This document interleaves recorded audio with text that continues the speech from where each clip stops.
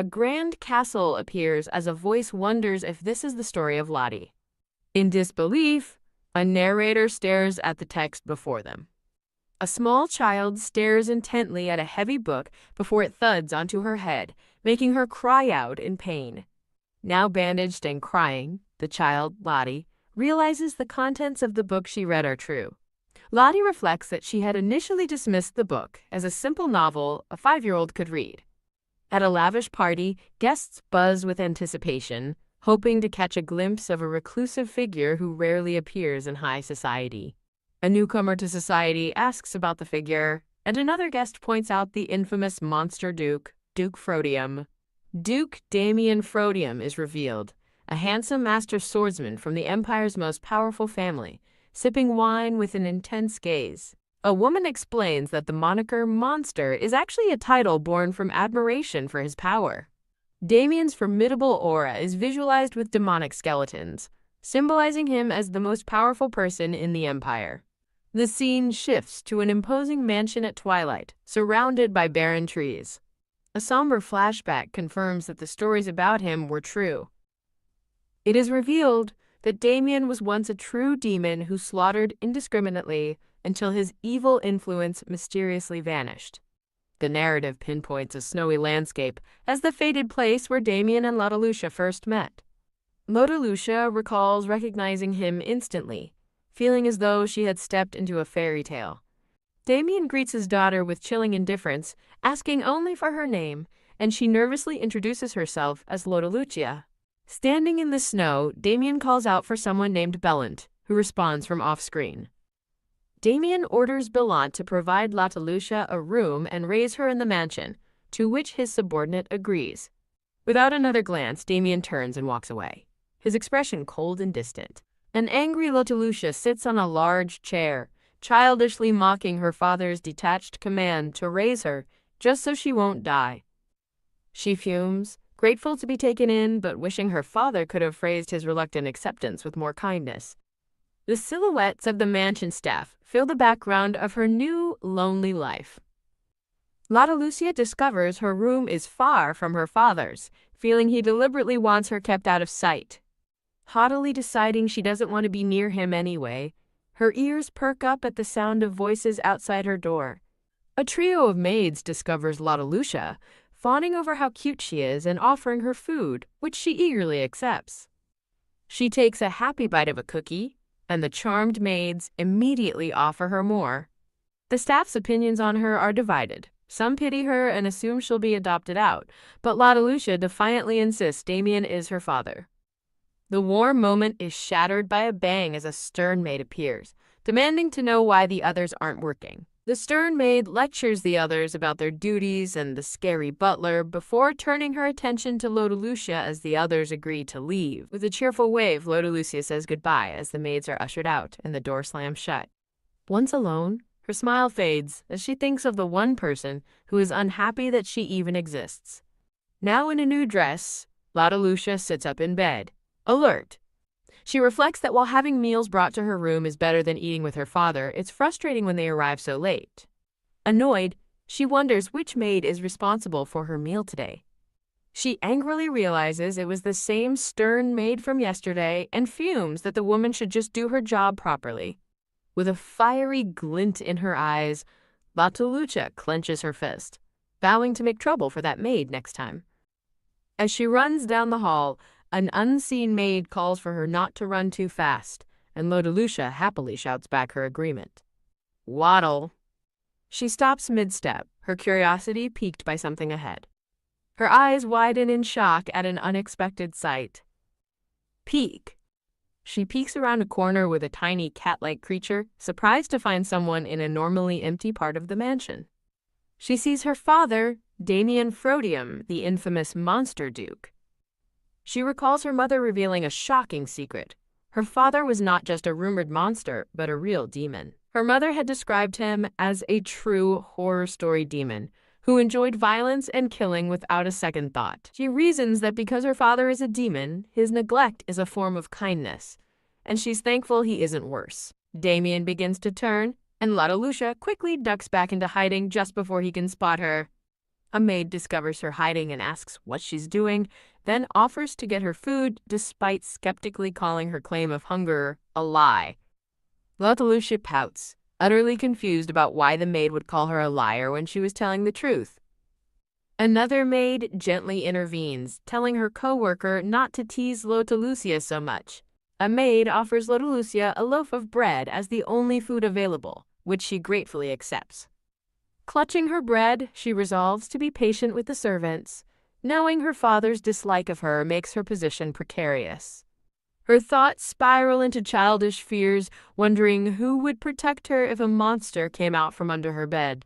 She comforts herself by remembering that while her father is distant, he has never actively harmed or harassed her. Filled with new resolve, Lucia vows to remain quiet and obedient until she is old enough to be independent. The scene transitions, showing snow melting away as green leaves sprout, indicating the passage of time.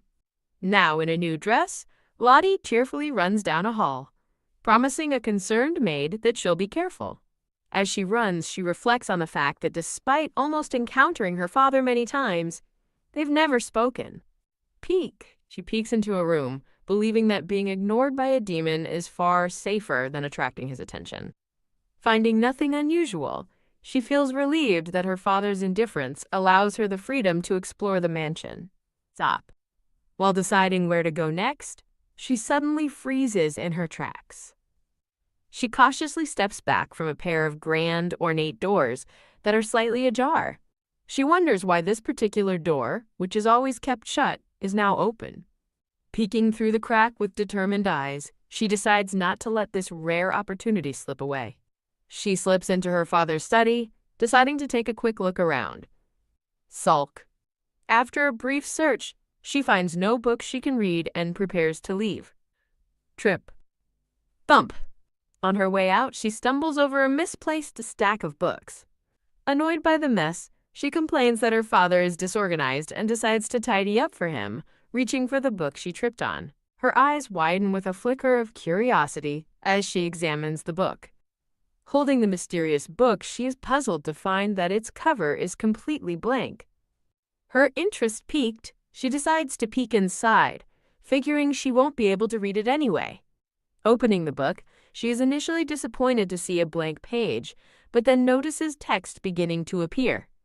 Now seated on the floor and engrossed, she wonders if she's found a novel. She stares intently into the book's pages, suddenly questioning the strange nature of what she is reading. The scene shifts to a bright greenhouse, where a voice excitedly tells their milady that her story is the talk of the town. The woman, identified as Dahlia Frodium, Princess of the Frodium Dukedom, asks what they mean by her story. An unseen attendant gushes about Dahlia's fairy tale-like rise from the Lopez family to become a princess, a dream for the lower class. The story frames Dahlia as a victim who was once abused and scorned by her former family. With an image of vibrant blue flowers, the narration concludes that despite her past, Dahlia grew up well. A framed illustration depicts a marquis heroically rescuing Dahlia from danger. The attendant continues, explaining how all the young ladies now admire Dahlia and dream of having their own lives dramatically changed. Dahlia calmly refutes the story, stating she was never abused, but the maid dismisses it as her being too kind to her former family. As the maid calls her an angel, Dahlia laments that no one is actually listening to what she says. The maid muses that if that kid were present, she would have made a perfect villainess for Dahlia's heroic story. Dahlia inquires about this kid, and the maid specifies she's referring to the Duke's first daughter. A flashback shows two maids gossiping, revealing that the first daughter's existence is a little-known secret because she's never spoken of. Now deeply curious, Dahlia encourages the maid to continue her story. The maid claims the first daughter, though not the Duke's real child, was violent and would have surely tormented Dahlia. Back in the study, Lottie reads these exact words in disbelief, realizing the villainess's name is her own. The narration in the book explains that its story was written for children of her age to enjoy. The story is about a beautiful but emotionless girl who resembled a puppet. This girl's life changed when she discovered love and finally fell in love herself. Lottie realizes the problem. The girl in the story became the foster daughter of Duke Damien Frodium, her own father. She initially brushes this coincidence aside, thinking it's not a big deal. An illustration contrasts the two girls, Lottie in a dark red dress and Dahlia in a light blue one. The narrative ominously states that there is in fact a real problem. In a flashback from the book, Dahlia hesitantly approaches Damien, calling him father. She asks about a mysterious forbidden room that the butler warned her never to enter. Damien explains the room belonged to his daughter who died last winter from an unfamiliar disease. The book's narration warns Dahlia never to enter that specific room under any circumstances. A shocked Lottie questions why her story counterpart died so suddenly. She frantically wonders if she died from poor health, insisting she's too young for that. Lottie tries to dismiss the book, hoping it's all just a strange coincidence. A formal portrait of Damien is displayed. She reasons that since her father is famous, it's not unusual for his name to be in stories. She suddenly freezes, struck by the chilling thought. What about me? Lottie realizes that since no one outside the mansion knows of her existence, the story can't be a coincidence. A framed portrait shows Lottie looking thoughtful. Creak. The study door begins to open behind her. Snap. Burn. The book suddenly bursts into flames in her hands, startling her. With her heart racing, she angrily wonders who would burn a book. An ominous voice echoes through the study, asking who allowed her to enter. Jolt. She recognizes the voice with a sudden shock. It's her father's. Lottie internally fumes at her father for burning the book without warning, noting his carelessness and how the story says he will warmly accept a foster daughter after she dies. She despairs that learning of her death is made worse by knowing she'll be compared to someone else. Deciding the book must have been unimportant, she defiantly resolves to do whatever she wants from now on. Damien calmly asks if she thought he wouldn't recognize the book, adding he'd never leave an important one lying around. Lottie smugly says it's a pity, but her confidence falters. She nervously glances back, wondering why he's silent. A tense moment hangs in the air as she waits. She stares in disbelief as she sees Damien smiling. Her thoughts race as she concludes he must be crazy. It's the first time she's ever seen him smile, and she wryly wonders if he burned his brain instead of the book. She panics as he walks towards her, silently pleading for him to go back. Damien muses aloud, questioning if her rebellious personality was what she meant by living quietly. He playfully asks if that wasn't her plan after all. He declares Lottie's adjustment period over, observing that she seems to have settled in well. He finally acknowledges her properly, saying, "I see, my daughter." Damien lifts her into his arms, announcing he will officially register her as his daughter, leaving Lottie blushing and flustered. He calls for someone named Veronica, who appears instantly, surprising Lottie. Damien entrusts Lottie to Veronica's care as her godmother, while Lottie defiantly bats his hand away from her hair. Veronica formally introduces herself, promising to serve Lottie from now on.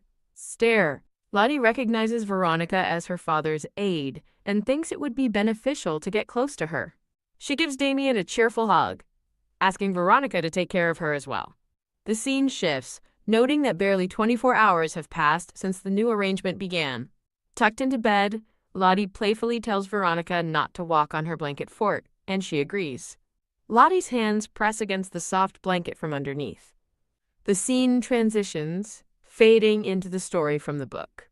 Dahlia hovering near Duke Frodium. The text clarifies she was lingering nearby for no particular reason. The book explains that this is where she ultimately met the story's male lead, Hida. An ornate illustration reveals the couple, with the story noting they didn't save the world or make sacrifices for it. Lottie reflects that after her death in the story, she became an insignificant character used only for comparison. Clench. She fumes that the book was useless, failing to explain how to prevent her own death. She questions the book's claim that demons will appear, believing they vanished long ago. A textured background marks a transition as the narration hints at a significant event after her death.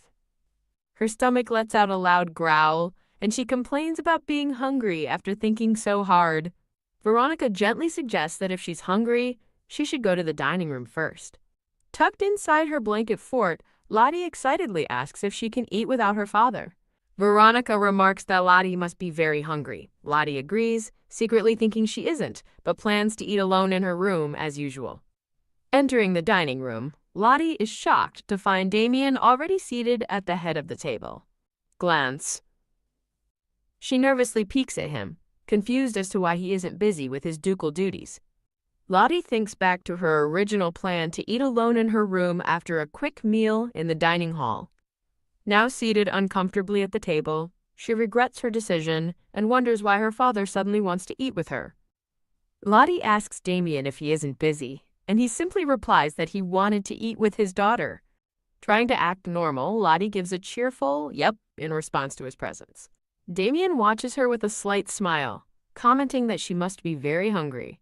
Flustered, Lottie admits she's hungry today and impatiently asks when the meal will be served. The kitchen seems to be running slower than usual today.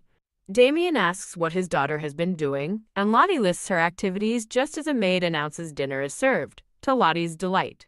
A delicious-looking steak is presented on a plate. Lottie struggles with her knife and fork, wondering why she can't cut the meat. She panics internally, realizing she can't just use her hands like she does when eating alone in her room. Frustrated, she questions if the knife is broken and accidentally flings it into the air. The knife soars across the dining room, heading directly for Damien. Damien touches his cheek, noticing a fresh cut and calmly stating that it's bleeding. Lottie realizes with a jolt of panic that she is in very big trouble. An ominous image of Damien appears as narration recalls the rumor that he is a demon who cannot be harmed. Lottie frets over her father's injury, wondering what to do as she stares at the blurry knife. In her panic, she leans too far over the table and cries out as she begins to fall. Lottie shuts her eyes, bracing for impact as she tumbles from her chair. Damien catches her just in time, holding her safely in his arms and telling her she's okay. Lottie feels relieved that she's safe, but guilty that she hurt her father. Damien gently tells her to be more careful. Back on her feet, Lottie looks up at Damien and sincerely apologizes for hurting him. Damien stares down at her, momentarily stunned into silence by her apology. Sigh. Misinterpreting his silence, Lottie assumes he must be furious with her. Damien gently pats her head, explaining he was more worried that she might have fallen and hurt herself. Lottie is shocked, realizing that he didn't blame her and was genuinely concerned for her safety. She reflects on how she had assumed he hated her because of his cold initial welcome. Wondering why he acted so distant, she decides it doesn't matter now and calls out to her injured father. A flashback begins in a rustic room as a voice asks Lottie if she remembers what her mom told her about catching colds. Lying sick in bed, a younger Lottie is gently chided for getting ill because she didn't listen to her mom. Lottie pleads with her mama to get better, and the woman with her back to the viewer lovingly agrees. Her mother playfully offers to use a little magic to help her feel better. Returning to the present, Lottie places her small hand on Damien's cheek, chanting, "Pain, pain, fly away." She pulls her hand away with a worried expression, asking if her magic isn't working. Damien closes his eyes, reassuring her that it is working and that the pain is already gone. Lottie beams with pride, wondering if her successful magic means she's a talented wizard. Damien looks at her with a serious expression, acknowledging what she did for him. He then quietly asks if her actions mean that she doesn't hate him after all. Lottie's eye widens in surprise at his unexpected question. Completely baffled, Lottie questions why her father would ever think she hated him. In a brief flashback, Veronica tells Damien she doesn't think Lottie hates him, but he coldly dismisses her. Lottie watches from the stairs as Damien silently walks away from Veronica. Lottie has a revelation. Just as she misunderstood him, perhaps he has been misunderstanding her all along. Back at the table, Damien gently places Lottie in her seat, telling her it was just a misunderstanding. On her plate, the steak is now perfectly sliced, and Damien calmly says, "Let's eat." With a beaming smile, Lottie thanks her father and decides not to overthink their new relationship. Damien observes Lottie from across the dining table, musing that his daughter seems to have a healthy appetite. A view of the beautifully arranged meal highlights the formality of their dinner. Lottie playfully asks Damien if he'll be angry if she doesn't eat well, testing his patience. A spark of curiosity fills her eye as she watches for his reaction. Damien leans forward with a charming smile, admitting that he's curious to find out. In a flashback, Lottie recalls a maid's formal posture, thinking she must have felt a sense of reverence. She reflects on her past, feeling alienated despite her high rank and refusing to accept pity from the staff. The scene changes as Lottie, in a new dress, interrupts a conversation, insisting she wants to hear. Two maids whisper nervously, worried about Lottie overhearing them, especially with Veronica nearby, dismissing her as just some child. One maid smiles condescendingly, believing Lottie is used to being ignored and doesn't need to know what they were discussing. Chill. Lottie confronts them with an icy stare, asking if they're making excuses when they were clearly talking about her. She internally acknowledges that they've always disregarded her, but she had hoped to handle it without using her father's authority. Lottie stands her ground, telling them to act as they always have if they can't treat her with respect. Turning away, she questions their sudden silence, reminding them that the owner of the estate has officially acknowledged her. Sly. She gives them a pointed look, asking if they are daring to look down upon the Frodium family name. Flinch. One maid nervously denies it and apologizes, thinking Lottie's presence is as intimidating as the Duke's. Lottie pouts, realizing they've been subdued, and notes that her father must be waiting for her. Outside, Damien waits for her, coolly stating that she's late. Lottie stands before him with her head lowered, meekly promising it won't happen again. As Veronica looks on, Damien internally notes Lottie's repeated outfit, while Lottie tells herself not to take her frustrations out on him. Lottie points to a grand carriage, suggesting they hurry so they don't keep the coachman waiting. She peeks out with a curious expression as they head toward the carriage. Veronica waves them off, wishing them a safe trip, prompting Lottie to ask if she's not joining them. Damien explains that it will be just the two of them today, as Veronica is busy, much to Lottie's disappointment. Held in Damien's arms, Lottie waves goodbye as he silently resolves to invite Veronica along next time. Inside the carriage, Lottie presses against the window in awe, exclaiming that it's her first time riding in one. She gazes at the passing scenery, marveling at how she's finally seeing the world beyond the forest. Surrounded by an illustration of flowers, Lottie declares her newfound desire to learn more about the world. Stare. She turns from the window to find herself staring directly at Damien across the carriage. Lottie reflects that, while they've grown closer, they've rarely been alone together due to his busy schedule.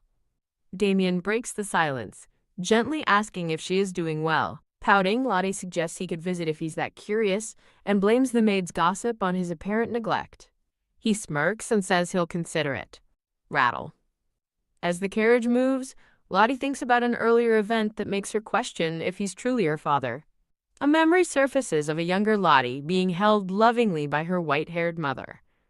Suddenly, a new doubt strikes her as she wonders about her father's true identity. The scene transitions with a grainy, static-like effect, representing her confused state of mind. Lying on a sofa, Lottie reasons that her mother wouldn't lie, questioning why Damien would bring her to the estate if he didn't care. Peeking from behind a door, she wonders aloud if Damien truly believes she is his daughter. A confusing wash of static and disjointed words, "what" and fills her mind. Back in the carriage, she feels a pang of regret, thinking she should have just been grateful for his acceptance. In a parallel thought, Damien looks out the window, wondering if his daughter truly doubts their connection. As leaves drift past, a voice from outside announces their arrival to His Grace. They have arrived at a beautiful, ornate building that appears to be a high-end clothing boutique. Look. A man rushes to the door to greet them as they enter the shop. A shopkeeper greets Damien and asks if he's shopping for his adorable baby, causing Lottie to tug his sleeve and demand he scold the man. The enthusiastic shopkeeper announces he will prepare a variety of clothes for the baby. Holding Lottie tightly, Damien requests comfortable clothing, while she insists again that he scold the shopkeeper. The shopkeeper proudly explains their clothes contain special magic for comfort, but Lottie remains unimpressed. He reveals a vast wardrobe filled with beautiful dresses, inviting her to try them on. Lottie models a variety of beautiful dresses as unseen voices praise how well she suits every style, even those from the East. A burst of narration declares that while clothes may be wings, Lottie is the angel wearing them. Standing in a lovely summer dress, Lottie listens as the shopkeeper suggests focusing on seasonal clothes, while a thought bubble questions this angel being the daughter of a demon. Exhausted, Lottie decides she's done trying on clothes and mentally sends a telepathic plea to her father. Damien seems to receive her message, agreeing that it's fine to stop now, as Lottie internally exclaims her love for him. Flop. Lottie is shocked, and the shopkeeper collapses when Damien orders them to prepare every outfit she has tried on. The shopkeeper enthusiastically promises to prepare all the clothes as quickly as possible.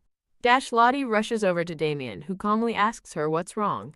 She tries to explain the immense cost, but he raises his hand with a challenging look, questioning why she's bringing up money to him. Lottie recalls a teacher's lesson on limited goods, then holds her father's hand and asks him what the problem is. With a determined and shadowy expression, Damien gives a simple, powerful command: buy them all. Drop. The shopkeeper and Lottie are completely stunned by his decision, with Lottie wondering if this is truly her father. Done! Done!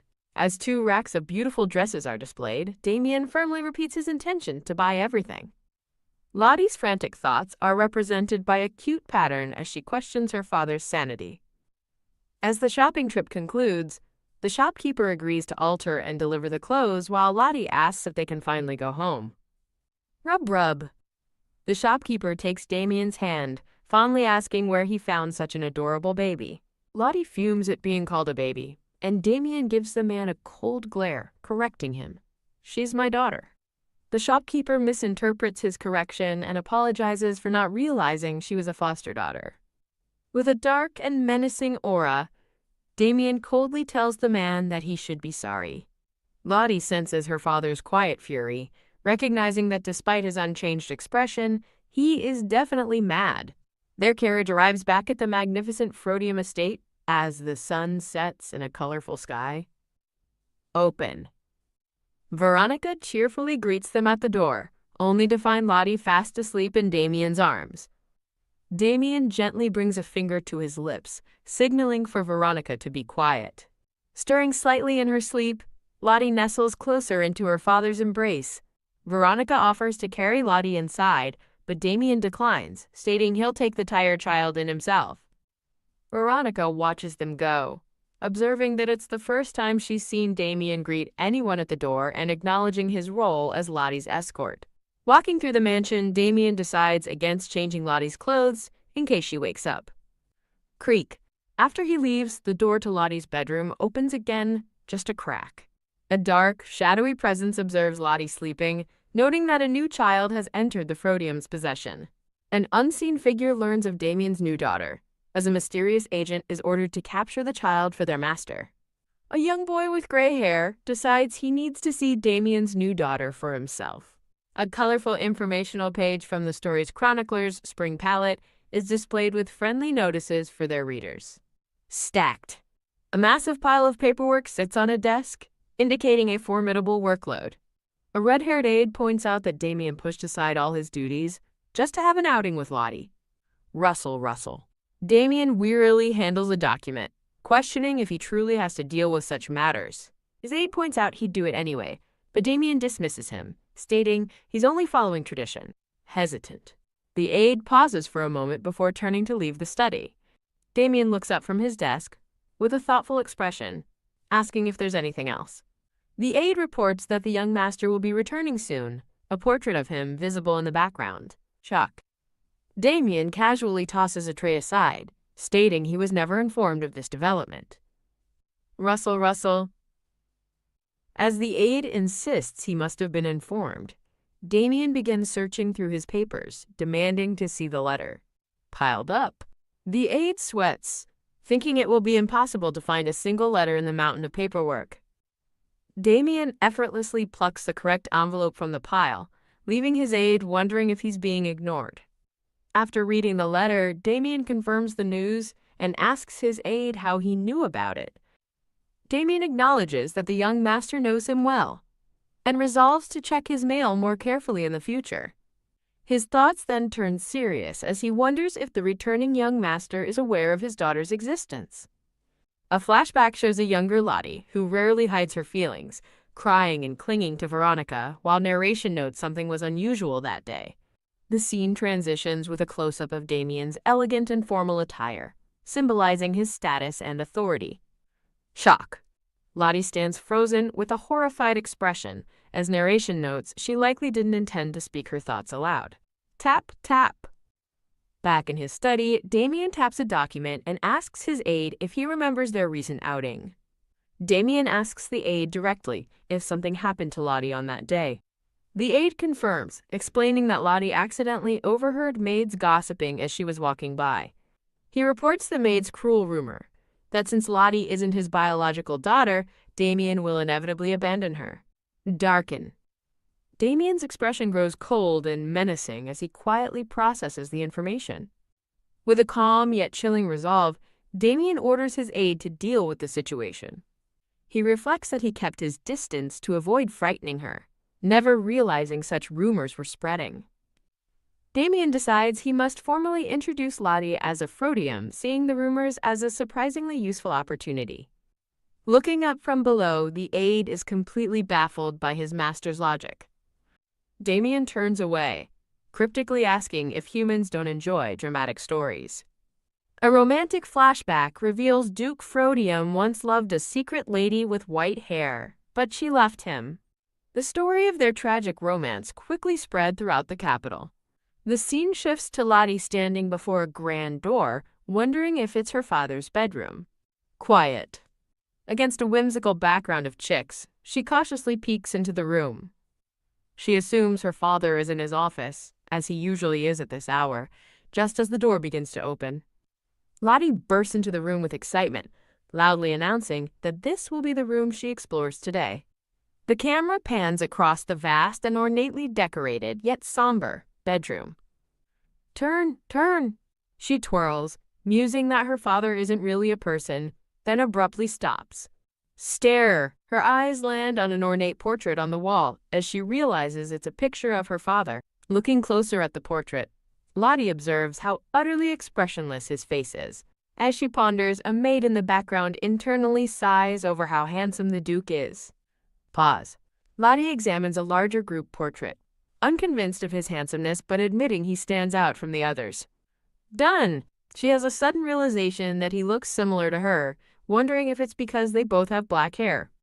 She imagines what she might have looked like as a boy, noting the resemblance despite their different eye colors. Appear. Ack.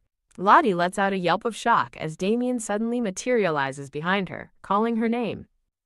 Thump thump. Her heart pounds in her chest as she wonders how he always appears without any warning. Angry. Damien finds her reaction amusing, but Lottie glares up at him, insisting she is not having fun. Sneak. She tries to leave, but he stops her, asking if she wouldn't have come in had she known he was there. Hearing his words, Lottie looks up with wide, hopeful eyes and asks if she is allowed to enter. Damien smirks, pointedly asking if he looks unhappy to see his daughter. Lottie walks toward her father, the moment captured in a warm, sparkling light. When Damien asks why she visited, Lottie simply replies that she came for no particular reason. A beautiful portrait shot frames Lottie sitting amongst an illustration of blooming pink roses. Gasp. Lottie is stunned when Damien declares there is no place in the entire estate that she cannot enter. She excitedly asks if that means she can even go into the rooms that are kept closed. Damien confirms her freedom to explore, while Lottie silently questions if he's being sarcastic. Bright. The red-haired aide suddenly appears, his chained earring glittering. He arrives with refreshments, explaining that His Grace requested them. Lottie asks if her father ordered them. Sparkle. A beautiful array of desserts is presented, as the aide confirms Damien was thinking of his little lady, a title Lottie dislikes. As Damien tells her to eat, Lottie decides to forgive the aide, Bellant, for his forgetfulness.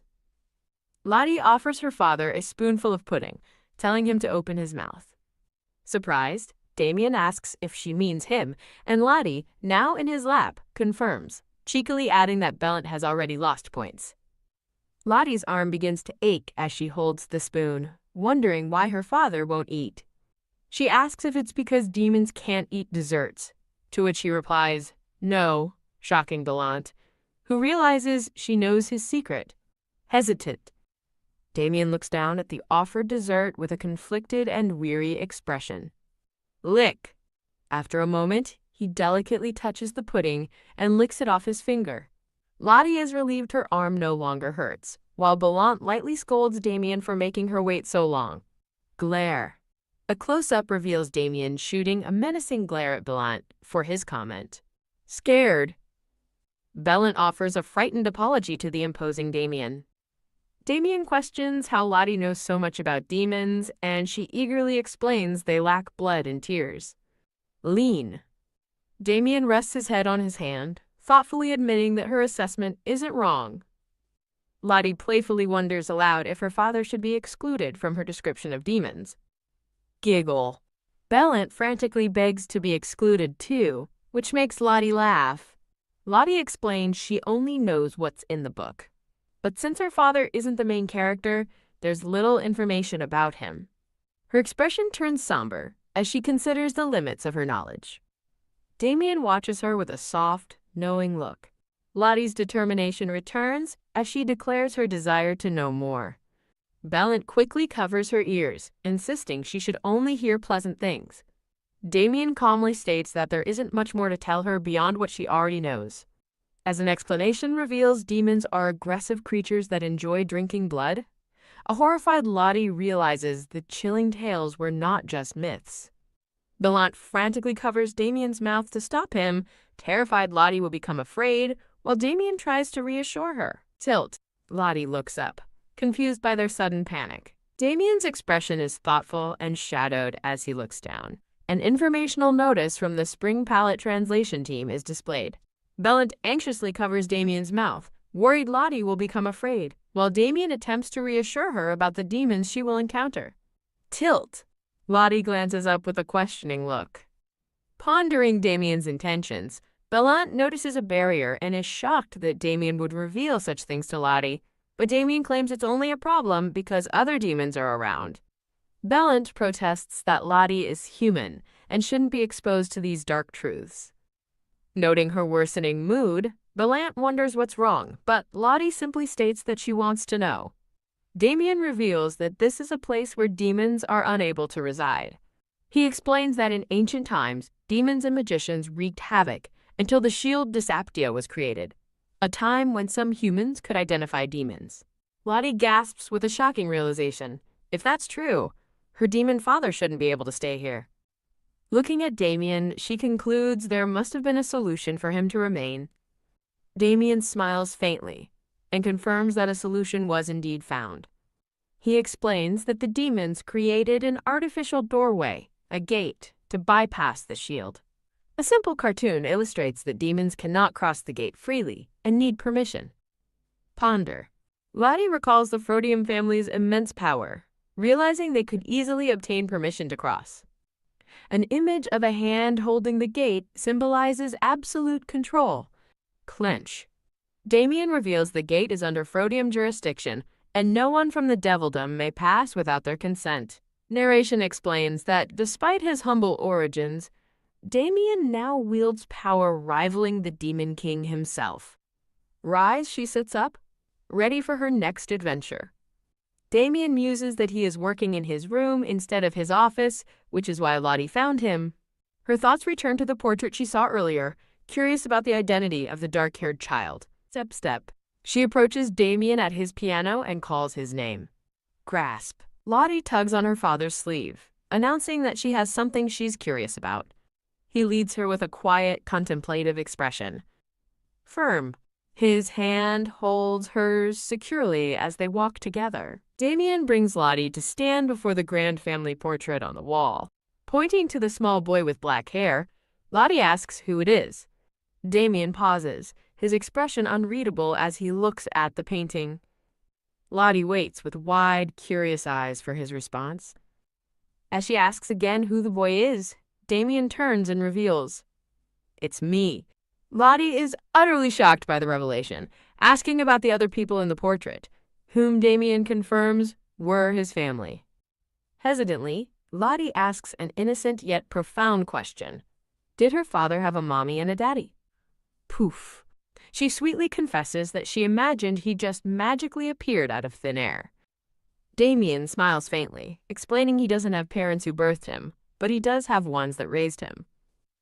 Lottie remembers a story her daddy told her about how demons come into the world. The story illustrates that while demons can experience human-like love, it is a rare occurrence for them. Instead, she recalls, demons are often born with monstrous beasts that act as their provisional guardians. Without a proper guardian, these demons grow to be as savage as the beasts, and finding one becomes increasingly difficult over time. Looking back at the portrait, Lottie asks if the humans pictured were his mommy and daddy, realizing her father was a demon who found a human family. Damien confirms they were his adoptive parents, and that the other boy was his brother, the original heir, prompting Lottie to ask how he became the Duke. A flashback shows a younger Damien visiting an elderly man on his deathbed, explaining that the previous Duke of Frodium had no direct heirs. Damien tells the frail man that it's fine, and to speak comfortably with him. The man weakly notes that Damien hasn't aged at all since he was young. In the somber atmosphere, the man reveals that he has a favor to ask of him. Back in the present, Damien holds Lottie, explaining that as a demon he must eventually leave the family name to a human to carry on the lineage. Lottie senses from his tone how deeply her father treasured his adoptive family. She realizes people call him a monster duke only because they've never seen his deeply human side. Standing on the couch, Lottie looks at him with newfound understanding and says he must truly love the Frodium family. Damien touches his neck with a gentle smile, admitting that he simply has a hard time expressing his feelings. He reflects that having a place to return to, no matter what happens in the world, is a miracle. Lottie sadly recalls how her own home disappeared from her life. The scene shifts to a flashback, featuring a thoughtful woman with light hair. Thump. She relaxes in a chair while speaking to Damien, noticing a parenting book on his desk.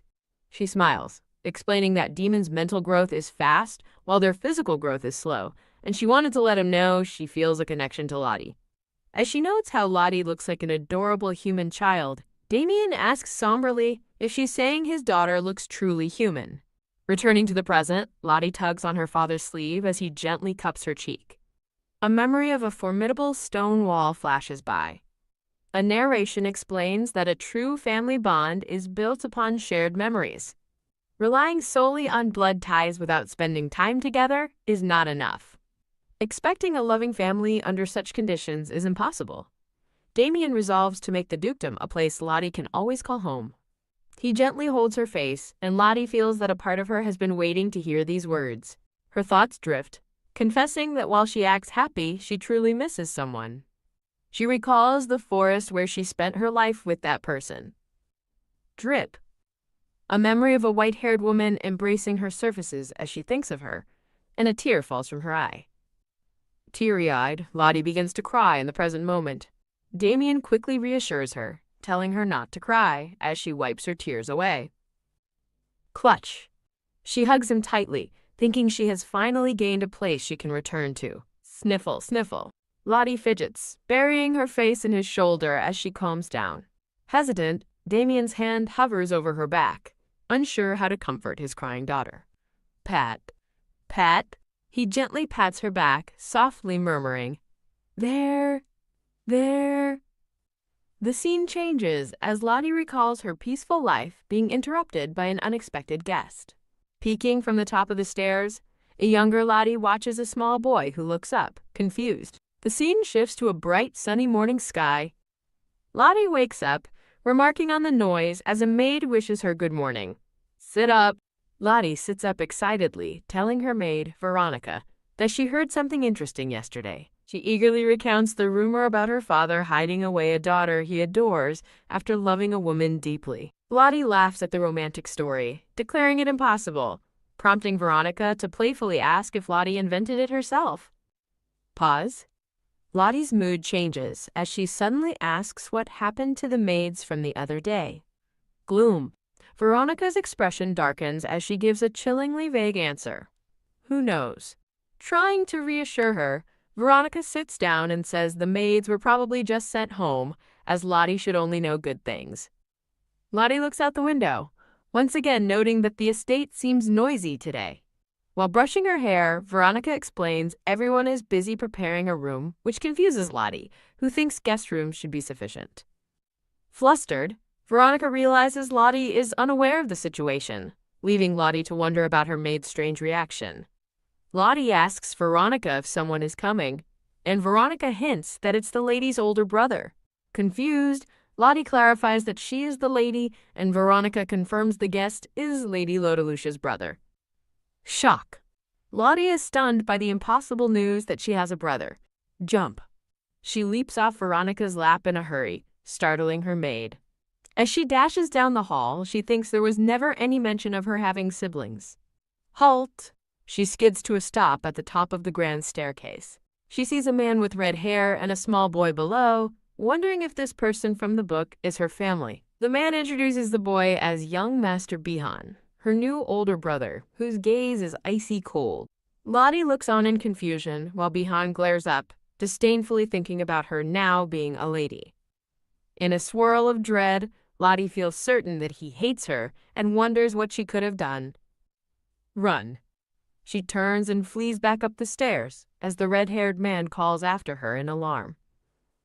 Under the night sky, the man's voice echoes outside the mansion, asking where she is going. Alone in her room, Lottie questions why she ran, feeling he's the only one who hates her. Lottie asks a maid where Damien is, and learns he has instructed her to dine alone, making her pout. Hop. She crawls across her room, wondering if her father is busy. She sadly fears Damien might not need her anymore now that he has a son. Lying in bed, she admits the thought only makes her more upset. She curls into a ball, hoping everything will be better when she wakes up. A new day begins as sunlight streams over the ducal estate. Panic. Lottie wakes up in a frenzy, crying to a worried Veronica that things are not fine at all. Stare. Realizing Veronica already knew, Lottie grabs her face and asks if she is close with Bihan. A flustered Veronica admits she and Bihan have known each other for a long time. Lottie feels a pang of disappointment, but acknowledges their long history makes sense. Touch. She decides she wants to go outside, hoping some fresh air will improve her mood. The scene shows Bihan standing alone with a somber expression. Ugh. Lottie is immediately dismayed to find Bihan waiting right outside her door. Turn. Her first instinct is to go straight back to her room. Touch. Bihan unexpectedly reaches out and touches her hair, finding her reaction weird. Slap. A bloody flashback of a hand striking another flashes through his mind. Bihan stares at his own hand before turning his gaze back to Lottie. He coldly tells Lottie that she doesn't suit their father's tastes. Bihan explains their father prefers bright hair, leaving a confused Lottie in his wake. He continues his critique, stating their father also prefers blue eyes to red, and he doesn't understand why she's here, but Lottie dismisses his nonsense, thinking she is daddy's daughter, and that's all that matters. Bihan wonders why his father took in such a useless girl, as Lottie thinks he's weird and annoying. Twirl. Lottie spins away from him with a flourish. Stomp, stomp. She angrily marches back toward him. Point. Lottie declares that talk of tastes is nonsense, as the only reason needed is that she is daddy's daughter. She turns the question back on him, asking if he is here for a specific reason. Bihan clutches his chest and quietly confirms that he is. He places a hand over his heart, his expression filled with a quiet sorrow. Lottie interprets his words as him saying he is different from her, who was picked up outside. Later, Bihan stands alone in his old room, noting that it hasn't changed. Touch. He runs a hand along a table, satisfied that it's dust-free, because he informed Bellant of his return. Drop. He sits on a couch, justifying his harsh words by thinking he only told the truth. He reminisces about his duties, handling magic-related work while his father focused on the empire. Annoyed, he glares at giant stacks of paperwork, irritated that his workload has suddenly increased, all assigned by Damien. Fret. Pacing anxiously, he wonders if something is wrong with his father and reveals he cast a spell to spy on the estate. His magic reveals shocking news. Duke Frodium has taken in a new child, leaving him baffled. Sigh. Back on the couch, Baihan laments that his father dumped work on him, only to bring home a strange new girl. Bihan sits up with a look of pure surprise. Burst. He immediately bolts from his seat and runs toward the open terrace door. Staring outside, he thinks in disbelief that his eyes must be fooling him. He watches Lottie run across the garden, wondering where she could be going. Noticing she's heading for the main entrance, he anxiously worries she's planning to run away. Determined to stay, he worries that she intends to abandon the family name after their earlier encounter. Plop. He collapses to the floor, concluding her escape attempt is pointless since the entrance is closed. Wake. He suddenly wakes up by the rainy terrace, realizing he must have dozed off. Rise. Sitting up, he notices with a start that he left the terrace door open. He gazes into the rain, briefly wondering if Lottie has returned. Close. He quickly shakes off the thought and shuts the door, deciding it's not his concern. As he walks away, he can't help but think that she'll get caught in the downpour. He argues with himself, reasoning he shouldn't worry about the child receiving their father's affection. Plop. He dismisses the idea she could be in danger, but then jumps up, horrified by the thought that a fragile human might actually die from the rain. His resolve hardens as he thinks of that kid in trouble. Schwa. Elsewhere, Lottie huddles in the rain as Bihan recalls seeing her head for the entrance. Schwa. As the downpour continues, a thought suddenly strikes him. In a flashback, a furious Lottie stomps away from Bihan, thinking she ought to hit him for being so annoying. A map shows her meandering path through the gardens as she wandered aimlessly. Drip, drop. Her flashback continues as she feels the first cold raindrops. Seeing how far she is from the mansion, she decides to find shelter nearby. Achoo. Hidden under a bush, she lets out a sneeze and shivers from the cold. She looks up at the sky, realizing with a sinking feeling that the rain isn't stopping. Chill? A deep cold sets in as she waits helplessly. Staring into the rain, she wonders how long she'll be stuck there all alone. The thought of returning to the mansion only to face Bihan fills her with dread. Slump. Despair washes over her as she fears she'll be alone again, certain no one knows where to find her. Just as she gives up hope, a voice finds her in the darkness. She looks up in shock to see Bihan standing before her in the rain. Without a word, Bihan begins to remove his outer coat. Toss. He throws the coat to a stunned Lottie, simply telling her to take it. The large coat slips from her small shoulders as Bihan notes she's at least covered now. He observes that she isn't as drenched as he'd feared, guessing she found good shelter. He feels a wave of relief, telling himself it's only because it would be a problem if his father's favorite human fell ill. Schwa. As the rain finally lets up, he decides it's time for them to head back. Tap, tap, tap. Lottie thinks he's very fast as she struggles to keep up, while he internally notes how slow she is. He briefly glances back at her. He lets out a small, quiet sigh. Lottie is surprised to realize he has slowed his pace to walk alongside her. Peeking at him, she sees he's far wetter than she is and wonders if he came out in the storm just to find her. She starts to wonder if she's misunderstood him, only for Bihan to bluntly state, "I hate you." Annoyed, Lottie immediately dismisses her fleeting hope. Upset, Bihan wonders why things seem so easy for her, just as Veronica arrives, calling out to Lottie. Veronica approaches and is shocked to see them both soaked to the bone. Veronica gently chides Lottie for wandering so far, and she meekly agrees. Bihan turns to leave, announcing that he's going inside first. Grip? Lottie clutches his coat tighter, worrying that he must be colder than she is.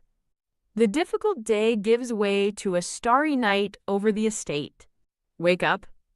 In the dead of night, Lottie's eyes flutter open. Confused, she finds herself standing alone in a vast, empty hall, wondering how she got there. Step. Realizing she is in the main hallway, Lottie decides to turn back. From the shadows, she overhears a conversation echoing through the grand hall. Lottie wonders who is talking so late at night as she hears an unfamiliar voice ask someone why they have come. As Lottie listens from the doorway, she starts to wonder if they are talking about her. She recalls her despair upon learning she was the villainess, hating how the heroine received everything effortlessly. Surrounded by metaphorical thorns, she admits that hearing the truth still hurts. She overhears Bihan coldly suggest that if she wants to play house, she should have done it in her hometown. His cruel words, playhouse, echo in her mind as she sits alone in the dark. Lottie clenches her fists, refusing to believe her father would ever think that way about her. As she walks, she continues her thought, considering what it would mean if he did think that way.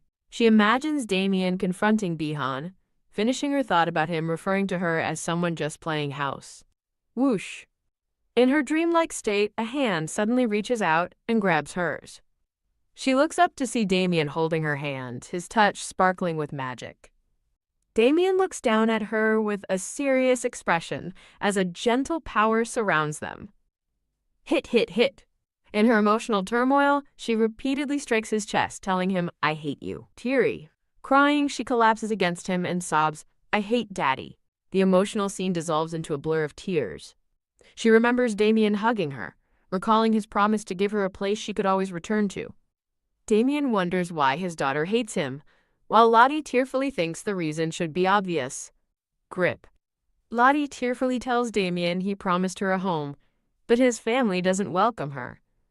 Damien embraces his crying daughter, gently telling her to stop crying first. Holding her close, Damien thinks about finding the person who told her she wasn't welcome.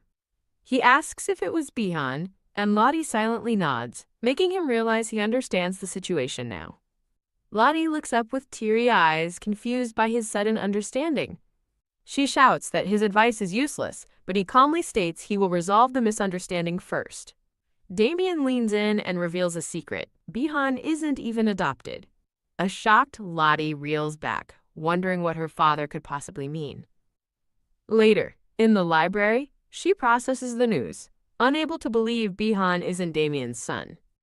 Dressed for a new day, she resolves that even so, she can't just ignore him. She concludes that it's impossible for them to get along unless one of them leaves the estate. At her desk, Lottie wonders where Veronica is, having not seen her all morning. Knock. A sudden knock at the door startles her. Lottie hops up from her chair, excitedly thinking that it must be Veronica. Open. She swings the door open with anticipation. Bihan stands in the doorway, calling for Veronica, leaving both him and Lottie completely surprised. Creak. Bihan takes a tentative step into the room. A shot of the estate exterior reflects someone's utter shock at a recent revelation. In the library, a woman in a green dress confirms to Bihan that Lottie is, in fact, the Duke's actual daughter. She asks if there's a problem, and a troubled Bihan admits there are many, as he thought Lottie was in the same position as him. He looks out at another mansion, thinking people from his home would be just as surprised. A flashback explains that demons traditionally find and train noble children to inherit their powers. The Frodium family crest is shown, with the narration stating they were no different. A younger, proud Bihan recalls the moment he was acknowledged by Master Damien. Back in the present, a worried Bihan realizes he has misunderstood everything about Lottie's situation. Knock. Resolved, he arrives at a large door and knocks firmly. Stomp. The scene returns to the present as Bihan decisively opens the door, calling for Veronica and finding a surprised Lottie. Lottie stands at the door, nervously clutching the handle and wondering what Bihan is doing there. Falter. Bihan hesitates, then politely asks if he can come in, confusing Lottie with his formal tone. Now sitting together, Lottie assumes Bihan knows the truth and is here to apologize, while he simply thanks her. Lottie is left completely puzzled, wondering why he came if the misunderstanding is already resolved. Bihan bows deeply to a stunned Lottie, sincerely apologizing for misunderstanding her relationship with Damien. Lottie urges him to get up, insisting it's okay, but Bihan remains seated, still looking troubled. Thinking to herself, Lottie admits she's weak to apologies and remembers he searched for her in the rain. Bihan thanks her for accepting his apology, then reveals he wanted her forgiveness before he leaves. A shocked Lottie asks why he's leaving so soon, and Bihan explains that Damien has ordered him to return. Bihan smiles gently, clarifying he's only acting as Damien's son to be useful in the future. Lottie realizes that since her father is a demon, he needs someone to pretend to age for him. The explanation continues that Damien never intended to marry or raise a child, which is why Bihan was chosen. As Bihan states his purpose was to inherit the Frodium name, Lottie realizes with a jolt that her arrival makes him redundant. Lottie frets that he still has a place as Damien's son, and feels guilty that he has to leave because of her. Bihan tells her not to worry because he has no reason to return, leaving Lottie to wonder what this nonsense means. He coldly explains the Empire will be told he's disappeared or died, so she won't feel uncomfortable anymore. Jump Lottie leaps up, insisting she never said anything like that. Grip. She grabs Bihan's hand, pleading for him not to go, and declaring she doesn't want to steal his place. Looking him in the eyes, Lottie asks if they can just live together as siblings, surprising him. Bihan stares back in stunned silence, and Lottie anxiously wonders what his reaction means. Worry. She hesitantly asks if he dislikes the idea of being her brother. Bihan protests that he isn't Damien's son, but Lottie dismisses his concern, saying everyone already sees him that way. Lottie begins to wonder if he genuinely doesn't want to be her brother, feeling she shouldn't force him. As Lottie looks reluctant, both recall his previous misunderstanding and hatred, and he thinks it would be funny to accept her now. Bihan reaffirms his internal belief that his only purpose is to play a part, not to have a real family. Lean. Defeated by her earnest plea, Bihan leans in, close, and softly admits, "I lost." He gently calls her, "my little sister," deciding to embrace the idea of having a family after all. Lottie is utterly distraught, demanding to know why Bihan left yesterday after promising to be her brother. Damien explains that Bihan just had things to do, but Lottie continues to protest. Damien reminds her that they had trouble getting along and states that Bihan needs to complete his tasks. Worry. Lottie clenches her fists, admitting that they already made up. She sits alone in a chair, looking downcast and defeated. Appear. A shadowy figure suddenly materializes, startling Lottie by saying, "That's not true." Hiss. Lottie jumps away in fear, realizing the strange entity appeared when she spoke of Bihan. Wary. Peeking over a chair, Lottie cautiously asks the shadow creature what it is and if it knows Bihan. The shadow identifies her as its owner, Damien's daughter, and Lottie realizes it's talking about her. Float. When asked if it can deliver a message to Bihan, the shadow's hand emerges and it replies, "Yep." An idea forms in Lottie's mind as she asks if it can send a message for her. Bright Lottie beams, asking it to tell Bihan she was happy he'd be her brother, asserting their bond remains. Far away, Bihan reaches up as the shadowy message finds him. A warm, gentle smile spreads across his face as he receives Lottie's heartfelt words. A few weeks later, Lottie begins a game of hide-and-seek with Veronica in the garden. Lottie finishes her countdown and calls out that she's coming to find Veronica. Searching the estate grounds, she wonders where Veronica could possibly be hiding. Rustle. The sound of movement in a nearby bush immediately catches her attention. Dash. She runs excitedly toward the sound, sure that she has found her target. Peeking through the foliage, she spots a familiar figure and prepares to shout that she's found them. Lottie is shocked to find Bihan instead, who casually greets her in a moment of déjà vu. She runs to him, asking why he's back, and he explains that he has returned for good. Bihan confirms he kept his promise to be her brother after passing his work on to someone else. Lottie realizes why he left, and is annoyed that her father never told her Bihan was coming back. Bihan takes her hand, asking why she's alone and suggesting they look for Veronica together. Lottie playfully whispers to Bihan, asking if he'll cheat by using magic to find Veronica. Bihan bursts into laughter, leaving a completely bewildered Lottie wondering what's so funny. Veronica explains to a curious Lottie why Bihan said he couldn't use magic in the estate.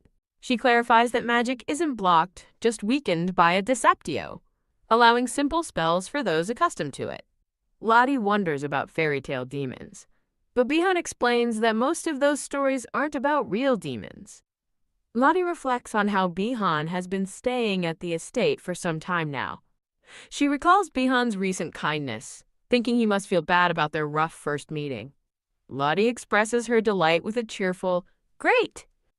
Unlike in the book she remembers, Bihan is now set to remain as the young master of the Frodium family. Lottie celebrates this new path to happiness, feeling she can finally forget the book's original story. She realizes the story's changes concern not just her family, but the very existence of demons. Deciding to stop worrying, she asks what the beings called demons are, if not actual demons. Clink. Veronica opens a teapot, revealing flowers, as Lottie learns about the existence of cambions, half human, half demons. Veronica explains that cambions struggle to suppress their powers, which leads to tyranny, making Lottie realize she is one too. Gasp. Lottie panics about losing control, but Veronica reassures her that she lacks the power for that to happen. Phew. Relieved, Lottie understands that her lack of magic powers was why she once doubted she was her father's daughter. Lottie asks if she is still family without powers, and both Bihan and Veronica immediately affirm their loyalty to her. Overjoyed by their support, Lottie marvels at how warm-hearted everyone is. She reflects that while she was once grateful just to be taken in, she now finds herself hoping for more. Lottie realizes the book was an excuse to live quietly, but now she is determined to stay where she is. With newfound resolve, she thinks of this place as my Frodium. In his study, Damien formally concludes the day's meeting with the nobles. A narration explains his new responsibility of organizing and reporting the meeting's agenda. Damien decides to cut his work short for the day. As he delegates the meeting's summary, other nobles gossip that he ended early because of his treasured daughter. One noble sees this as an opportunity to connect with the Duke through his own daughter of a similar age. While the noble congratulates himself on his quick thinking, Damien is solely focused on finishing his work to see Lottie. The noble tries to relate to Damien's hurry, mentioning his own daughter, hoping to build rapport. Damien coldly thinks that if the noble truly understood, he would not be keeping him there. For a moment, Damien reconsiders, wondering if he should listen, since the noble has experience with children.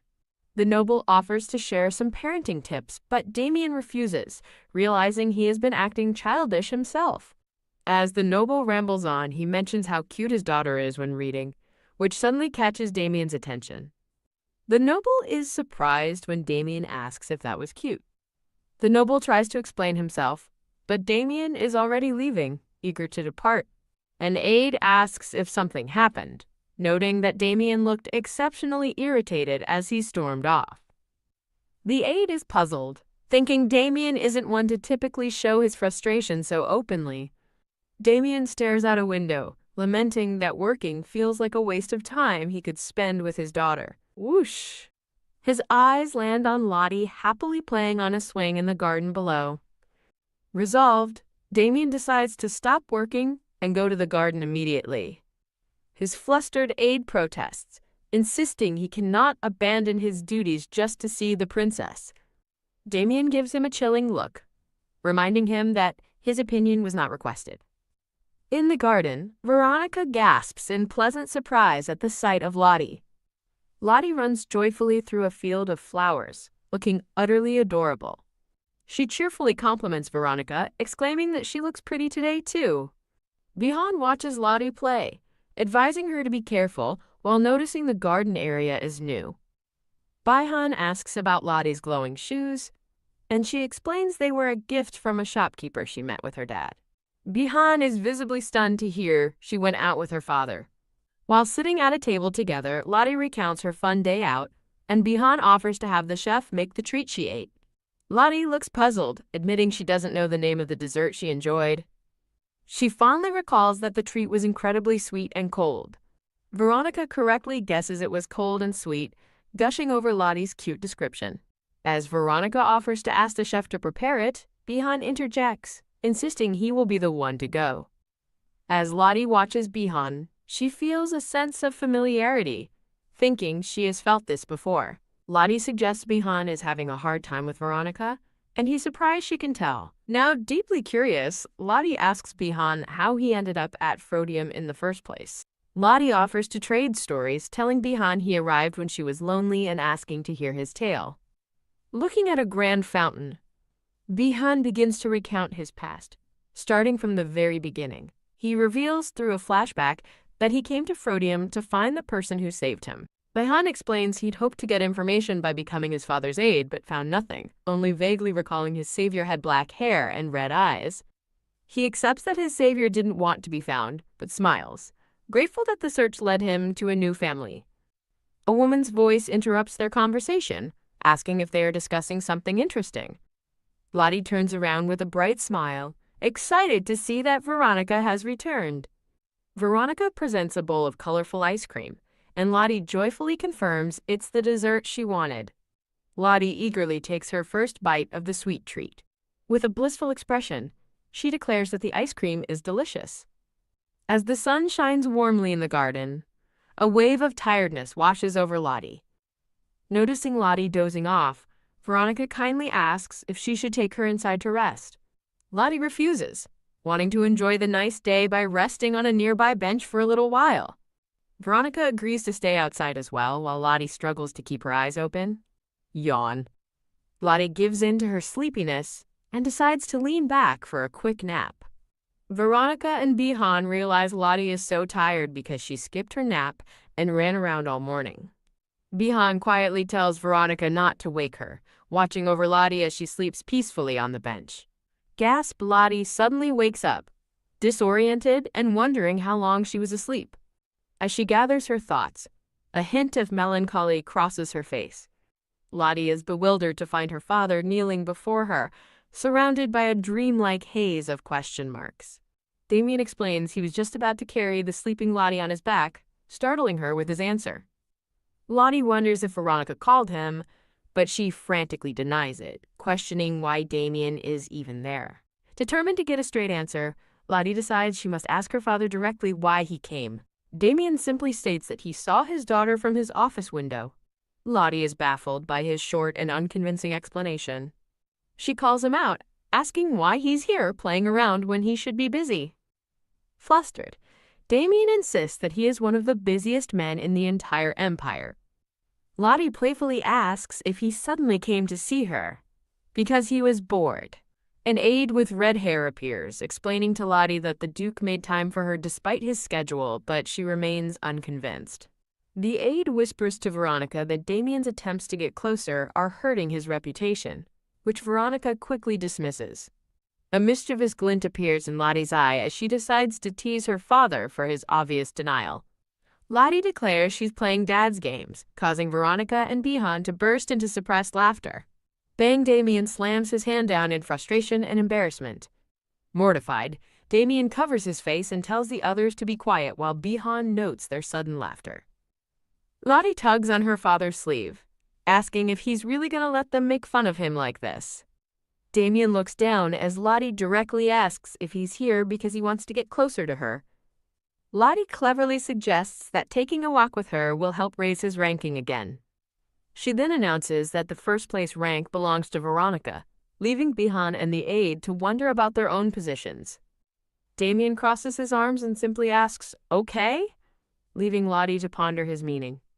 In a swift move, Damien lifts a surprised Lottie onto his shoulders as she declares her intent to work hard for first place. A heartwarming holiday illustration shows Damien with a baby Lottie and a young woman in traditional attire. Damien stands with his arms crossed, repeating his question, "Okay?" as Lottie looks up inquisitively. Veronica teasingly calls Damien a cheater, but he casually replies that he doesn't know what she's talking about. Laughing, the aide jokes that he isn't in the top ranks either as he snips a perfect red rose. Bihan approaches with a charming smile, holding out the rose and offering it as a bribe. Lottie playfully scolds Bihan from her father's shoulders, claiming the garden's flowers are hers while calling her father childish, delighting everyone. A hand presents a beautiful red rose, which Lottie happily accepts as a bribe. Lottie happily accepts the rose, declaring that she likes the bribe. Veronica eagerly offers to plan Lottie's birthday party and asks when it is. Lottie wonders if demons celebrate birthdays, while Bihan and the aide eagerly volunteer to help Veronica with the preparations. After some thought, Lottie sheepishly admits she does not know the date of her birthday. Damien declares that the day she arrived, feeling alienated and alone, will now become her new birthday, promising to make it a memorable one. Lottie considers her father's words, wondering if her arrival day can truly become her birthday. She joyfully concludes that if her dad is always with her, then every day will feel like her birthday. As autumn arrives, Lottie excitedly points out the red leaves to Veronica, who agrees they are pretty. Veronica asks if this is Lottie's first autumn, and Lottie confirms it's her first time experiencing spring, summer, and fall. Lottie explains she only ever knew the constant cold of winter in the forest and found summer too hot, a complaint Veronica finds adorable.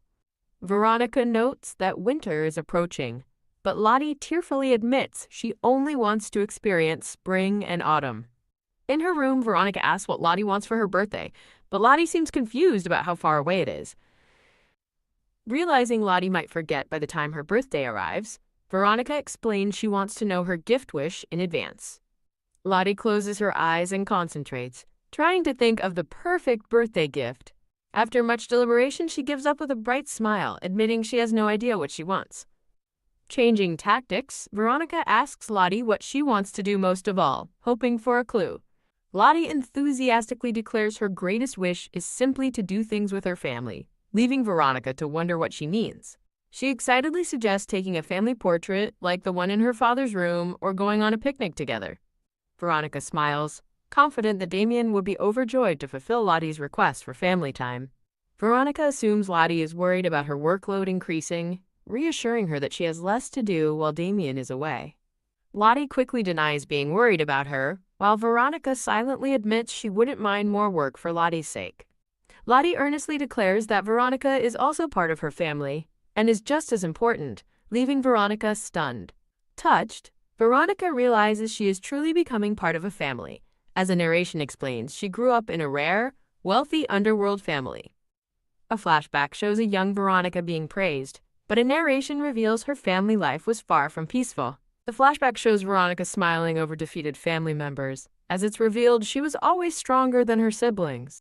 Her past is shown as a constant struggle, where family members were merely rivals with knives at each other's backs. The scene transitions back to the present, contrasting Veronica's violent past with her peaceful walk alongside Lottie. As Lottie happily points out the rain, a narration reflects on the unconditional love Veronica now experiences for the first time. Worried about her getting wet, Lottie urges Veronica to go inside to get out of the rain. Veronica, however, closes her eyes and enjoys the feeling as if she's being cleansed by more than just the light drizzle. When Veronica humbly suggests a godmother shouldn't be in the family portrait, Lottie reacts with absolute shock and outrage. Veronica quickly clarifies that while a formal portrait might be different, she would be delighted to join them for a picnic. Squeak! The next morning, Veronica gently wakes Lottie from her sleep. A very sleepy Lottie rubs her eyes and mumbles a good morning back to Veronica. With a warm smile, Veronica officially wishes her a happy 4th birthday. Two maids gossip about the grand birthday celebration, remarking that the Duke is going all out for Lottie when he doesn't even celebrate his own. One questions if Lottie is worth the fuss, but another confirms her importance, citing how others who disliked her were dismissed and how the garden was remade for her. The maids put the pieces together, wondering if the princess truly carries the Duke's bloodline after all. Dressed in a beautiful new gown for her birthday, Lottie walks through the newly transformed garden. Bihan rushes into the garden, worriedly asking if he is too late for the celebration. He leans in to give Lottie a gentle kiss on the cheek, wishing her a happy birthday. Bihan then presents her with a large, beautifully wrapped birthday gift. Lottie eagerly asks if she can open it right away, and Bihan happily gives his permission. She pulls out a giant teddy bear and gives it an enormous, delighted hug. While hugging her new bear, Lottie looks around in confusion, realizing she is in a part of the mansion she has never seen before. She realizes the construction she noticed was for a massive, warm indoor garden, allowing flowers to bloom even in the middle of winter. Just then, Damien makes his entrance, and Lottie excitedly calls out to him after handing her new bear to a maid. She looks around expectantly and asks her father where the presents are. Damien smiles warmly, telling her that her gift is right in front of her eyes. Confused, Lottie playfully runs around him, searching for a hidden present and failing to understand his meaning. Damien reveals the entire greenhouse is her present, leaving Lottie utterly confused by his grand gesture. She realizes with a gasp that her father built the magnificent structure just for her birthday. Damien shyly explains he built it because he knew she loved flowers and wanted her to be happy. Overjoyed, Lottie thanks her father, inwardly marveling at how different he is from the scary rumors. Damien adds that Veronica told him about another wish, as Veronica proudly signals her success in the background. As Lottie remembers her other wish, a dark premonition suggests she would have never asked for it had she known the consequences. Lottie proudly declares she's 4 years old now and no longer a child, demanding her rights. Her resolve is tested when Veronica asks to brush her teeth, making Lottie pout that she's still being treated like a baby. Veronica is left bewildered by Lottie's sudden declaration of maturity. Lottie proudly proclaims she can brush her teeth all by herself, much to Veronica's amusement. Standing proudly on a stool, Lottie assures a skeptical Veronica that she can handle it on her own. Lottie finds her father, who calmly informs her that he has something important to discuss. He explains that an artist has completed her special request, revealing an ornate locket that makes Lottie gasp. She recalls asking an artist for a favor, realizing with excitement that her wish has been granted. Damien looks down at the object in his hand, completely puzzled as to what it could be. Lottie opens the locket, revealing a portrait of her mother, explaining she wanted it so she could always remember her. She then presents the precious locket to a stunned Damien as a gift.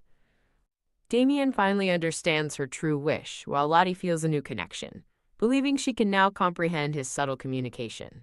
She correctly interprets his silent hesitation, reassuring him that she truly wants him to have the locket. Lottie reasons that her father, who has no keepsakes of her mother, needs this memory far more than she does. Visibly moved, Damien brings the locket to his lips and quietly thanks her for the thoughtful gift. Lottie's face lights up with pure joy, thrilled that her father is happy with her gift. The scene shifts to a sunny day where a butterfly catches Lottie's eye, prompting Damien to remark that spring has arrived. Later, during their picnic, Damien looks slightly uncomfortable wearing a flower crown Lottie made for him. Lottie proudly shows off her handiwork, and Bihan quickly agrees with her that the flower crown is lovely. Excited, Lottie announces that her next project is a flower crown for Veronica. She looks around intently, wanting to find the most beautiful flowers for Veronica's crown, but struggles to spot the perfect ones. Lottie promises Veronica a crown made from even prettier flowers later, and Veronica happily agrees to wait. Lottie shields her eyes from the glare, remarking on how intensely bright the sunlight is on this warm day. The camera pans down to a patch of lush green grass dotted with clovers. Lying on her back in the clover, Lottie looks up through the leaves with a sense of wonder. She observes the dappled sunlight and tree shadows, thinking that it seems even brighter here than at the mansion. She explains her game of only stepping on sunlight to a baffled Damien, dramatically declaring, "I died," when she steps into shade. Though confused by her game, Damien considers planting a large tree for her, while Lottie wonders if the greenhouse wasn't enough. Bihan questions why Damien would think she's joking, with both him and Lottie looking utterly surprised. Lottie sits close to her father and explains that the trees aren't special. She just loves watching them with him. Damien listens intently as she clarifies that being with her family is what makes any moment special. With a bright smile, she insists that being with them is far better than any tree and asks to return together again soon. Suddenly remembering her mission, Lottie jumps up, determined to find flowers for Veronica's crown. As Damien watches her, Lottie announces she is leaving immediately to gather the flowers. Damien gently takes her hand, insisting that they should go on the flower-finding quest together. He pulls her into a protective embrace, worrying about her getting lost if she wanders off alone. Lottie insists she will be fine, but Damien worries she will get lost, prompting Bihan to volunteer as her escort. After a moment of thought, Damien quietly gives his consent for Bihan to accompany her. Lottie cheerfully tells the others to wait for her, promising she won't be gone for long. As they walk away, Bihan silently admits to feeling anxious despite the short distance they're traveling. Lottie confidently states she won't get lost due to her forest upbringing, only to stop in her tracks moments later, confused. Her attention is caught by a large, unusual pile of branches just off the path. Bihan explains that some animals weave branches together to create their nests. Lottie worries if the animals are dangerous, but Bihan reassures her that the forest is safe and free of wild beasts. Lottie holds a few sticks, observing that they're too thick and not numerous enough to make a nest. Bihan explains how weaving weak branches together makes them strong, snapping one to demonstrate his point. Lottie is impressed by Bihan's knowledge, noting his explanation about how saliva strengthens the wood. Bihan sheepishly clarifies that he only knows about it because it's a practice in the demon realm. He gently places a pink flower in Lottie's hair, telling her it looks beautiful. Lottie reminds him they're supposed to be finding flowers for Veronica and him, surprising Bihan that she's including him. After Lottie playfully asks if he's retracting his claim of knowing everything, Bihan looks touched and accepts her kindness. Bihan asks if Lottie wants to venture deeper into the forest, and she eagerly agrees, confident she'll be safe with him. Lottie joyfully runs through a vibrant meadow, exclaiming how pretty the flowers are. Holding a large, colorful bouquet, she declares that she has gathered enough flowers. As Lottie cheerfully suggests they return, Bihan's face suddenly fills with alarm. A hand abruptly shoves Lottie forward, catching her completely by surprise. Thump! She tumbles to the ground, crying out as she lands in the grass. Startled and confused, Lottie wonders what just happened so suddenly. A terrifying blurry monster looms over her from the shadows. A small, winged creature with horns stands stoically on a weighing scale. The monstrous figure continues to menace Lottie from her vantage point on the ground. A beast strikes Bihan, and as he questions its presence, Lottie screams his name in terror. Bihan examines his bleeding arm, realizing with dread that the creature's toenails are poisonous. Tears well up in Lottie's eyes as she watches in horror. Bihan's eyes glow with a determined blue light as he prepares to fight back. The beast strikes again, sending Bihan flying as he wonders about the situation. He lands hard but remains focused, knowing there's something more important than answers right now.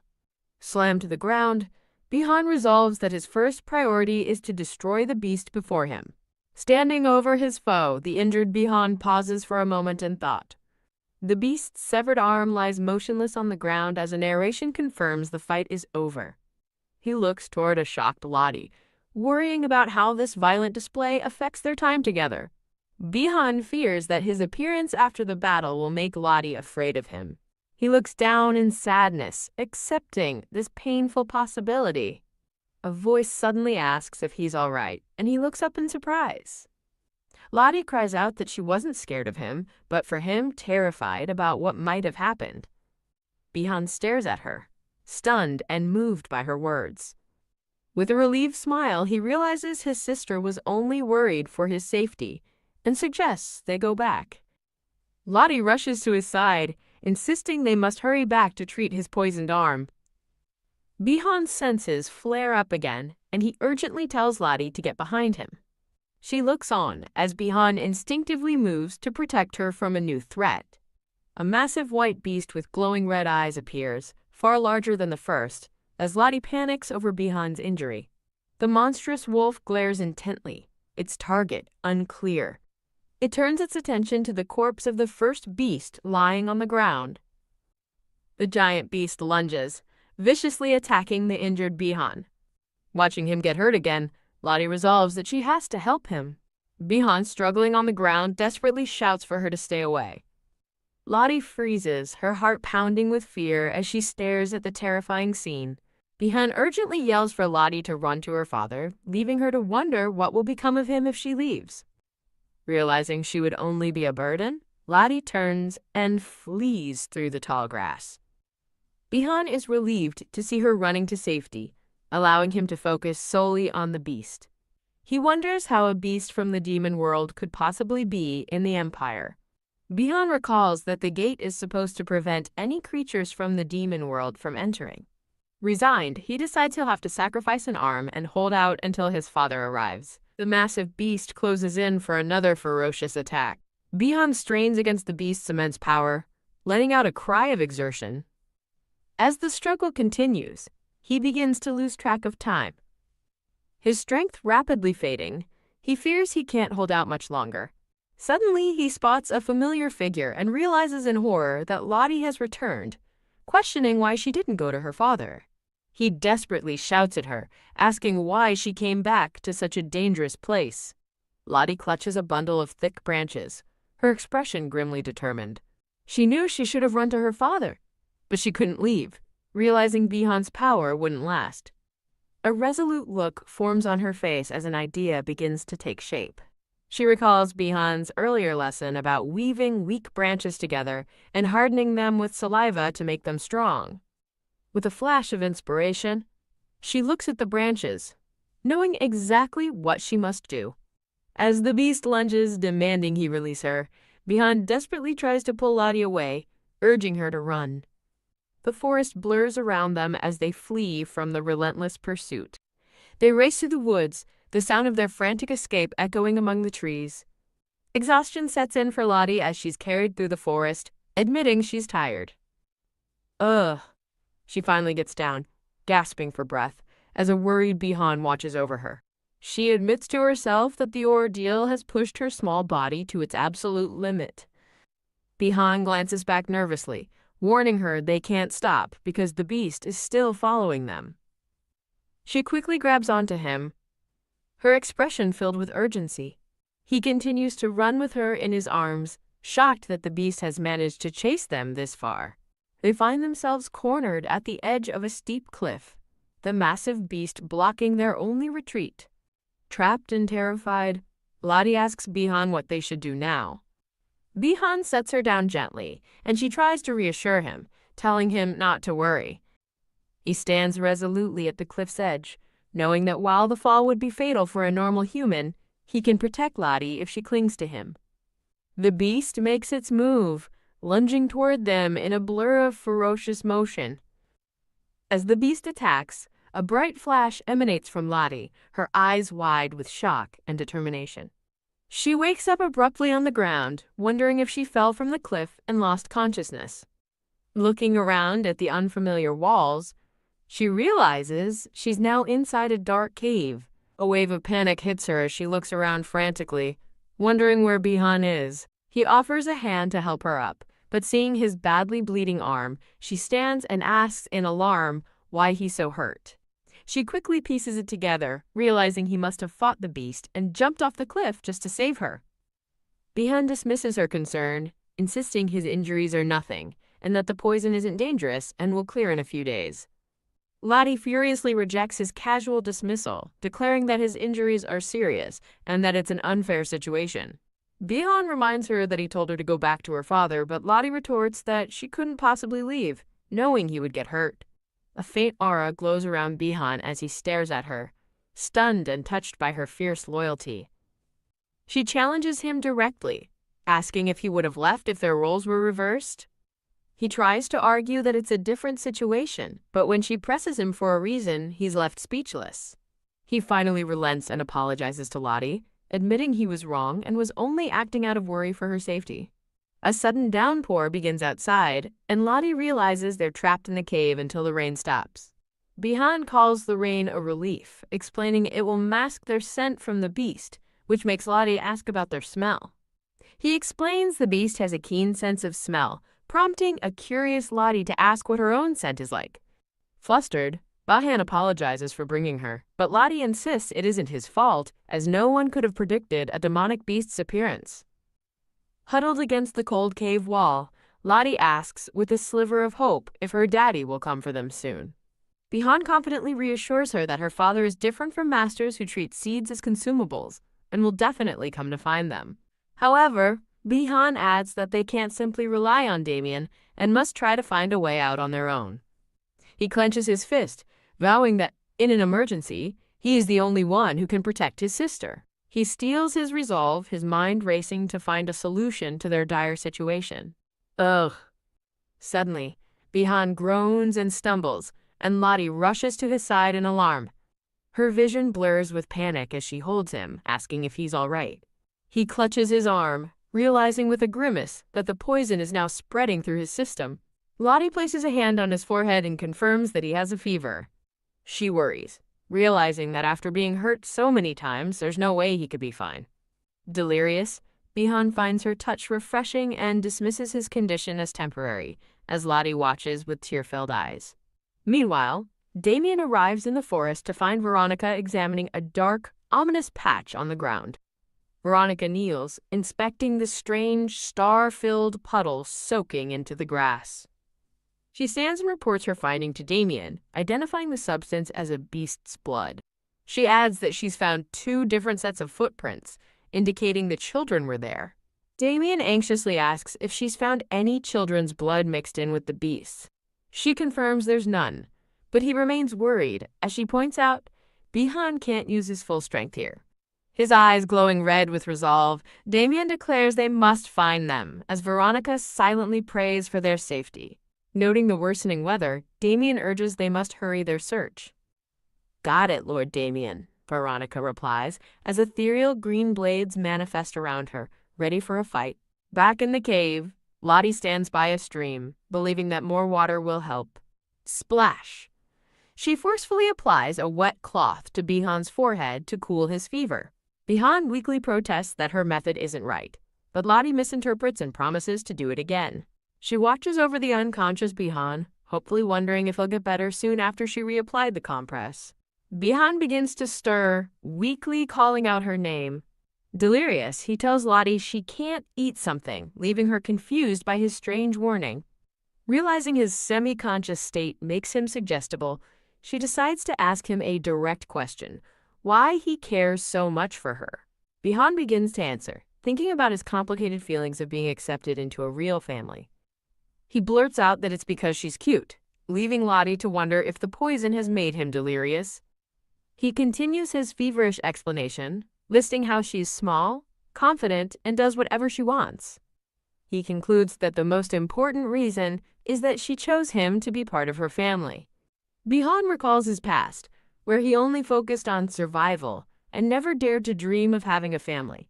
Lottie listens to his heartfelt confession, her expression filled with emotion. Cradled in her lap, he vows that he could never let his sister get hurt. Lottie reflects on his words, feeling ashamed for ever having doubted his sincere nature. A small, fox-like spirit appears, noting that Bihan only ever says, "It's okay," to his sister Lottie. The spirit suddenly turns hostile, its snarl startling Lottie as a new danger presents itself. Despite his condition, Bihan immediately pulls himself up and orders Lottie to get behind him. Lottie panics, seeing that Bihan can barely control his own body and wondering how they'll survive.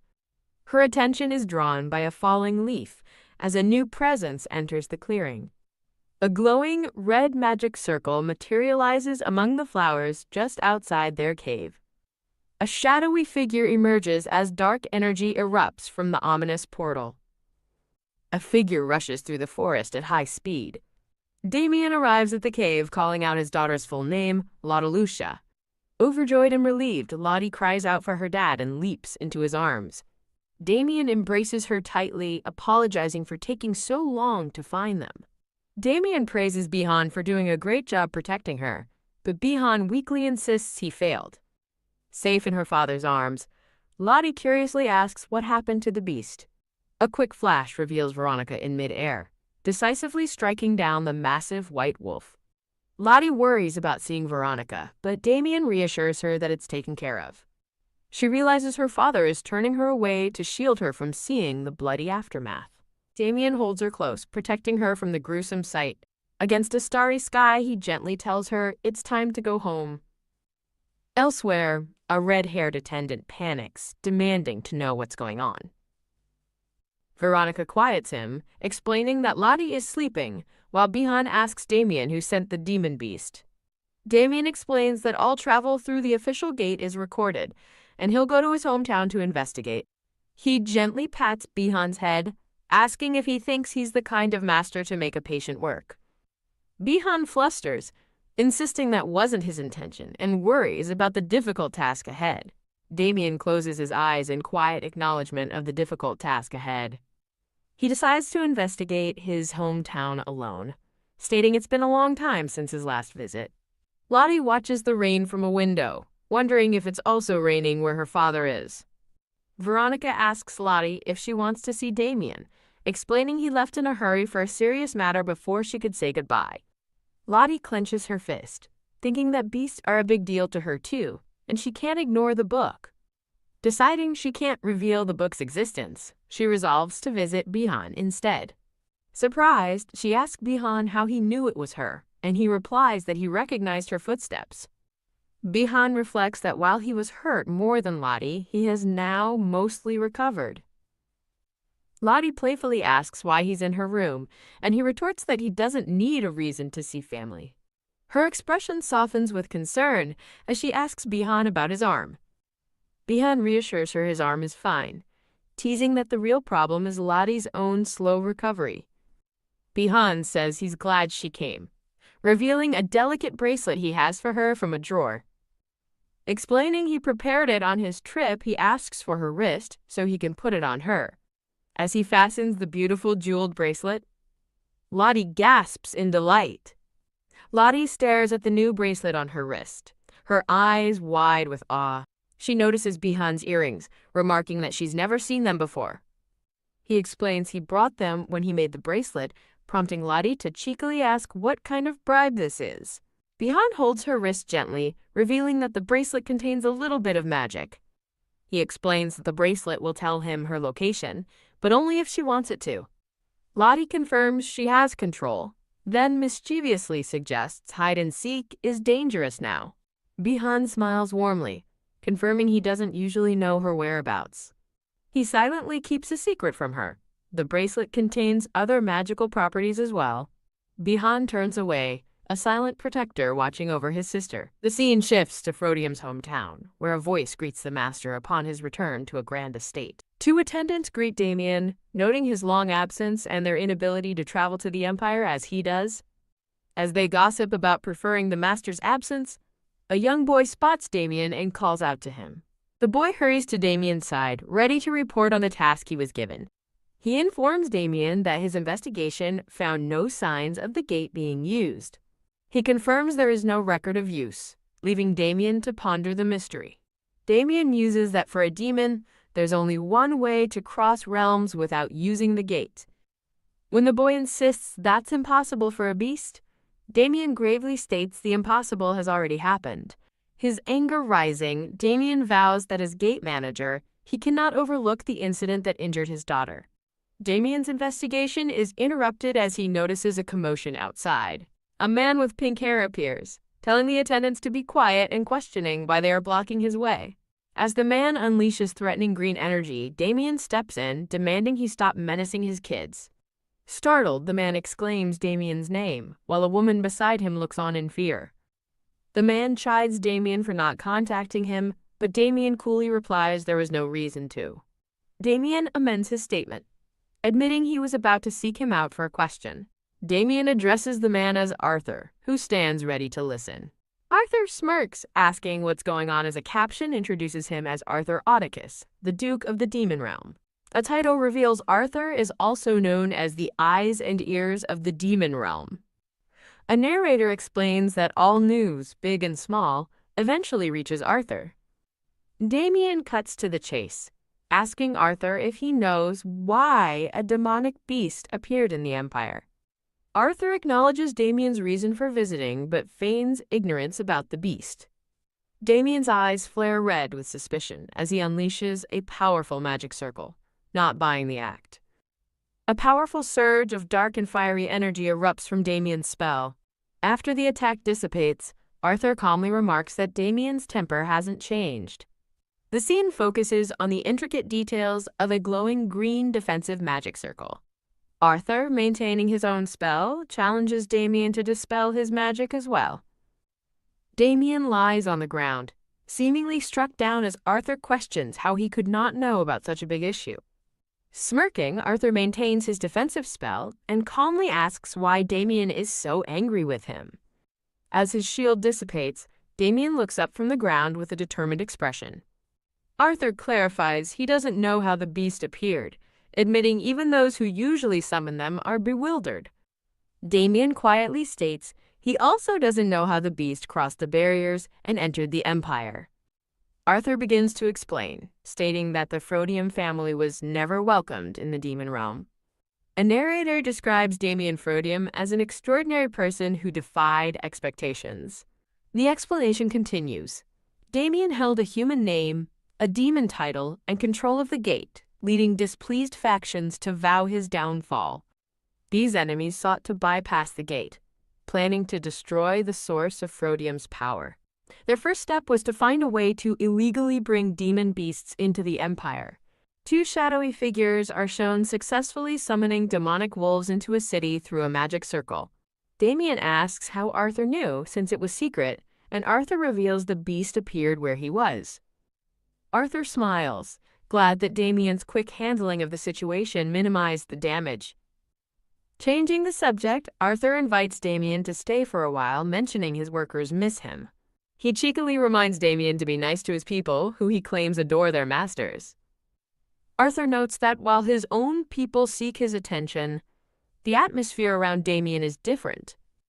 He observes that despite Damien's temper, he treats his people well. Damien cuts him off, announcing he's leaving immediately, which startles Arthur. Arthur protests, asking why Damien is leaving when his workers have been waiting for him.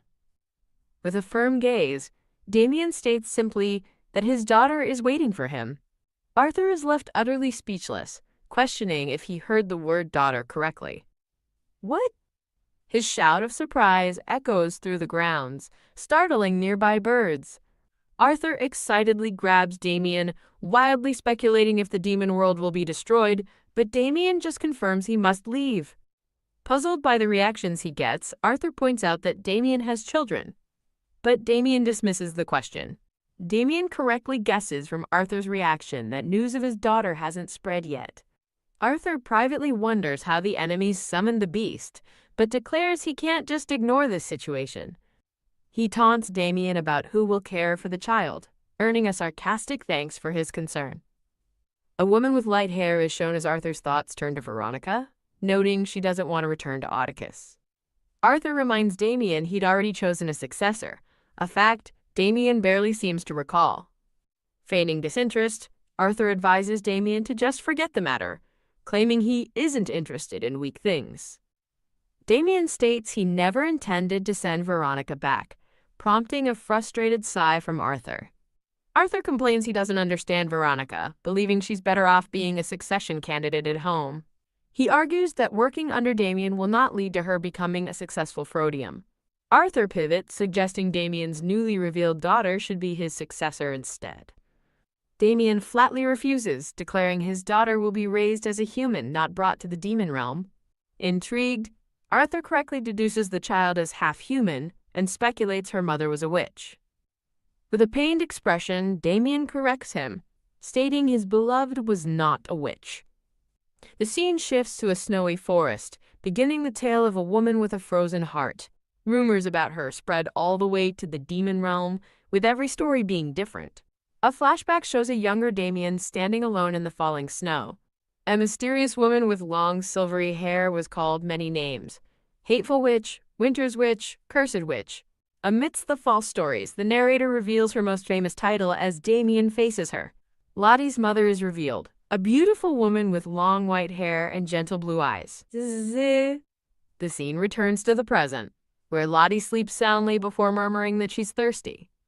Waking up, Lottie grumbles about her sweet dream being interrupted by thirst. In the kitchen, she stands on a stool to get water, urging herself to hurry back to bed. Cup in hand, she freezes, hearing a noise and wondering who else is awake. She realizes no one is on patrol and the servants are asleep, ruling out Veronica. Glint, her eyes widen in shock as a terrifying thought crosses her mind: a thief.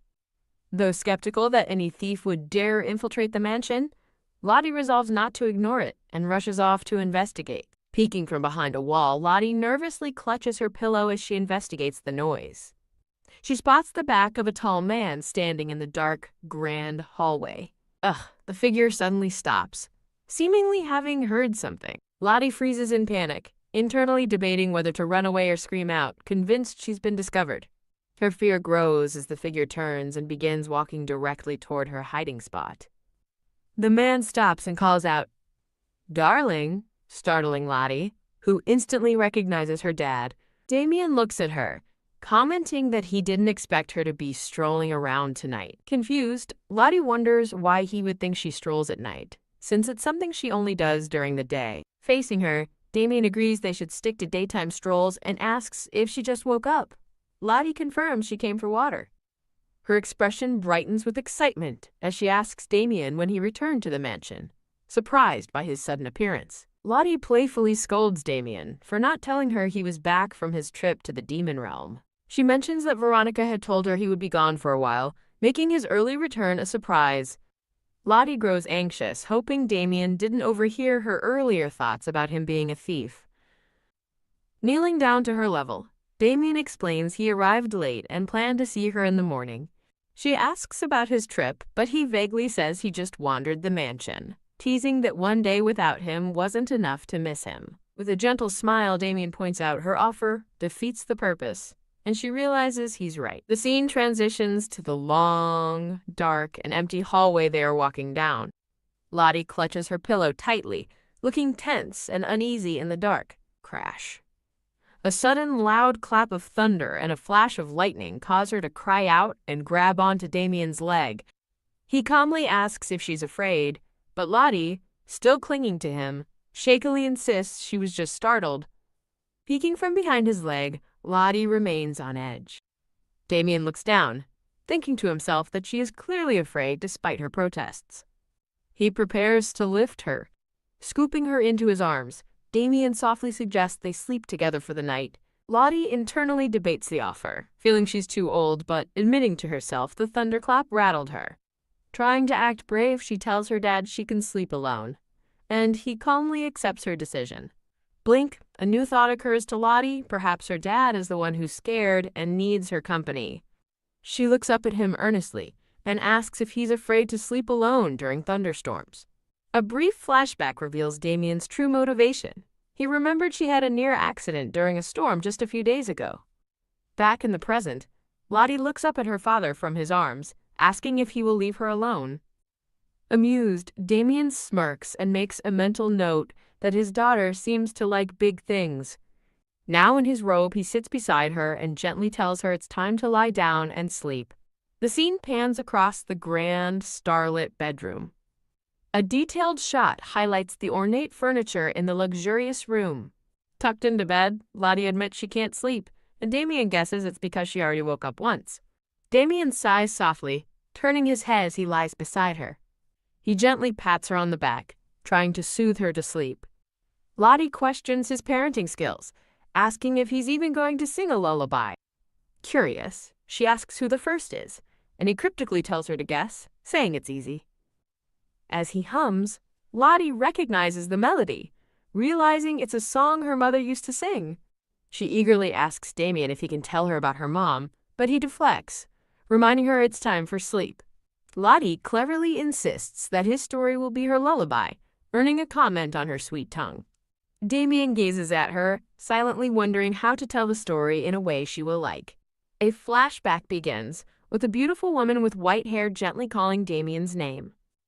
The woman confesses that while she gave Damien her heart, she was hesitant for some reason. He recalls predicting to his beloved that he would fall in love with someone from her world. Returning to the present, Lottie shares that her mother once told her that he was very affectionate. She asks Damien if he agrees, admitting that she used to think her mother was lying. Drifting off to sleep with a happy smile, she concludes that her mother was right after all. Damien watches her, thinking to himself what a lovely baby she is as she sleeps soundly. Tucked into bed, Lottie sleeps peacefully. Damien lies beside her, gazing at her with a soft, loving expression. He continues to watch his daughter with a gentle smile, feeling content. The next morning, an attendant panics, unable to find Lottie in Damien's room where she was said to be. A shocked Lottie appears, questioning what the attendant meant. She stands before a completely empty space, shouting in disbelief about where her room has gone. Veronica appears, and Lottie frantically asks her what happened to her room. With a bright smile, Veronica cheerfully announces that Lottie's room has been changed, stunning her. As they stand in a new, grand location, Veronica explains she heard Lottie likes spacious rooms. Overwhelmed by the enormous and opulent new room, Lottie thinks her father took her request too literally. She muses that perhaps he gave her a huge room to play in after she claimed to have explored the entire mansion. Veronica clarifies that her old room was too sketchy for Lady Proteum, but this new one can be changed if she dislikes it. She explains that since Lottie has now adapted to the mansion, it's time she moved into the main building. Learning that Bihan's room is also in the main building, Lottie realizes this is a major departure from the original novel's plot. She remembers the scene in the novel where the heroine was relegated to the annex building. Lottie reflects that her growing relationship with her father and the maid's changed attitudes have altered her fate. She recalls the original character's lonely despair and her desperate need for a family, which ended poorly. Her thoughts are interrupted when an attendant announces it's time to meet the Marchioness. Lottie runs ahead, excited to see her tutor, the Marchioness. She thinks about her recent break from lessons to recover from a monster attack, pleased that it means no homework. Lottie, now formally named as Lodalucia, happily greets her tutor, Marchioness Cyrus. Marchioness Cyrus teases her about being absent, but Lodalucia gives her a big hug, insisting she loves her teacher. Chuckling, Marchioness Cyrus pulls out a textbook to review her studies, causing Lodalucia to let out a groan. After the lesson, Marchioness Cyrus praises Lodalucia for keeping up with her studies despite the break. Lodalucia cheers with delight as Marchioness Cyrus announces the lesson is over. As they walk, Marchioness Cyrus playfully asks if Lodalucia is just happy for the break, but she insists she loves her. Marchioness Cyrus smiles warmly before asking Lodalucia if she has made any friends. After some thought, Lodalucia mentions Bihan, prompting her tutor to note her lack of contact with the outside world. A voice suddenly calls out, and Lodalucia turns in surprise to see who it is. Damien appears with a smile, asking if the lesson is finished. Marchioness Cyrus formally greets the Duke, and he acknowledges her in return. With a comically doubled expression of determination, Lodalucia announces she will see her teacher off. Damien joins them, as Lodalucia insists on walking with her teacher, who feels honored by the gesture. While walking outside, Damien asks Marchioness Cyrus how the lesson went. Manhwa. She replies that Lodalucia's happiness at finishing lessons reminds her of her own son. Damien listens intently as Marchioness Cyrus addresses him. Marchioness Cyrus formally requests to invite Lodalucia to her family's mansion. The scene transitions to a grand estate identified as the Marquis Cyrus's mansion. Dressed in a beautiful pink gown, Lodalucia proudly introduces herself as Lodalucia Proteum. She stands beside a boy with dark hair, silently feeling proud for following her etiquette lessons perfectly. The boy observes her, simply thinking to himself that she seems playful. A woman in green welcomes them, revealing that the Marquis doesn't know they are coming. She explains that she planned their visit as a surprise, since the Marquis rarely gets to see him. Lodalucia looks around the new mansion, her eyes wide with awe. Wah! She marvels at the delicate and beautiful estate, impressed by her teacher's home. Lodalucia ponders for a moment, thinking the family name Cyrus sounds familiar. She recalls Damien once dismissing the need for her to learn about noble families, explaining her current ignorance. Turning to Bihan, she asks about the Marquis Cyrus's family, and he explains they command the Empire's greatest knights. He continues, mentioning a rumor that the Cyrus family has secretly harbored a different kind of power for generations. Bihan adds that he also heard his father is personally close with the former marquis. Stunned, Lucia exclaims that she can't believe her father has a friend, which makes Bihan laugh. As she whispers to Bihan about keeping it a secret, Damien's voice cuts in, announcing he heard everything. A man with blue hair, identified as Eustace, turns around in shock, calling out Damien's name. Damien confronts Eustace, who complains that he had to visit because he wasn't invited. Eustace reveals he came because he heard an unbelievable rumor that someone named Dolores was here. Peeking from behind Damien's leg, Lucia is asked by her father if she has something to say. Eustace smiles, calling her a cute princess named Lodi, but she firmly corrects him with her full name, Lucia. Damien protectively holds his daughter and sternly warns Eustace not to use such an intimate name. Eustace then turns to Bihan, formally greeting him and mentioning he's heard much about him from his father. The Marchioness steps in, telling Lucia to go meet her son while Eustace and Damien have a private discussion. Smiling warmly, she reveals her son's name is Joshua and leads the children to his room. Lucia eagerly urges Bihan to follow but stops short, thinking the name Joshua sounds strangely familiar. A jolt of realization hits her as she connects the names, her eyes widening in shock as she whispers, "Joshua Cyrus." She panics internally, realizing Joshua Cyrus is the male lead from the novel and her hopes of escaping its plot are fading. Lucia stands frozen, her expression filled with dismay as the truth of her situation sinks in. The story of the novel flashes through her mind, represented by an open, glowing book. She remembers the novel's depiction of Joshua as a gentle hero surrounded by magical light. A flashback reveals that, contrary to his family's hopes, Joshua lacked the physical stamina expected of an heir. His true talent, the novel explained, was not swordsmanship, but magic. He discovered this magical talent at a young age while among his peers. However, Joshua hid his abilities from the public, not wanting to draw attention to himself.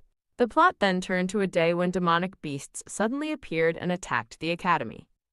It was during this attack that Joshua saved the novel's silver-haired heroine.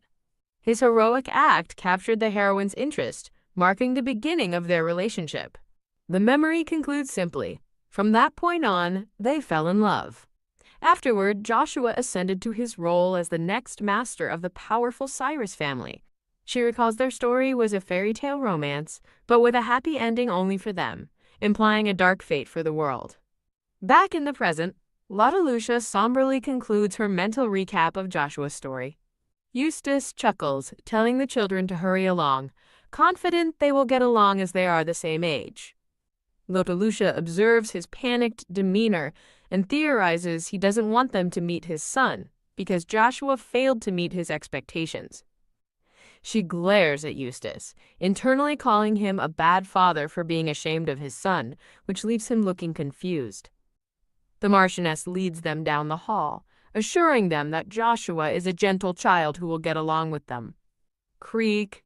She opens a door but finds the room empty, wondering where Joshua could be. She asks them to wait while she searches for him, and Lucia agrees. Internally, Lucia resolves not to make her teacher uncomfortable, deciding to be polite for her sake. Bihan reassures the Marchioness that they will wait patiently, and she smiles at Lucia, calling her a good girl. The Marchioness directs them to the guest room where they can rest while she is gone. Before leaving, she warns them not to be startled if they see a cat, as it roams the mansion freely. While they wait, Lucia asks a reading Bihan if he regrets coming. He asks why he would. She explains that Joshua's absence implies he dislikes outsiders and didn't want to meet them. Admitting she feels sorry for her teacher, she says she also doesn't want to meet him, which surprises Bihan. He says he thought she'd be excited to make a new friend, since she's never had one before. She declares she has him, but Bihan points out he's different from a friend, prompting a skeptical "really Tilda" from her. Lucia smartly retorts that he doesn't have any friends either, making him flinch. Bihan defensively insists that he does have friends, a claim Lucia immediately dismisses with a disbelieving "no way." Bihan thinks about how he should have chosen his hometown instead of friends, his foot tapping restlessly. He then smiles softly, continuing to read his book in the quiet room. Elsewhere, Damien recalls attending Eustace's wedding years ago and asks himself if the boy's name is Joshua. His thoughts continue over a backdrop of yellow flowers, remembering he heard good news from the couple afterward.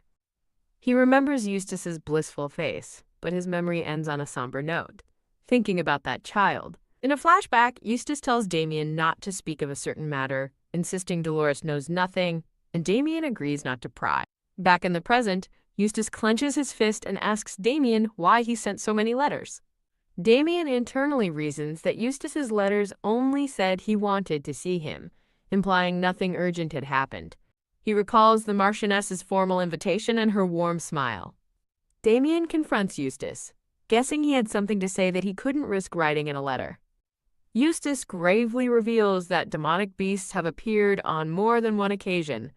He elaborates that the beasts appeared in unpopulated areas and were weaker than usual, so they were handled quickly.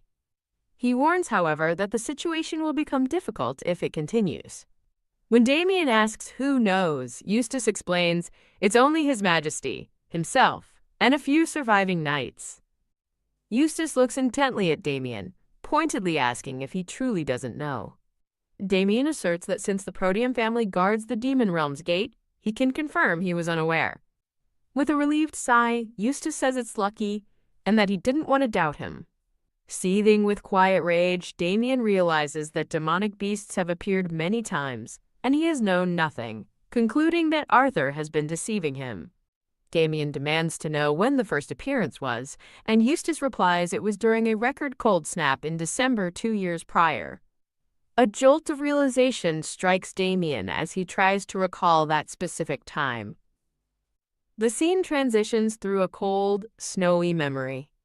A flashback shows a baby Lottie wondering why she wanted to go outside on such a day. Later, as a slightly older child, a sudden thought makes Lottie gasp. The scene shows her standing on a large, unfamiliar bed. Waking up, Lotelucia looks around in a panic, calling for Bihan and asking where he went. She concludes she must have fallen asleep and Bihan moved her, resolving to find him. With a determined expression, she sets off on her search. Her quest is immediately interrupted when she spots a cat slipping through a doorway. She watches with delight as the cat struts down a grand hall. Utterly charmed, Lotelucia thinks the creature is adorable. She calls out, asking the kitty where it's going. Spotting the cat atop a chandelier, she calls out to it again as it meows back. Lotelucia gives chase, determined to catch up with the feline. Her pursuit comes to an abrupt halt as a hand catches her.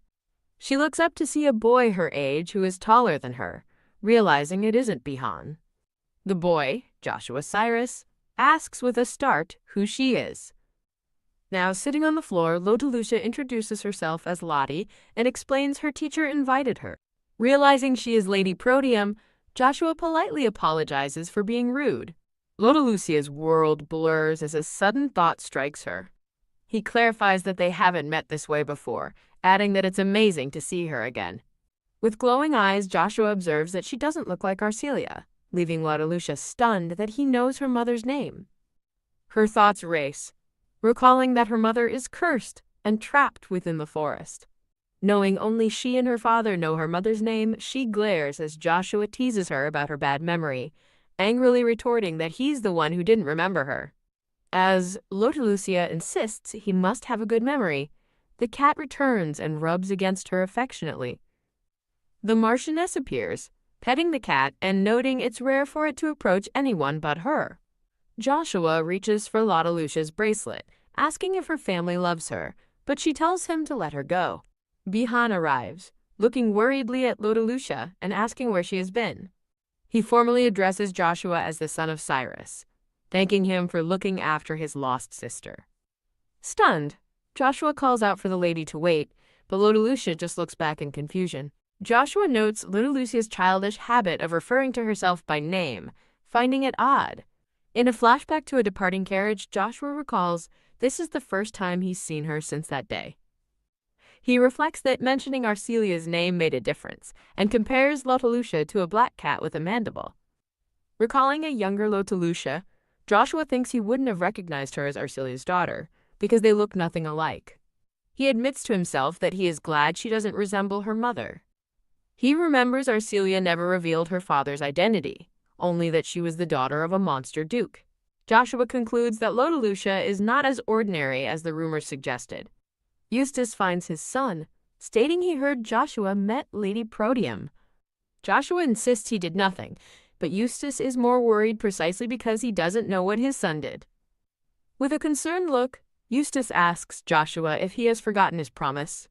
Joshua smiles, dismissing his father's distrust and asking if there is a son as reliable as he is. He confidently promises his father that Dolores will never know and that he will be the perfect son. Joshua sits peacefully on the windowsill, wearing a serene expression. Clang. In a flashback, a very young Lotalucia watches two swords cross with awe. A woman named Veronica practices her swordsmanship, as Lotalucia wishes she were that strong, thinking she could have helped against the demon beasts. The flashback continues, showing Veronica's swift and skilled sword movements. Lotalucia excitedly declares Veronica is awesome and wants to learn, but Veronica tells her she's still too young. With childhood innocence, Lotalucia argues that doing something every day makes you young. Spotting a carriage, Lotalucia excitedly realizes her teacher has arrived and rushes to meet her. She runs with open arms, cheerfully announcing that she came out to greet her teacher. Lotalucia stops in her tracks, surprised to see her teacher accompanied by a young boy. Bihan happily greets Lady Proteum, while Dolores explains she brought her son, with the Duke's permission, because he wanted to meet a lady. Lotalucia asks her teacher if she wants her to have a friend, wondering why Bihan is here, though she knows her father would approve. Bihan and Lotalucia wish each other well, agreeing to be on their best behavior for the teacher. The scene returns to the present day, showing a thoughtful Lotalucia holding a sunflower. Dolores presents a large stack of books for the lesson, leaving Lotalucia dismayed at the amount.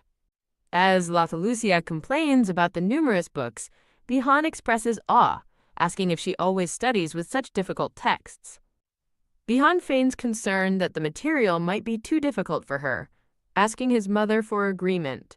Fired up by the challenge, Lotalucia declares she'll study everything and asks for more, impressing Dolores. Dolores thinks to herself that she is glad Lotalucia and Joshua seem poised to become good friends. She reflects on Lotalucia's surprising progress, noting her results are beyond expectations and admitting she was initially worried. In a flashback, Dolores recalls her surprise at being asked to teach basic etiquette. Damien explains he wants her to teach his daughter basic skills like using a knife, believing she is the right person for the job. Dolores accepts the position after Damien clarifies it's mainly meal etiquette, promising to do her best, despite not knowing the Duke had a daughter. She remembers her past anxieties, worrying about being too strict or unable to handle a child. Dolores recalls that she couldn't refuse the Duke's request, and felt worried until she arrived at his mansion. A fond memory shows a tiny, smiling Lotalucia announcing her name is Lottie. Dolores remembers that despite knowing the imperial language perfectly, Lotalucia read a somber line from a book. Lottie proudly demonstrates her reading ability to her teacher, who offers praise. Dolores concluded that Lotalucia's language acquisition was unusually fast, recognizing her intelligence. She remembers her surprise watching Lottie work on complex notes, realizing the child's abilities were beyond her expectations. When Dolores asks if a problem is difficult, Lottie admits that it is, and that she doesn't know the answer. Dolores thinks to herself that of course it's hard. It's a problem meant for academy students. She recalls having to focus intently to solve the problem herself. Dolores feels that observing Lotalucia is like watching her own son Joshua. Lottie triumphantly presents her finished work to her proud teacher.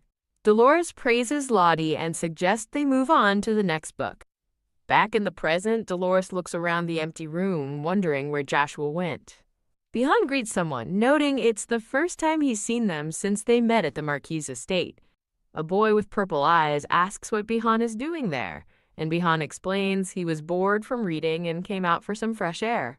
Joshua thinks to himself that Bihan looks special. Standing by a fountain, Joshua asks someone named Confucius if he has time, and Bihan replies that he has no special schedule.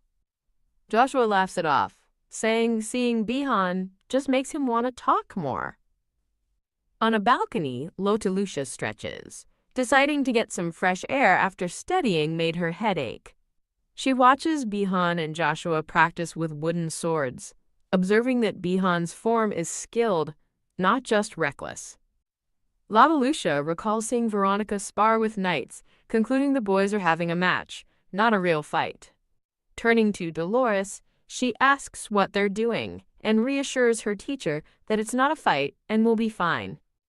Dolores trembles with worry, thinking to herself that Joshua has no talent with a sword. Bihan and Joshua clash, their wooden swords locked as they face off with determined expressions. Dolores watches in surprise, admitting that for someone with no talent, Joshua is handling himself far too well. She reflects that Bihan is a skilled trainee who can even face beasts. Dolores remembers reading that Joshua was a weak child, a fact she thought she knew to be true. Lotalusha stares in confusion, wondering how Joshua is able to hold his own against the powerful Bihan. Dolores tries to call Lotalusha away, but she is focused on the scene below, calling out for her teacher. Determined to intervene, Lotalusha grabs a chair, deciding the surest way to stop them is to go down herself. She climbs over the balcony railing, startling Bihan, who looks up and calls out her name. Lotalusha yells from the ledge, telling them to stop because their teacher is worried. Joshua looks up in alarm, shouting for Lotalusha not to risk herself by coming down from the window. She ignores the warning, telling them they must stop before she can get down. Her foot slips on the ledge and she begins to fall. Lotalusha's eyes widen in terror as she plummets from the balcony. Both Bihan and Joshua stare up in absolute horror at the sight of her falling. Having been caught, Lottie blinks as Joshua cheekily asks if this is her first time using a window as a door. Joshua holds Lotalusha securely in his arms as she thinks to herself that he has accepted her. Wriggling in his grasp, Lotalusha admits that keeping her balance was harder than she expected. Bihan rushes to them, thanking Joshua for saving his sister and remarking on his speed, which Joshua dismisses as surprising. Now safely on the ground, Lotalusha asks Bihan for a moment alone to speak with Joshua. The scene shifts to a serene and sunlit greenhouse. Lotalusha walks with Joshua, thanking him for the rescue and mentioning she saw their swordsmanship practice. She gives him a sly smile, revealing a tiny sharp fang. Lotalusha crosses her arms, looking at him with a confident and knowing expression. She recalls a passage from a book stating that because of his weakness, Joshua couldn't even hold a sword. Lotalusha muses that Joshua, the male lead, is the opposite of his book portrayal, wondering if the story is irrelevant. Joshua sighs that Dolores will now be suspicious because of her, prompting Lotalusha to angrily ask why he sighed and why it was her fault. She presses further, questioning his sudden sword practice and noting his poor relationship with Bihan. Joshua points to her wrist, observing that her bracelet has been covered with magic. He stands before her on the path, stating plainly that magic doesn't work in this mansion. Lotalusha glances back at Bihan, wondering why he seems unaffected in a place where magic is nullified. She continues to ponder this inconsistency as they stand in the garden. A memory of how wizards normally feel in anti-magic zones sparks a sudden realization in her mind. Joshua points out that she corrected her brother's name, implying its significance, while Lottie asks if he isn't Joshua. She concludes that, just as he hinted, he must be able to use some form of magic. With a confident smile, Joshua confirms that he can indeed use magic. Lotalusha stares in wide-eyed shock, her pupils glowing with a mysterious light. Joshua asks what's wrong with her reaction, but Lotalusha quickly looks away and says it's nothing. She tightly clenches her small fist at her side, processing the revelation. The scene transitions to a view of a grand Gothic-style mansion. A woman tells Damien that he doesn't seem to be in a good mood, and he confirms that something is wrong. Damien sits with a grim and thoughtful expression. Kneeling before a pouting Lotalusha, Damien gently asks her what's wrong and if she can tell him. Lotalusha rests her head, wondering how her father could possibly believe her if she told him the truth. In a flashback, Damien recalls Lucia telling him that a book prophesied she would die at age 11. He remembers her explaining that the world is following the book's events, a ferocious beast flashing in his mind. The memory of a young boy's worried face appears as he recalls her desperate plea, asking what she should do. Damien remembers telling her that if she didn't want to talk about it, he wouldn't press her. Back in the present, Damien holds Lucia closely, telling her he hopes she will never forget his words. He forbids her from going anywhere, especially to the demon realm, without a word like she did before. Damien laughs warmly, feeling happily tied up by his affectionate daughter, who hugs him tightly. Noticing his unfamiliar outfit, Lucia asks where he is going, and Damien assures her the Imperial Castle is the safest place. He elaborates that since a demonic beast appeared in the capital, the castle is the most secure location for a child. As they approach the magnificent Imperial Castle, a formal announcement heralds the arrival of the Duke of Frodium and his daughter. Lucia marvels that the castle is larger than their mansion, so Damien playfully offers to rebuild their home to be even bigger. An older man with gray hair bows deeply, asking if this is Damien's daughter and stating it is an honor to see her. Lucia is surprised, wondering if her father has friends, as she had assumed he didn't. With a bright, cheerful smile, Lucia waves to the onlookers. A man and woman are completely charmed, remarking on how adorable the Duke's daughter is. A group of nobles fawns over Lucia's cuteness, eagerly asking if they might have a handshake. Before they can get closer, Damien swiftly scoops Lucia into his arms, pulling her away. He carries her away from the adoring crowd, who can only wave as they depart. Lucia looks over his shoulder and asks why he ran, and he explains they must go see His Majesty. Holding his daughter, Damien worries that bringing Lucia was a mistake, and that she will be exhausted. Elsewhere, Joshua confronts a man with blue hair, asking why he followed him when he wasn't supposed to. The man explains that since Joshua is the successor to the Marquis' family, he wanted to see these things for himself. The man tears up with pride, marveling at Joshua's sudden change in attitude. He recalls Joshua's recent interest in swordsmanship and Princess Frodium, a change he attributes to Joshua maturing. Overcome with emotion, the man remembers Joshua declaring his intent to prepare a successor and following him to the castle. The man, Joshua's father, tells him to behave since they're outside, but Joshua insists he listen since his mother approves. Joshua's father asks an acquaintance what is happening at the castle, and the man identifies him as the Marquis of Cyrus. The man informs the Marquis that the Duke of Frodium and his daughter are visiting, and Joshua's eyes light up, realizing Lucia is here. The Marquis of Cyrus confirms he is also there to see the Majesty, and Joshua happily takes his hand, eager to go. At the audience chamber, a guard stops them, stating that His Majesty is in a meeting and they must wait. An attendant politely informs the Marquis that his son is not permitted to enter the audience room. Joshua smiles serenely, replying that he will wait outside, thinking he only came to see Lucia anyway. He recalls being unable to do something because of Lucia's pained expression. He wonders what kind of expression she could have made if she truly couldn't remember him. Joshua clenches his fist, thinking it's a pity but that there's nothing he can do about it now. The scene shifts to Damien standing before a grand throne, offering his greetings to the ruler of the empire. A blonde-haired emperor greets Duke Frodium, remarking that it has been a while.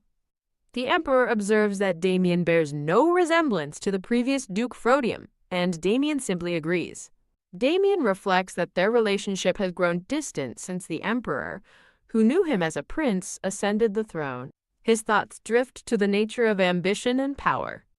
A memory shows Damien in a dark hood, vowing that as the demonic heir to the Frodium dukedom, he will manage the demon realm's gate.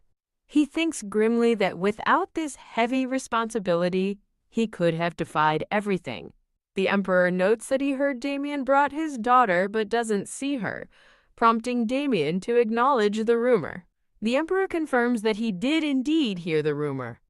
Damien expresses surprise at the emperor's interest in his affairs, which the emperor affirms. The emperor explains his interest by stating that the rumor about Damien's daughter had spread everywhere. Surrounded by thorny imagery, the emperor's thoughts reveal that while the Frodium family can inherit the throne, only Lotta Lucia is human. He expresses his hope that she will become the next duchess precisely because she is not from the demon realm. Damien's expression darkens as he considers the emperor's implication that only humans can be trusted, wondering what he plans to do. The emperor's expression is fraught with worry as he contemplates the situation. Walking away, Damien's thoughts turn to the demon realm, resolving not to be deceived for siding with humans. In a memory, the emperor sits on his throne, recalling the harsh treatment he's received from humans who know his true origin. Damien confronts the emperor, asking what worries him, while the emperor questions Damien's loyalty to the imperial family. With his red eyes glowing, Damien declares that he is the only demon left for humans. Back in the present, Damien formally asks the emperor why he was summoned to the throne room. The emperor reveals the topic is demonic beasts, but Damien dismisses it, stating that demon realm matters are not his concern. Damien acknowledges this but points out that while demonic beasts are near his territory, the gate of Frodium has remained untouched. He grimly concludes that there must be something wrong with the barrier separating the empire from the demon realm. The scene transitions to the magnificent, sunlit hall of the imperial castle. Waiting outside, Joshua thinks to himself that Lotta Lucia must have passed through this very hall at some point. The Marquis of Cyrus greets Joshua, wondering why the Duke is present, but Lotta Lucia is nowhere to be seen. Damien appears, and Joshua politely notes that they met recently when he visited his mansion. Damien asks where Lotta Lucia is, and the Marquis questions why he is asking them, assuming they were together. A sudden panic crosses Damien's face as he demands to know what happened. A flustered guard quickly reports that the princess had gone off to explore the imperial castle. Meanwhile, Lotta Lucia wanders through a garden, deciding it's far more exciting to explore a new place by herself. A light-haired man watches with a thoughtful expression as Lotta Lucia toddles off on her own. Lotta Lucia cheerfully greets a group of ladies who are delighted to see the princess. She throws her arms wide with glee, declaring her solo adventure a miracle. She decides to continue straight ahead on the path. Looking for a landmark, she hopes to find a path that she recognizes. Her eyes widen in awe as she stops and looks up at something incredible. She stands before a massive, sun-drenched tree, completely mesmerized by its size. She thinks to herself that the sight of the beautiful tree has cleared away her negative thoughts. Lotta Lucia reflects that in the book, she never went out like this, wondering if depression kept her isolated. A young boy in a white uniform suddenly appears, asking who she is. The boy stands before her in the garden and asks again who she is. He explains with a serious expression that this is a restricted garden that no one can enter without permission. Lotta Lucia looks up at the boy and innocently asks if he is the garden manager. The boy smiles warmly, accepting the title of manager and expressing his pleasure in meeting her. Putting a finger to her lips, Lotta Lucia asks if he can keep her trespassing a secret. She sheepishly admits that she was already scolded for climbing out a window. He agrees to keep her secret, revealing that he holds the highest position in the garden. Lotta Lucia introduces herself as Lottie and asks for his name in return. The boy seems momentarily taken aback by her question. He extends his hand with a charming smile, introducing himself as Johann. Johann offers to show Lottie around the garden, volunteering to be her escort. He gestures to the giant tree, explaining that it's the biggest one in the entire imperial castle. Johann reaches toward a high branch, wistfully saying that he'll be able to touch it once he's grown a little.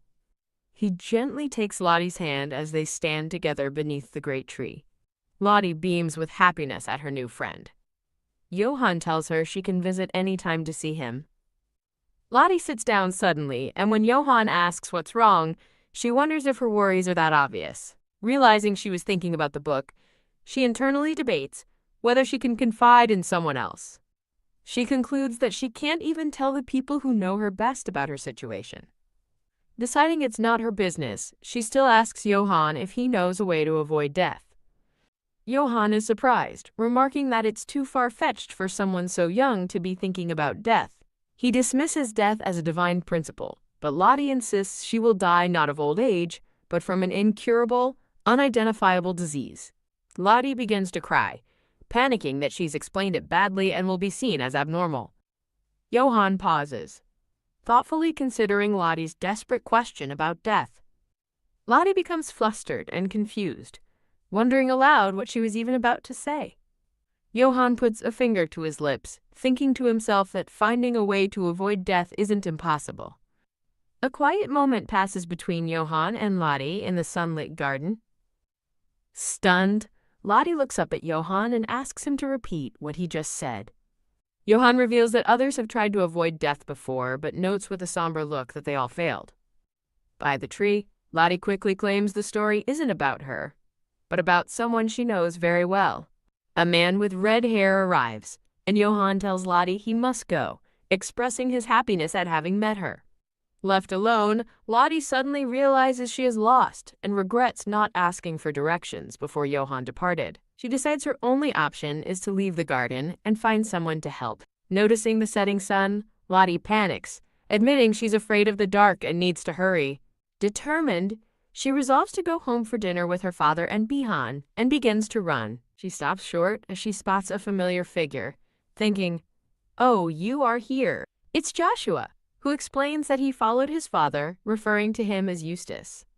Lottie immediately scolds Joshua for calling his father Eustace, deeming it disrespectful, but he retorts that he likes it. Joshua correctly guesses that Lottie is lost, but she defiantly claims her father is the lost child she's looking for. He smiles warmly and offers to lead her, confidently stating that he knows where the Duke is. Joshua extends his hand, and Lottie simply stares at it for a moment.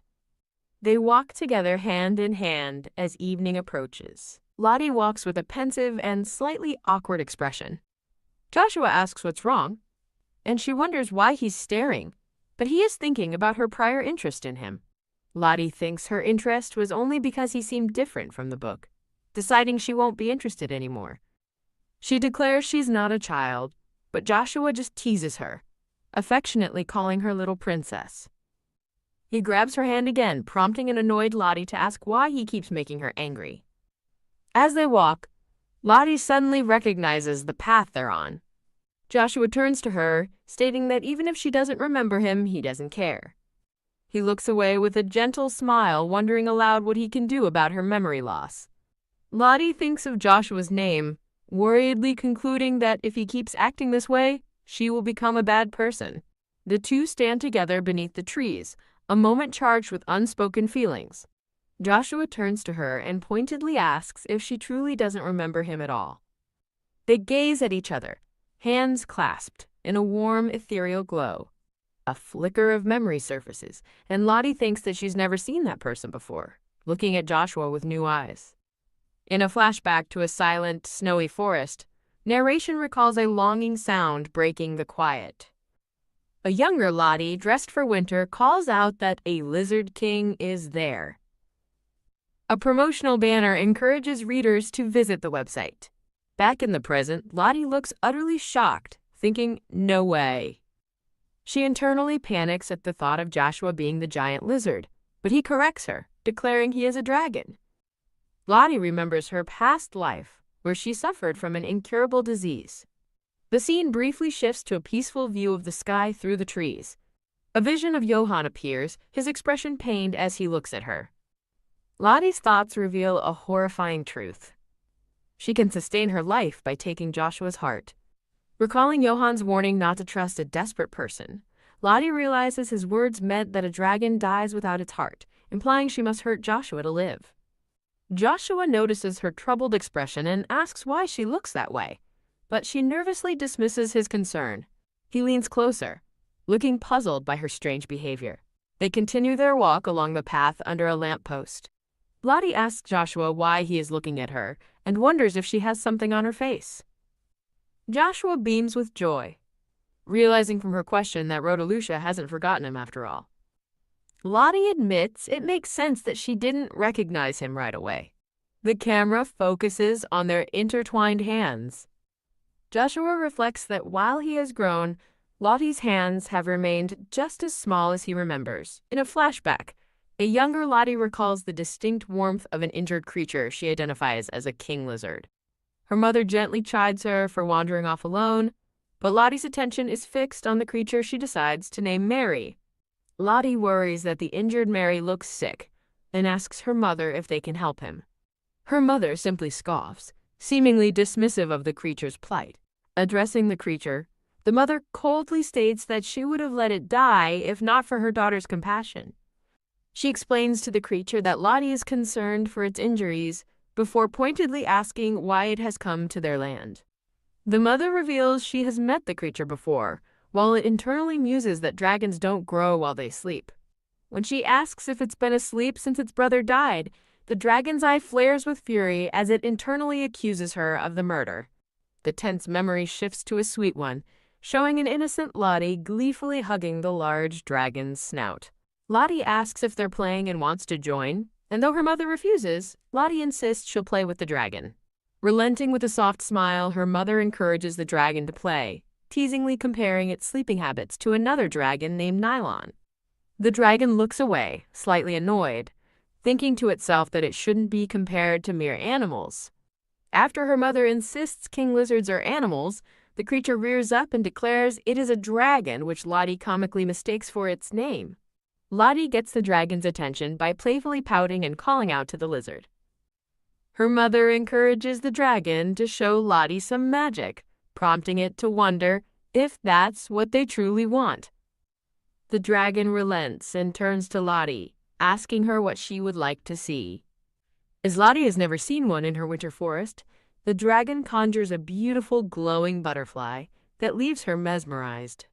As Lottie climbs happily onto the dragon's back, both her mother and the creature caution her to be careful. Lottie's mother watches the two of them play together with a fond, gentle expression. Joshua recalls how Lottie tenderly nursed his wounds with her own medicine until he was healed. Lottie playfully demands a thank you, proudly declaring that she was the one who applied his medicine every single day. When she mentions she can't leave the forest to see him again, the dragon promises that he will come to her instead. Lottie gives the dragon a sweet kiss on the snout as he asks Rhodalucia to remember his words. Back in the present, Joshua realizes he should head back, thinking that the Marquis and Dolores must be worried about him. A brief flashback shows a much younger Joshua, studying alone at a desk under the watchful eyes of his family and staff. Joshua reflects that after losing his brother, he fell into a long sleep that left him forgotten by most of the world. He recalls that after waking up, the child he met in the forest was the only new friend he made. The memory of a younger, happier Joshua smiling as he shakes hands with someone flashes through his mind. Lottie looks back at him, her expression dazed as she processes the sudden rush of shared memories. Lottie breaks the reverie by asking Joshua what he was thanking her for, leaving him momentarily flustered. Her mood brightens instantly as she spots two figures in the distance and joyfully exclaims, "Daddy!" Wah! Overcome with relief and happiness, Lottie runs toward her father with her arms outstretched. Damien sees his approaching daughter as a surprised Bihan looks on from beside him. Joshua gently admonishes Damien, asking him how he must have felt when his daughter went missing in a strange place for the first time. He admits that while he knew Lottie would be safe in the palace, he was still surprised when she disappeared without a word. Lottie looks down guiltily, apologizing for surprising everyone, and softly asks her father if he is angry. Damien gently pats her head, reassuring her that he isn't angry, only worried, and asks her not to do it again. Turning his attention to Joshua, Damien formally thanks him for finding Rhodalucia and for helping her previously. Joshua sees an opportunity, thinking to himself that this new connection is too valuable to simply let pass. Seizing the moment, Joshua cheerfully asks Damien if he can continue to visit Lottie, now that they are friends. Joshua beams, excitedly promising to visit their mansion more often, to which Damien coolly replies he will inform the servants. Both Lottie and Bihan stare in utter shock at the sudden and unexpected arrangement. At the Frobium mansion, an attendant announces to her lady that a guest is arriving. A woman named Veronica laughingly tells Lottie her visitor is here again, teasing that she doesn't even need to ask who it is. Lottie eagerly dashes off, calling back a cheerful goodbye to Veronica as she runs to meet her friend. Joshua became a fixture at the Frodium mansion. visiting so regularly that he would join Lottie for her lessons and come on his own. While relaxing in the garden, Joshua playfully asks Lottie what she's thinking, and she bluntly replies that he should stop coming. Joshua confidently points at her, declaring that she's lying and secretly loves playing with him. Lottie suggests Joshua should visit his own mansion for a change, but he simply replies that his father is too busy. Joshua asks if Lottie must go with the Duke, revealing he came alone, while she worries about getting her father's permission. Joshua rests his chin on his hand, musing that he understands her father is just being overprotective. He explains this is because the mansion is surrounded by a magical barrier. Lottie states there is no need for magic, unconcerned about not being able to use it for a while. Joshua looks slightly surprised by her casual acceptance. Analyzing a glowing magic circle, Joshua notes the barrier is looser than expected. It only forbids magic from outsiders, not residents. He concludes that anyone who uses magic within the barrier will automatically have tracking magic cast on them. Lottie finds the tracking magic excessive, but Joshua reassures her that it's probably not because of him. A worried Lottie asks if the barrier was already there before he arrived. She recalls her first day at the mansion when her mother's magic circle vanished and her father instantly appeared, having sensed the magic. Joshua is impressed, remarking that even a dedicated wizard family wouldn't have such a sophisticated setup from the beginning. Lottie questions why he doesn't have connections to wizards for his huge mansion, and Joshua concedes that she has a point. Thinking aloud, Joshua observes that the magical formulas look like they were created by a skilled student. He elaborates that the barrier is incredibly neat, unlike the messy ones made by people without proper skills. He turns to Lottie, confidently announcing that he thinks he can remove the barrier for her. Joshua beams with pride, promising to show her his magic again once he succeeds. Lottie grabs his hand, frantically telling him to stop, because she doesn't understand magic and fears what he's doing. As a carriage arrives in the background, Joshua announces that he has to leave. After he departs, Bihan approaches Lottie and asks if Joshua has gone back home. Bihan waves cheerfully in a brief, pleasant memory. Lottie confirms Joshua returned to Cyrus, then asks Bihan where he is heading. She expresses regret that he wasn't outside with them earlier. Bihan turns to her and bluntly asks if she dislikes Joshua. He voices his suspicion that Joshua is getting too close to her family, warning her that he doesn't seem like a good child. Lottie listens to his concerns with a thoughtful expression. She reaches out to him, asking if he's acting this way because she has become close to Joshua. Bihan is flustered by her direct question, unable to form a coherent reply. While Bihan stammers a denial, Lottie giggles, certain that she was right. She reassures him that she understands why he feels that way, and might even feel the same herself. Bihan looks on, still slightly embarrassed, as she continues to speak. Lottie playfully winks, declaring that if he became friends with Joshua and left her out, she would be even sulkier. Changing the subject, Bihan asks why she came to see him in the first place. An attendant informs Bihan that Joshua is waiting in the reception room, dismissing him as Lottie watches from a chair. Later, the attendant thanks Lottie for getting along so well with Joshua. Lottie nonchalantly replies that they are just playing together as friends. The attendant explains with a sad smile that Joshua was born very weak, and doctors predicted he wouldn't live long. She recalls her worry, explaining that he could hardly make friends even as he grew up. She reveals that since meeting Lottie, Joshua's health has improved so much that he's even started swordsmanship, leaving Lottie pensive. The attendant quickly dismisses her heavy talk, telling Lottie she is too small to understand and can leave first. As Lottie walks away, the light catches her shoe, and she wonders what truly happened. In the dark hallway, Lottie realizes with a start that the weak Joshua her father mentioned and the powerful one she knows are completely different. In a brightly lit room, a boy who looks like Joshua sits reading a book. Lottie enters the study, asking if his class is over since it ran late. As the boy turns, Lottie stands with her hands on her hips and demands to know where he went. Seeing his distinctly reptilian eyes, Lottie points accusingly and declares that he is not Joshua. She stands before him in the grand room and demands to know where the real Joshua is. The boy sits with his arms crossed, annoyed, insisting that he is Joshua, and asking if another one even exists. Lottie clenches her fist, firmly stating that the Joshua she knows is the friend she made.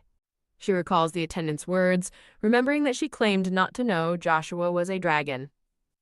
A textured background appears, with narration suggesting that Joshua, born to the teacher, was different for some unknown reason. The imposter Joshua reflects on the fake who has taken his place, coolly wondering if it's important. Lottie softly asks about the real Joshua, accepting that there must be a secret reason he can't tell her.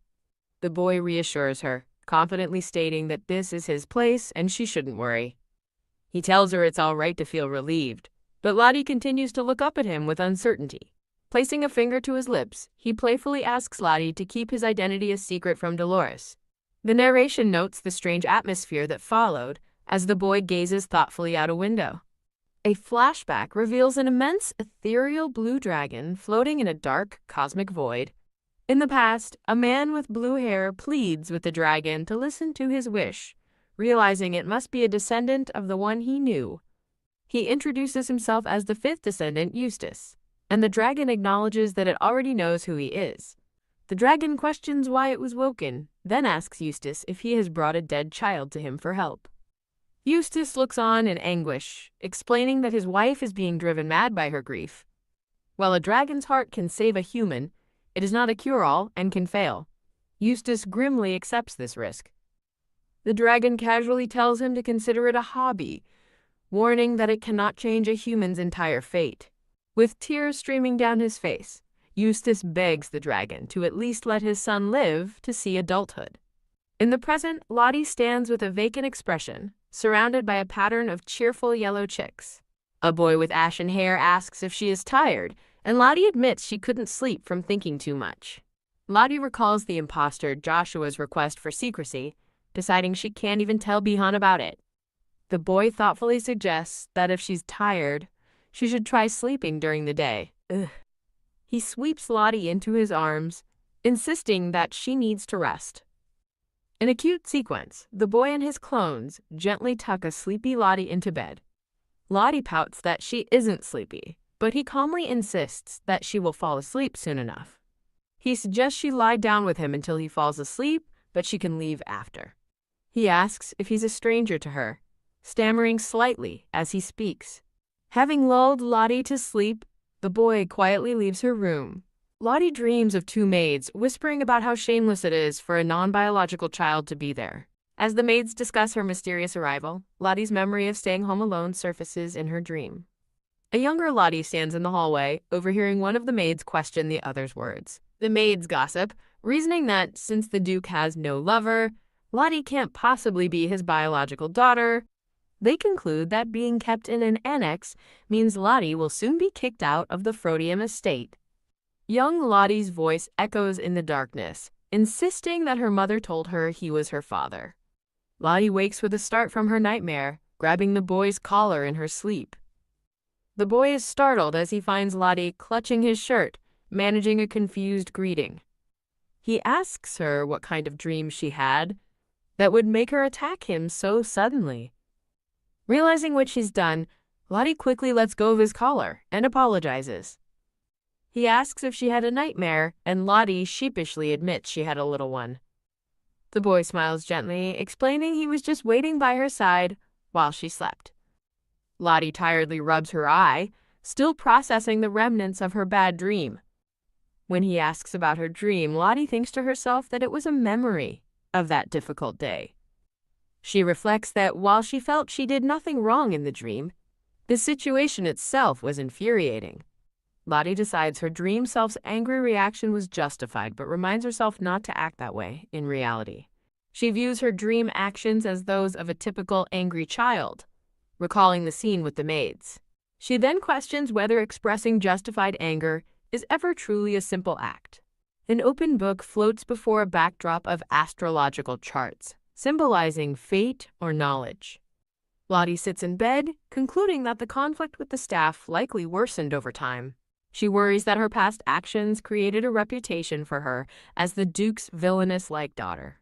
A memory flashes of a different girl with white hair, who is also the subject of servants' gossip. Thump. Back in the present, Joshua impatiently tells a pouting Lottie to stop being silly and play. Joshua playfully complains that he has to practice swordsmanship daily because of her, while Lottie notes it's been a while. Lottie playfully suggests that the Marquise intensified Joshua's training because of her. Joshua defensively denies this, boasting that his training was increased because he is particularly outstanding. Lottie teases him, saying if he's so good, he should know how to perform moderately well sometimes.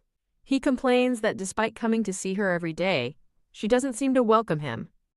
Joshua presses further, asking if she isn't happy to see him and wishing she would be warmer. He looks away sadly, announcing that he won't be able to visit as often anymore. Surprised, Lottie asks if it will suddenly be difficult to see him starting next year. Joshua leans back, explaining it's not a sudden decision and has been settled for a while. He reveals that Dolores is sending him to the academy, leaving Lottie stunned. The news of the academy hits Lottie with a jolt of realization. Narration describes the academy as a dream destination for noble children aged 9 to 11. Admission is exclusive, requiring either a high title or immense wealth. It is explained that surpassing these requirements with outstanding talent is another way in, making it natural for Joshua, son of Marquis Cyrus, to attend. A portrait of Joshua holding a sword is displayed under the family name Cyrus. Lottie stares in disbelief, realizing she had completely forgotten about this part of the story.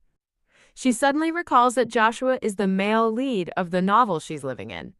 She knows that at the academy he is destined to meet the heroine, Dahlia, and the story will proceed as written. Composing herself, Lottie quietly acknowledges his upcoming departure for the academy. She forces a cheerful expression, saying it's great and he must have many preparations to make. Lottie points out that since he dislikes trouble, dealing with so many people must be difficult for him. Unimpressed by her mundane reaction, Joshua asks if that's all she has to say. Lottie tries to downplay the separation, noting that semesters are short and he will still be at Cyrus often. Joshua looks hurt, questioning if that is truly her only reaction to them being unable to see each other as often. The scene transitions with a view of a soft, cloud-filled sky at dusk. Lying in her bed later, Lottie admits to herself that she honestly hopes he doesn't go to the academy. She worries that if Joshua leaves, she will be left with no friends at all. With newfound resolve, she hops off the bed, declaring that she has made a decision. Lottie stands proudly, surrounded by a floral aura, and announces her intention to go to the academy too. Her father gives a stern, one-word answer: no. Lottie whines, pleading with her father and insisting she wants to go to school. He counters her excitement about meeting people by stating she can do so after her debut. She reflects that her father has never been so firm in his refusal before, Lottie argues, confused as to why he's stopping her when the academy would surely accept Frodium's daughter. Her father turns his back on her, definitively stating that she is not allowed to leave Frodium. Defeated, Lottie stomps away, irritably announcing her departure from the room. As she leaves, a man with red hair wishes her a nice day and she awkwardly greets him as Bellant. Bellant chuckles to himself, commenting on Lottie's clumsy exit.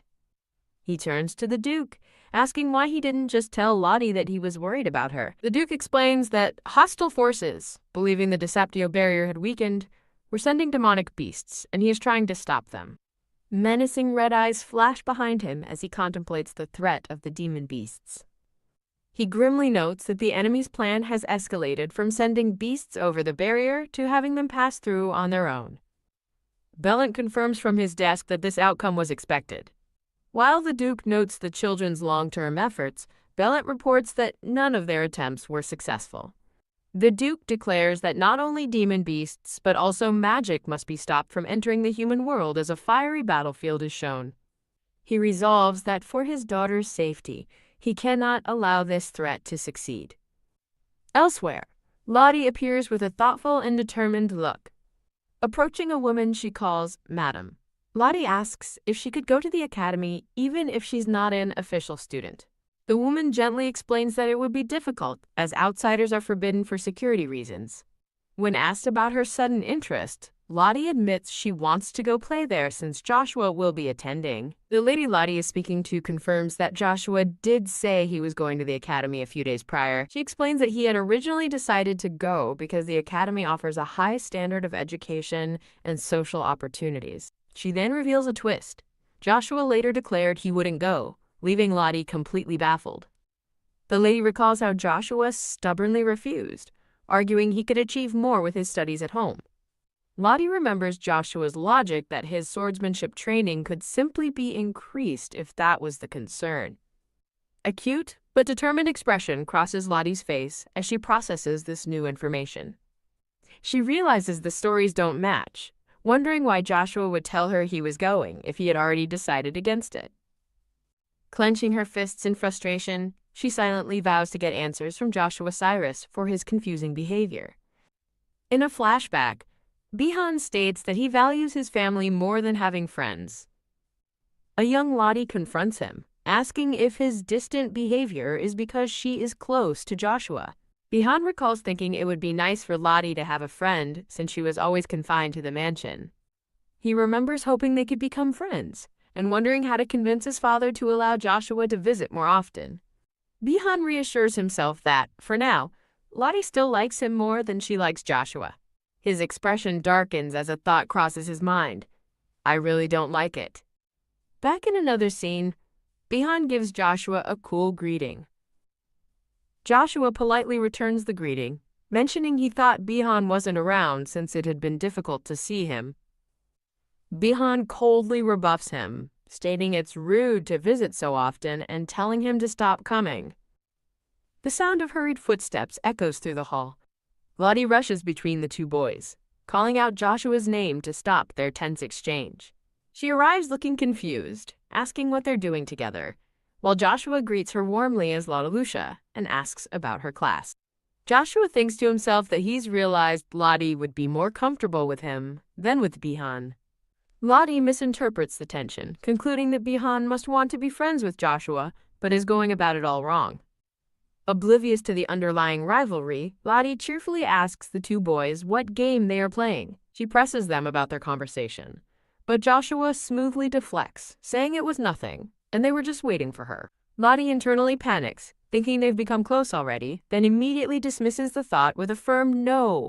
Joshua presents a strawberry cake, explaining he brought it for her, and Lottie gasps in delight.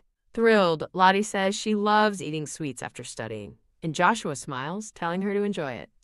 An attendant interrupts to inform Bihan that Sir Damien is calling for him. Joshua asks what's wrong with Bihan, and Lottie whispers that she thinks he wanted to be friends with him. Lottie asks Joshua why he was in such a rush earlier, then realizes she'd forgotten all about it because of the cake. With renewed purpose, Lottie angrily confronts Joshua, demanding to know why he lied to her about the academy. A genuinely confused Joshua asks her what she's talking about as they stand in a sunlit garden. Lottie explains that the lady told her he had decided not to go, and she demands to know why he told her the opposite. Joshua looks on, his expression shifting as he listens to her accusation. Joshua breaks into a wide, triumphant smile. Lottie is taken aback, utterly confused by his cheerful reaction to being caught in a lie. He leans in, admitting he's glad she was surprised, then teasingly asks if it's because she doesn't want him to leave her. Smiling, Joshua clarifies that it wasn't a complete lie, as Dolores did initially decide to send him to the academy. Lottie argues that he's just teasing her, leading to a playful quarrel before he apologizes with a laugh. Joshua gently pokes her cheek, asking if she's happy now that he's not going. Lottie yells that it's not good at all, while Joshua laughs, pleased that his hunch about her feelings was correct. As night falls, narration ominously reveals that another person will be coming to the academy soon. In a different scene, Lottie gives Bihan a tight hug. An attendant proudly announces that Bihan has received a certificate of admission as the best freshman, while Lottie sobs into his shoulder. Lottie tearfully begs Bihan not to go, worried that if he leaves, she'll only have Joshua to play with. She questions why he needs to go to the academy when he's already so brilliant at everything. Bihan gently comforts her, explaining that her father might want to form future partnerships with people from the academy. The attendant adds that to inherit the throne, Bihan must strive to become even better. Lottie asks if he'd still have to go if she became a duke, and he sweetly replies that he'd have even more reason to go, to serve her better. A gentle hand pats Lottie's head as she closes her eyes. Bihan hugs Lottie, promising to return during his holiday. An attendant announces the wagon is ready, and Lottie's father nods, saying he will be right out. Dressed in a formal red and white uniform, the Duke gazes out a sunlit window. With a determined look, he decides he must leave immediately. Lottie appears, asking where her father is going and correctly guessing the palace. The Duke notices her puffy eyes, and Lottie admits it's because she cried so much last night. Noting her runny nose as well, he kneels to help her, while Lottie looks glum. He reflects on how upset she was, crying all night simply because Bihan is moving to the academy. He recalls that Belant was also very worried, wondering how to cheer her up, but Lottie insists she's feeling better now. Lottie asks if he absolutely has to go to the palace, and he confirms it is for business. She questions why he goes so frequently, asking if the emperor knows his weakness. He cryptically explains that while the emperor doesn't know his weakness, the situation is similar to that. The Duke reveals that without this leverage, a man from the demon tribe like him could never have inherited the ducal position. Lottie proudly says she knew, recalling that the previous Duke asked him to take over the family's administration. Smiling, he clarifies that was merely his chance, as inheriting the title is not so simple. He explains that since they can't get everything they want, he made a treaty with the emperor. Instead of inheriting the throne, he swore an oath of loyalty to the royal family. He explains the Protean family's long and vital history in maintaining the empire's dominance. However, he reveals that the family has long been hiding the existence of the demon tribe. If the emperor were to expose his identity and the family's secret, the House of Protean would collapse. The Duke grimly states their reputation would be erased, and they would become hated enemies of the empire. Lottie listens with a somber expression, absorbing the heavy truth. Looking up at her father, Lottie says with certainty that he really loves Protean. He gazes down at his daughter, his expression serious. A faint smile appears as he quietly agrees with her. Lottie perceptively notes the paradox. Swearing loyalty to protect Protean has made everything he loves a target. Calling his little daughter thoughtful, the Duke pulls her into a hug, adding that the emperor remains afraid of him. He calls this fear good news, as people imagine the demon tribe to be inhumanely bloodthirsty monsters. Cradling Lottie, he confesses that just hiding his secret is exhausting, and having more weaknesses would be unbearable. With a gentle, reassuring smile, he promises that he will be back soon. A grand white carriage departs, bathed in golden sunlight. Deciding to play ball with Bihan, Lottie walks through the hall alone now that her father has left. Lottie finds Bihan with a woman named Veronica, asking where they are going in their nice outfits. Veronica smiles, explaining that she's going shopping to prepare for Bihan's admission day at school. Intrigued, Lottie eagerly asks to join them on their shopping trip. The scene shifts to a picturesque street lined with colorful shops.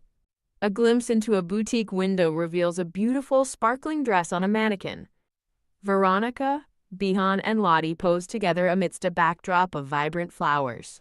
Lottie looks around the town, remarking that everything feels strange since she's only visited twice. Standing with Bihan, she wonders aloud what they should buy first. Veronica reveals a very long shopping list, stating they have to buy everything on it today.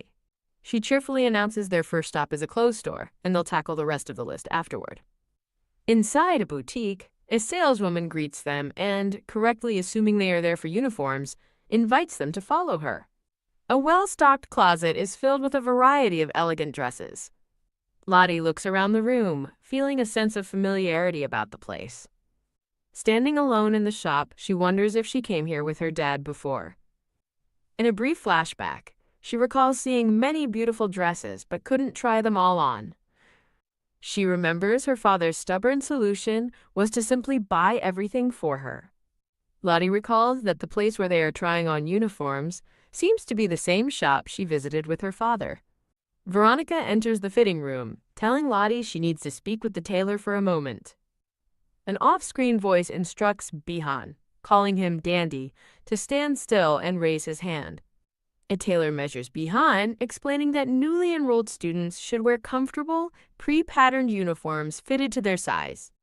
She continues to adjust his outfit, warning that a uniform that's too loose is both inconvenient and unattractive. Holding a notepad, the tailor remarks that many young noble sons will be attending the academy this season.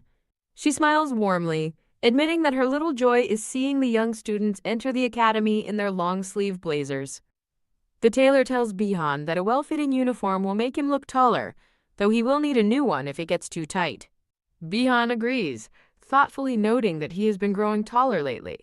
3 young noble girls peek from behind a curtain, watching Bihan with fascination.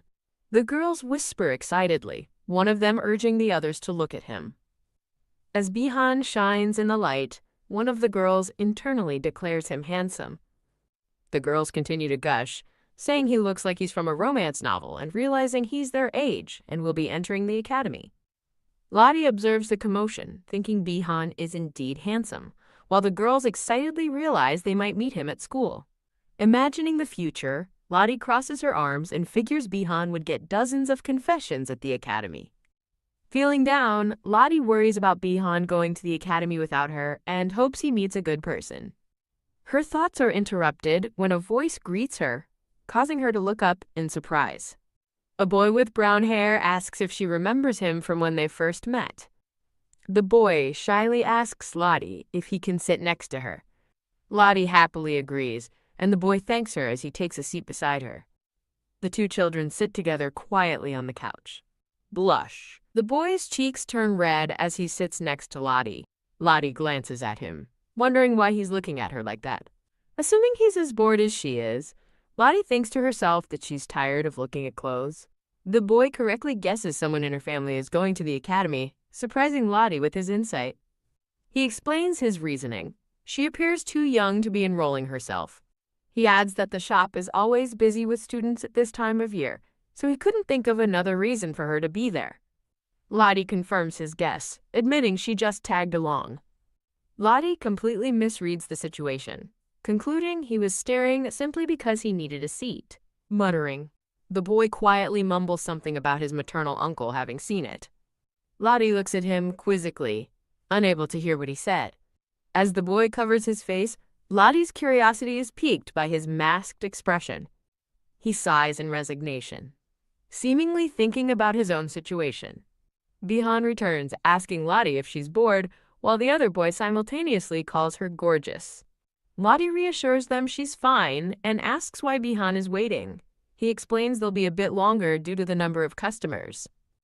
Bihan smiles gently at Lottie, telling her to come back to him and call if anything happens.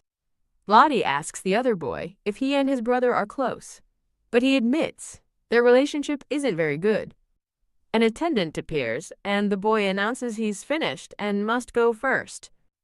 Blushing and flustered, the boy waves goodbye, promising to see her at the academy. He rushes off before Lottie can say anything, leaving her watching him go.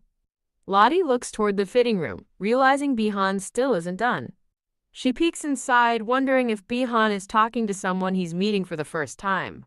A blonde-haired girl cheerfully asks Bihan his name, hoping they might meet at the entrance ceremony. With a neutral expression, Bihan plainly states his name. Startled, the girl recognizes him as Prince Bihan and eagerly hopes they'll be in the same class. Coldly, Bihan shuts her down, stating it's too early to discuss such things since school hasn't even started. He turns to leave, informing her that the staff will notify him about his order. Lottie watches this exchange with a worried expression, wondering why he's acting so cold. Arms crossed, Lottie resolves to say something, feeling that as his family, she can't accept his rude attitude. As a man steps forward, Lottie wonders who he is. A man with a mustache grandly introduces himself to Princess Proteum. Interrupted by the noise, Veronica and the tailor question the mention of Proteum. The man asks Lottie if the Duke is coming, and she explains she's there for her brother's uniform fitting. Unable to stand the tense atmosphere, Lottie announces she's going out for fresh air and rushes away. Panting, Lottie runs through the town streets. Whew. She stops outside, catching her breath and feeling alive again. Deciding she wants to look at the building for a bit, Lottie's curiosity is piqued. She spots a groggy-looking girl with white hair, worrying that she's hurt and about to fall. Just as she feared, Lottie watches the girl lose her balance and fall. Lottie rushes to the girl, kindly offering her hand to help her up. The girl looks up and quietly thanks her. She looks at Lottie with wide eyes, remarking on what a kind person she is. A pink-haired girl gazes lovingly at a man in a formal red uniform. The white-haired girl again marvels at Lottie's kindness for helping her. The girl wonders aloud if Lottie is just like her own mother. Lottie privately notes the girl shares her mother's hair and eye color, looking young enough to be her. However, she reflects that her own mother doesn't have such cold, distant features. She remembers her mother's smile, which is as warm as summer. The girl takes Lottie's offered hand, confirming she wasn't hurt in the fall. Lottie asks why she's being stared at, but the girl dismisses it as nothing. Lottie contrasts the girl's stoic demeanor with her own mother's variety of expressions. The girl asks if Lottie needs help, but Lottie replies that she is fine. Lottie smiles, cheerfully saying how lucky that is. The two girls hold hands. They stand facing each other, a quiet connection forming between them. The white-haired girl seems startled by something. She internally questions why she feels compelled to act this way. A woman nearby worries, wondering where her child suddenly disappeared to. The woman calls out for someone named Dahlia, and Lottie realizes she is standing right in front of her. Thumping. Lottie's heart pounds as her eyes widen in shock. Dahlia explains that her mother is calling and she has to go, thanking Lottie one last time. Dahlia turns and answers her mother's call. Lottie is stunned, realizing that Dahlia is the name of the heroine from the book. She recalls the story. Dahlia is the doll-like adopted daughter who will replace her after she dies. She remembers the book clarified Dahlia has a cold, emotionless face but a warm heart that attracts everyone. The story also mentioned that Dahlia had always been seen around the Proteum estate before her adoption. Lottie recalls that after her book counterpart died, her father offered to adopt Dahlia, needing a child. In the story, the Duke explained to Dahlia that he needed an heir and the arrangement would benefit her. It was a life-changing opportunity for Dahlia to rise from a poor viscount's daughter to a princess. Lottie remembers her father looking sincerely sorry during his offer in the book. The narration reveals it was the family of Viscount Lopez who brought Dahlia to the Duke's mansion. A shadowy figure tells Dahlia to go back, but she stands her ground. In the story, Dahlia was essentially sold to the ducal family. Despite being in a strange place, she quickly adapted to her new life at Proteum. It was as if she had been prepared for this role all along. Lottie remembers the book's harsh comparison. While the original princess died and was deemed evil, Dahlia lived on, seen as a gentle and dignified goddess. The story concluded that it was inevitable for everyone in the mansion to fall in love with Dahlia. Staring after the departing girl, Lottie is certain she has just met Dahlia from the book. A woman arrives and gently chides Dahlia for wandering off, and Dahlia apologizes for making her worry. The woman clutches her chest in relief, prompting Dahlia to ask if her mother has a headache. Dahlia calmly reassures her mother that she is only a little dizzy and will be fine. The woman gently insists Dahlia tell her if she's in pain. Dahlia promises not to worry her. Lottie recalls a crucial detail. In the story, Dahlia was abused by the Lopez family. She watches them go, noting their affectionate relationship seems to completely contradict the book's narrative. Doubts fill Lottie's mind as she wonders if this is simply a different person with the same name.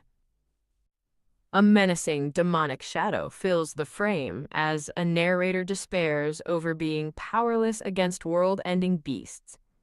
Veronica finds Lottie standing outside, announcing that she had come looking for her. Veronica smiles brightly, explaining that she's here to help Lottie try on new dresses and browse catalogs. Bihan appears and apologizes for the long wait, asking if they should head to another store. Lottie's thoughts return to the earlier scene, questioning why Bihan behaved so coldly toward the other girl. Lottie asks Bihan what happened just now, and he seems surprised that she witnessed his interaction, mumbling. Lottie mutters to herself that while a girl seemed interested in Bihan, he was as cold as the wind. Veronica smiles knowingly, telling Lottie that Bihan is only ever gentle when he is with her. Bihan promises to listen if Lottie tells him to be kinder, but she worries he'll struggle to make friends. Grouse. At a new shop, Lottie tells the others she is going to buy a notebook and some ink.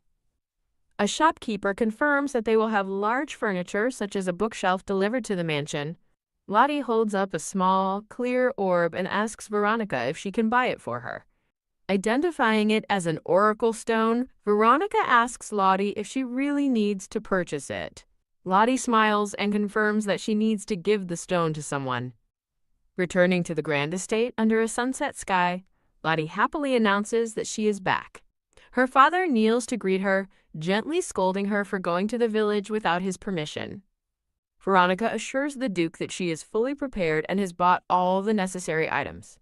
As her father looks thoughtfully out the window, Lottie prepares to make a request. Lottie interrupts him, announcing that she has a favor to ask. A small child with peach-colored hair reaches out to tug on someone's sleeve, asking for their attention. Her father turns his attention to her, calmly asking what she needs from him. Faltering and hesitating, Lottie nervously insists that she doesn't hate studying and actually likes her teacher. Glitter. With shining eyes, Lottie asks her father if she can take a break from school for a while. Her father smiles warmly, stating he will grant any of her requests, but must first hear her reason. Lottie explains that she feels sorry for Bihan and wants to spend time with him before he leaves. She formally asks for permission to take days off from her studies until Bihan goes to the academy. She hesitates, thinking that if she keeps worrying, she won't be able to concentrate on her lessons anyway. Her father playfully questions if she's threatening him with her inability to study, which she quickly denies. He smiles and agrees to give her time off, promising to inform a man named Cyrus tomorrow. Lottie joyfully thanks her dad and excitedly runs away. Veronica comments that Lottie will miss Bihan, but reminds the Duke it isn't as if he will never return.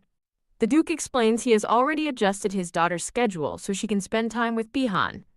He reflects that it might be better if the boy who often visits doesn't come by for a while.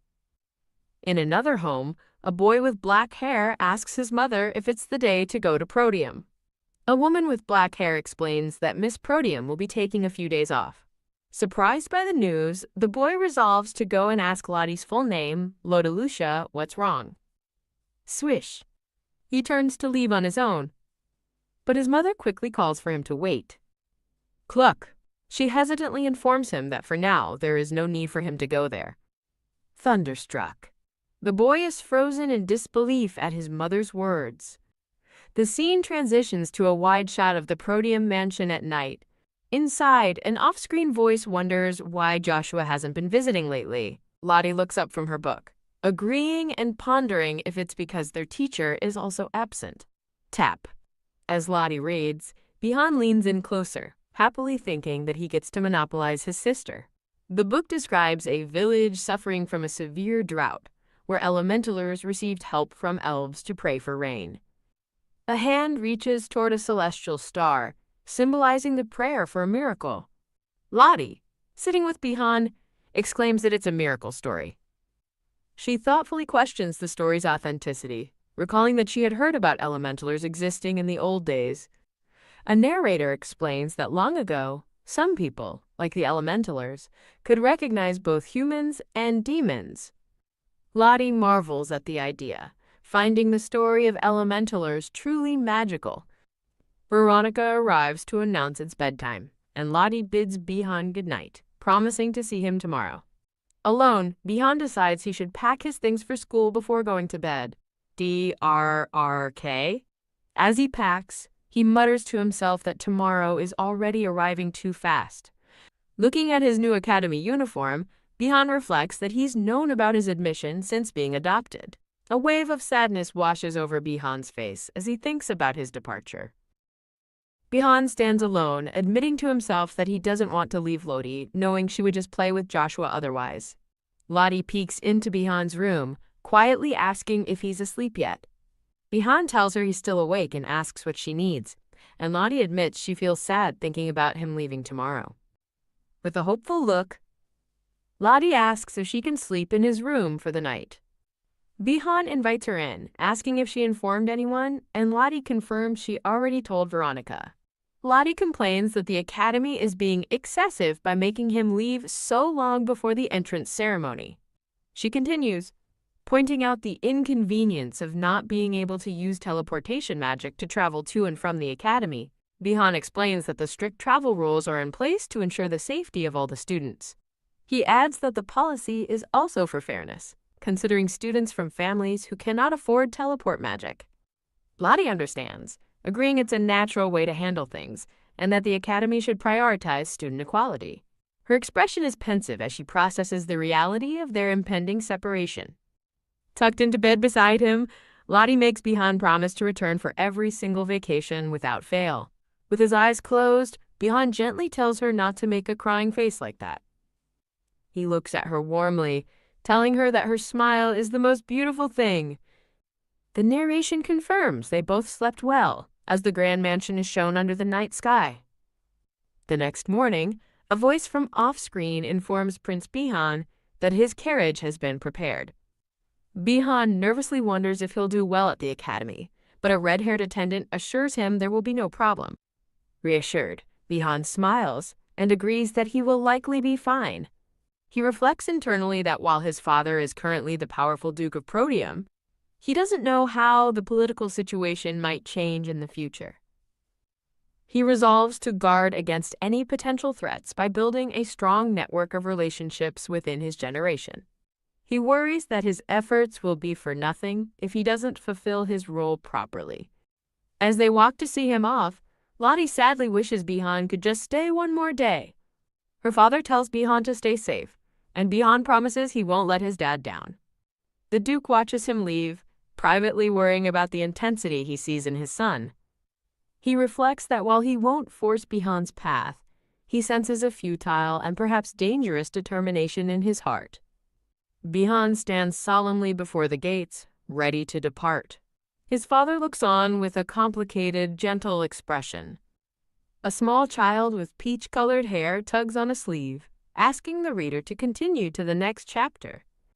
As Bihan stands poised to leave, his father's thoughts about his son's futile determination linger in the air. The Duke watches his son with a warm but concerned look, the sunlight dappling through the trees.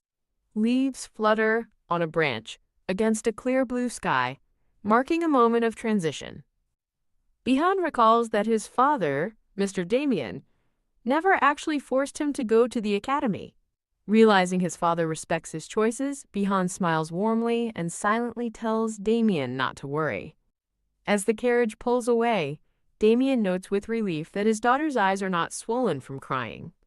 Lottie puffs out her cheeks, asking if he thinks she cries all the time, determined to smile for Bihan's sake. Damien laughs, telling her she's so proud, but Lottie insists he not tease her. He praises her for her composure, explaining that she did a good job not making their guest feel awkward. Lottie asks her father which guest he is referring to, and Damien reminds her she took time off for Bihan. Thunderstruck, Lottie freezes in shock as her father announces that her lessons will resume today. From the mansion, Lottie's indignant cry of, "What the hell?" echoes into the sky. In a study, a voice asks if it's true that the prince has already left for the academy. A teacher suggests Lottie must be sad, but Lottie resolves to be strong like Bihan was. Pleased with her determination, the teacher smiles and prepares to begin their studies. Lottie looks up attentively and asks about the book she was assigned to read. The teacher presents a magically glowing book, revealing that it features elementalers. She explains that the book, written by elves long ago, mentions countries that no longer exist. The lesson continues, explaining that the number of elementalers has declined over time for unknown reasons. The narration elaborates that without the proper lineage, it is impossible to hear the voices of the elves. Lottie thoughtfully connects this to the gradual disappearance of demonic beasts and the demon race. Her thoughts are interrupted as she glances outside, noticing an unfamiliar carriage. As the day's lesson concludes, the teacher praises Lottie for her hard work. The teacher notes Joshua's absence, and a surprised Lottie immediately asks if he is sick. With a slightly strained expression, the teacher explains that Joshua simply wanted to stay home today. Lottie stands alone in a grand, shadowed hall, quietly processing the information about Joshua. Later, Lottie complains to a lady-in-waiting that the Prince of Cyrus, Joshua, has stopped visiting. She points out that he even missed a class day, which is unusual since he always follows the teacher. The lady-in-waiting smiles knowingly and playfully asks Lottie if Joshua is mad at her. Confused, Lottie asks what she means, and the woman reminds her of her request to spend time with Bihan. She reveals that Damien sent a letter directly to the Cyrus estate, requesting that the prince not visit for a while. Understanding the situation, Lottie accepts it, saying that it's okay. The scene transitions, showing the grand mansion on a bright, sunny day. At another residence, a voice offers a white cat named Mia a ball of wool she likes. Joshua stands with his face in shadow, stating that he told him not to go to the mansion. Grip? Fuming, Joshua thinks to himself that his small joke resulted in immediate and annoying revenge.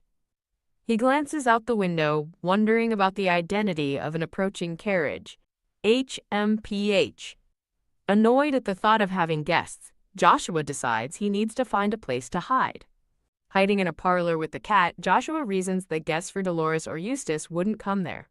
His reptilian eye scans the room as he wonders what kind of guest would come to this specific area. Whip. The white cat suddenly turns and walks away with purpose. A young girl in an elegant dress greets the cat, calling her Mew Mew. Joshua is stunned to see Lucia, who cheerfully greets him after he calls her name. Flustered, Joshua asks why she came to Cyrus and wonders how she found him there. Cuddling Mew Mew, Lottie teases him, noting his dislike of guests is the same as her first visit. Joshua asks if she came by herself, but Lottie explains she came with Veronica at her father's insistence. HMPH. Crossing his arms, Joshua pointedly asks why she came after telling him to stay away. Lottie explains it was her father's request, not hers, though Joshua dismisses her excuse internally. Eagerly, Lottie rummages through her belongings, announcing that she even brought him gifts. Joshua scoffs haughtily, declaring that as a dragon, he can't be bribed with presents.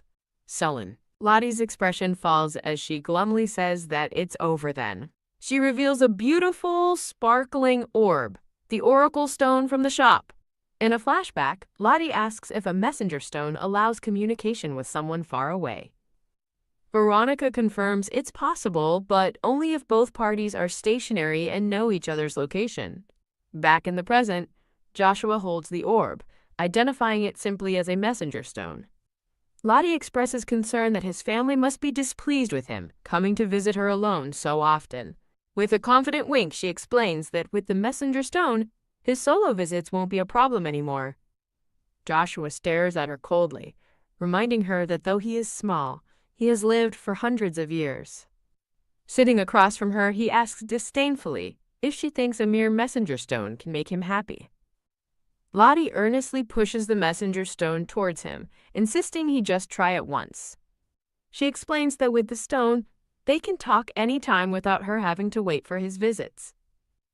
Joshua looks away, quietly processing her thoughtful and practical reasoning. The focus shifts to Lottie's elegant dress and determined posture. With a bright, hopeful expression, she declares her simple wish to give him the message stone. A different child with orange hair appears, asking the reader to continue to the next chapter. Internally, Joshua smirks, concluding that Lucia clearly can't manage without him. He formally accepts the messenger stone with a thank you, much to Lottie's surprise. Joshua explains that his mansion has no toys, since he is a dragon, which Lottie finds boring. Changing tactics, Lottie asks if he at least has paper and colored pencils. The two now sit together at a table, quietly drawing side by side. Joshua glances over at Lottie, a thoughtful expression on his face. Lottie explains that a woman named Arcelia takes the best care of her and even told the other maids to treat her well. She recalls in a flashback how the other maids ostracized her, viewing her as a nuisance. Joshua listens with a concerned expression, remarking that the maids were the same with him. Lottie confirms sadly that the maids at her mansion also disliked her. Surprised by the similarity in their experiences, Joshua asks if that's really true. The narration notes that Lottie is drawing a picture of Arcelia. Changing the subject, Joshua asks if she has been out of the woods for long, and Lottie confirms she has. Joshua falls silent, his expression turning serious as he pauses. Flinch. Lottie freezes as he suddenly asks if she knows how she was able to leave the woods. Lottie admits she didn't understand what her mother meant at the time. She reassures him that it's okay now with her father there, though she still misses her mother. Joshua suggests that if she needs a mother, her father could simply find her a stepmother. Lottie counters that it doesn't matter, as a stepmother would still be family. She asks Joshua if he would feel the same if a new mother figure appeared for him. Joshua dismisses the idea, explaining dragons are independent. Lottie decides to drop the topic of mothers with him. Curious, Lottie realizes she knows nothing about his family and asks what kind of dragons they are. Joshua looks away wistfully, revealing that he used to have a brother. In a flashback, Lottie remembers a huge dragon and asks if his brother is as big as he is now. He confirms his brother is much bigger. His expression saddens as he quietly admits that he can't see his brother anymore. Joshua tries to act nonchalant, questioning how many times one can expect to meet a dragon, but Lottie looks unconvinced. He forces a small smile, agreeing with his own rhetorical question.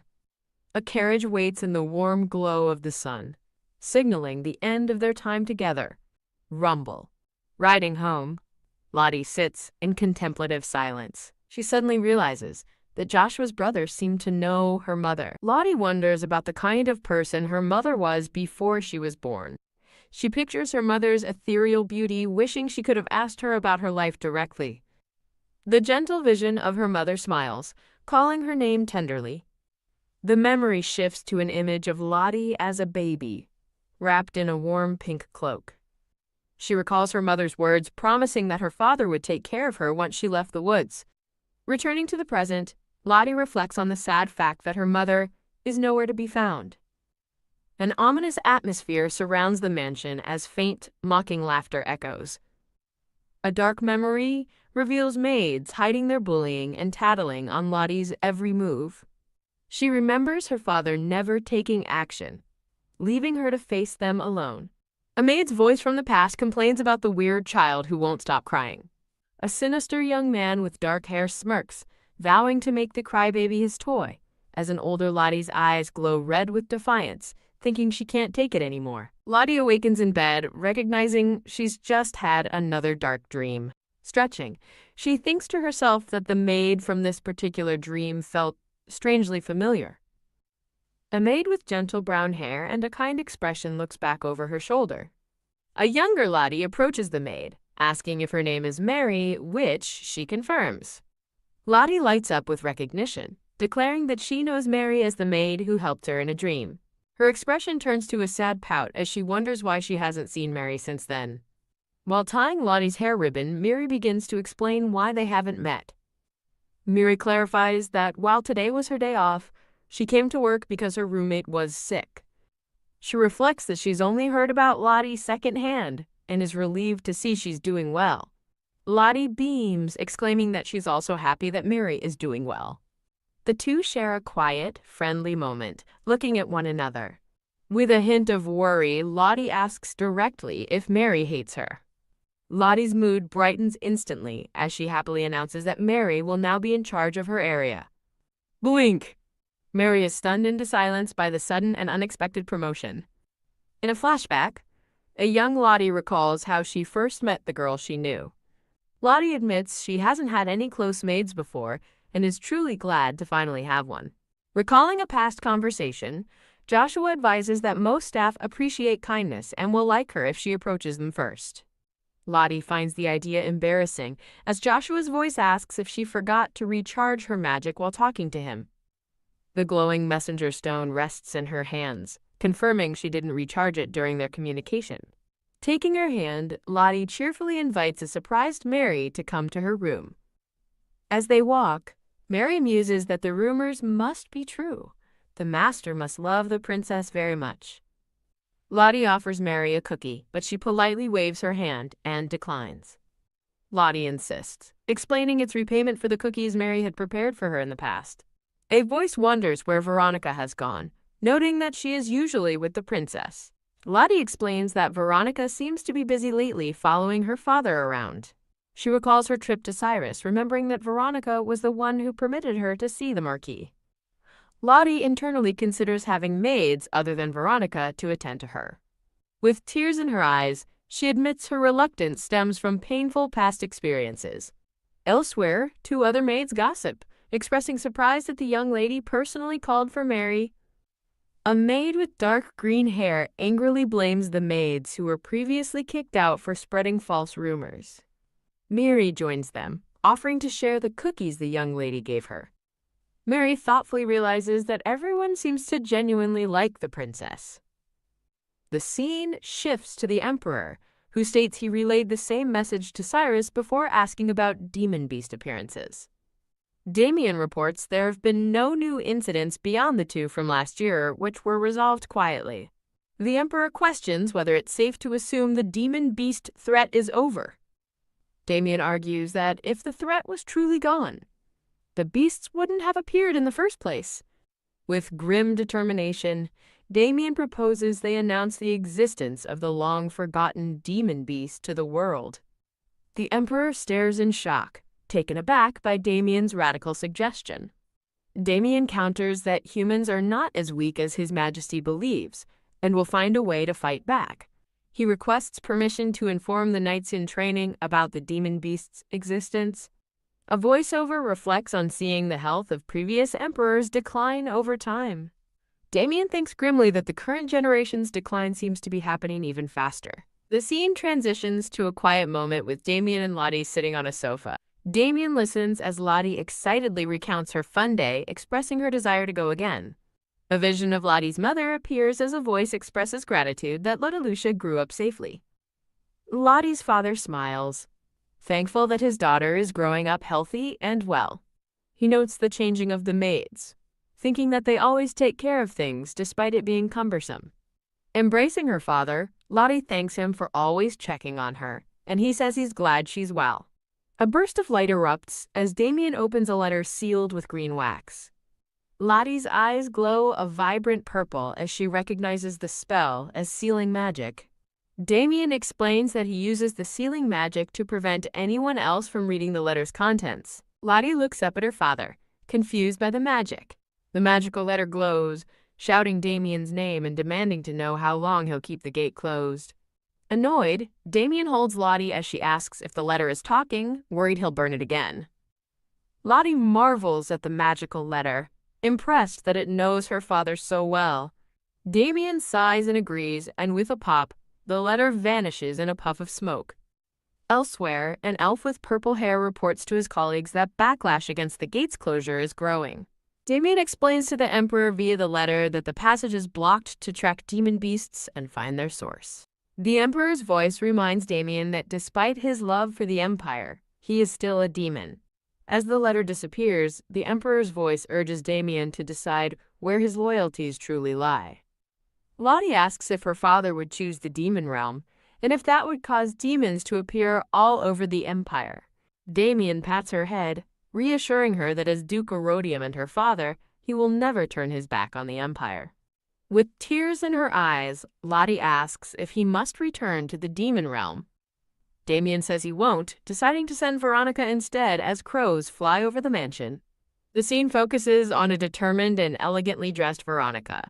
Veronica questions Damien in his office about a visit to Auditus, which he dismisses as unnecessary. She reports that while reopening the gate has eased tensions, hostile demons might still attack. Veronica privately wonders whose side Damien will take if the Empire and Demon Realm become enemies. Damien states his goal is to reconcile the two realms, though he doubts it will happen. Veronica tells Damien that if she had to choose, she would side with the demon realm, as it is her home. She confesses her only concern is that the young lady, Lottie, is a human being. An attendant bursts in calling for the master. Damien turns to ask what happened. The attendant urgently reports that the princess is asking for a doctor, leaving Damien stunned. Rushing through the halls, Damien berates himself for being so careless with her. He worries over Lottalucia, remembering that as a human, she is weak by nature.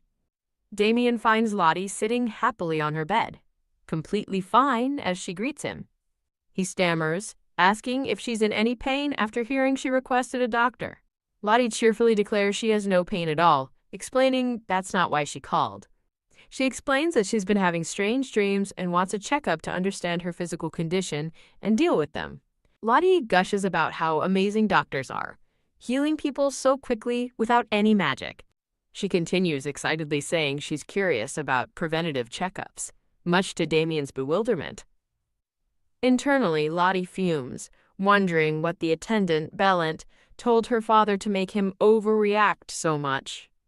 After leaving her room, Damien stands in the hall, resolved to call a doctor immediately. A dark thought crosses his mind as he recalls the worst of those who have departed from his life. Lottie, dressed in a cute outfit with cat ears, innocently wonders what to do. A close-up shows Damien's foot as he curses his situation under his breath. In bed, Lottie wonders if her request was really that surprising, as Damien thinks he should have ended things out of responsibility. Lottie sits up in bed, calling out to her father and asking what he is doing. Damien announces he will be very busy today as he leads a confused Lottie toward a shimmering portal. Lottie stands quietly beside a woman in a formal black dress. A woman with light, sandy hair looks on in surprise, questioning Damien's actions.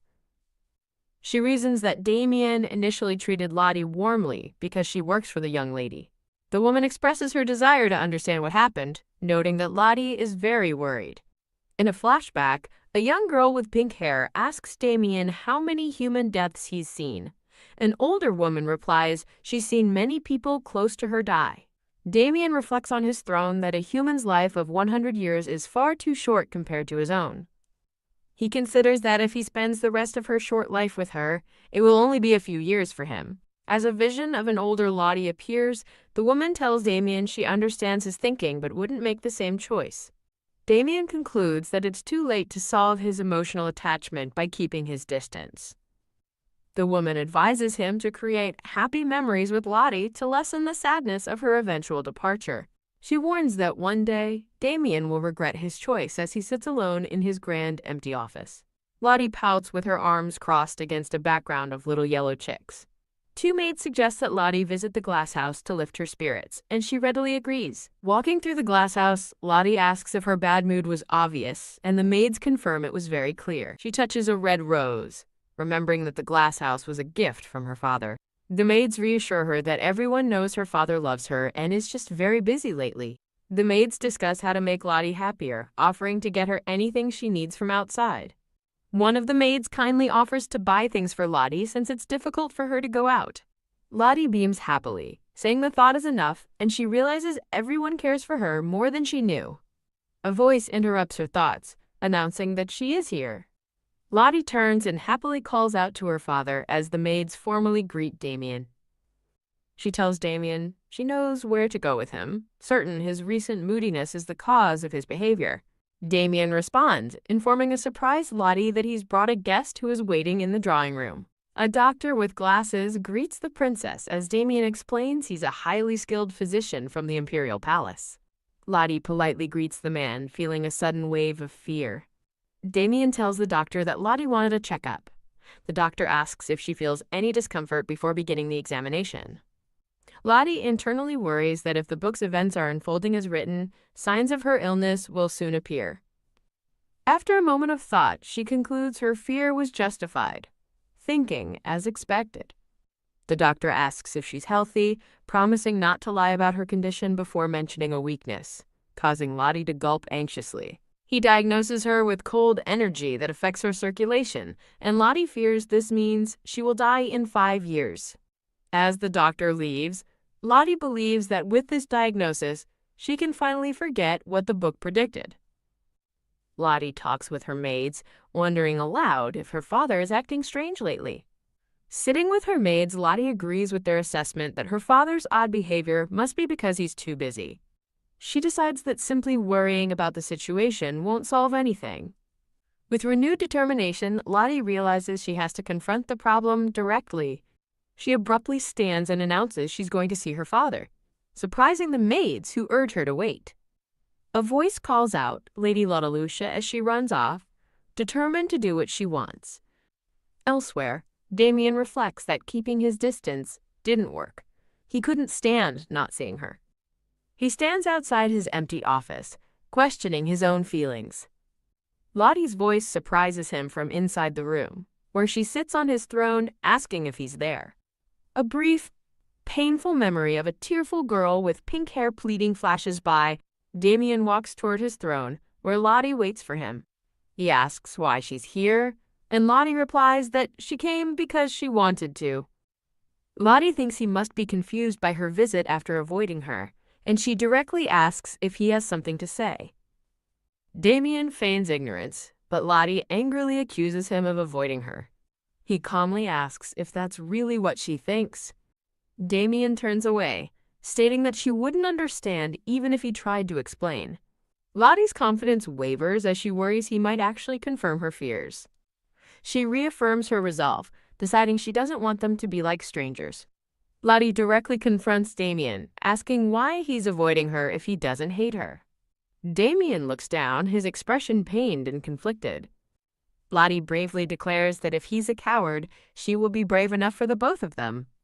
Damien looks at her tiredly, asking if she intends to keep pushing the issue. Staring at the closed door, Lottie calls her dad a coward, but tells him not to take too long to come back. Joshua asks Lottie if she and the Duke aren't currently speaking. Lottie explains that her dad is the one avoiding her and has been acting strangely.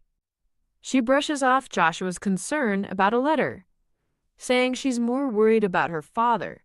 Joshua thinks the letter's sender must be upset.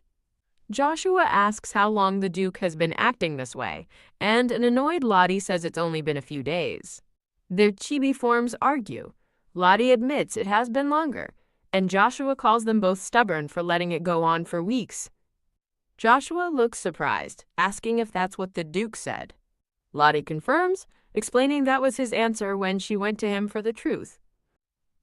Joshua tries to reassure Lottie, reasoning that since the Duke is human, he couldn't have meant what she thinks he did. Lottie sits alone, gravely reflecting that even if she lives a long life, she'll die before her immortal father as she lacks demonic power. She wonders with dread if she is destined to make her father experience the pain of another family death. Smack. Joshua taps Lottie's forehead to get her attention, asking what she's thinking about so hard and calling her a dummy when she complains. Lottie asks Joshua if he feels the same way about loss, and he hesitates before answering. She admits that because she's still young, she hasn't had to experience anything like that yet. In the grand sitting room, Lottie decides not to worry about it, as this is the first time she's gotten so close to anyone. An unseen maid calls out to Lottie, reminding her that it's time to get ready for bed. Veronica approaches with a look of concern, asking if something has happened. Pout. Lottie turns away, her expression sullen amid a backdrop of flowers. Hug. As Veronica embraces her, Lottie finally asks why her dad has been avoiding her. Veronica asks what Damien told her, and Lottie tearfully reveals he called himself a coward. Veronica gently holds Lottie's head, comforting her as she listens. Lottie explains that her father must have been 1,000 times sadder than she was, concluding that his immense grief is why he's acting like a coward.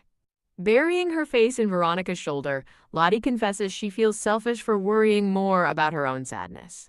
When Lottie asks if she's a bad person, Veronica replies that demons are much worse, as a monstrous shadow appears behind her. Lottie sweetly declares she likes Veronica, who reciprocates the sentiment, saying she wants to be a good person for Lottie.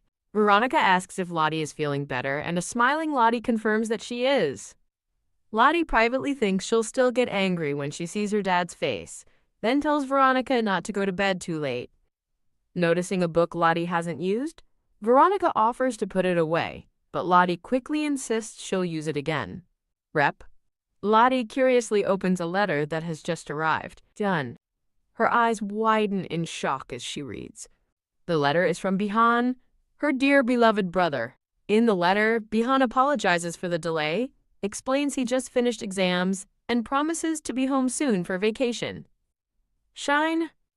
Lottie beams with pure joy, excited that she will get to see Bihan again. Rise. Looking at the letter on her desk, Lottie decides that she should write back to him. She clenches her fists with a gasp, having just had a brilliant idea. Imagining an angry confrontation, Lottie decides to write a letter to her father instead to avoid losing her temper. Lottie chews on her quill, deep in thought about what to write. She sits at her desk, admitting to herself that writing her very first letter is much harder than she imagined. Scritch. Determined to do her best, Lottie finally begins to write. A new day dawns, casting bright sunlight over the grand Irodium mansion. Chirp, birds sing outside the window, where Lottie has fallen asleep at her desk over her unfinished letter. A large hand gently and lovingly strokes the sleeping Lottie's hair. Damien watches over his daughter with a solemn, conflicted expression. A smiling woman with pink hair offers a cheerful farewell, bringing the current chapter to a close. A little dark-haired girl asks her dad what he's doing. Her father turns away, claiming he's busy today, leaving her confused. Later, the girl and a strawberry blonde woman stand quietly outside a door. The strawberry blonde woman looks on, wondering what is happening. An unseen person confronts Lord Damien, asking why he is avoiding Lady Lottie. A pink-haired woman reminds him of his initial warmth and kindness towards Lady Lottie. She questions Lord Damien's sudden change, noting Lady Lottie is very concerned. A memory shows a white-haired woman who has seen many loved ones die. Lord Damien reflects on the briefness of a human life.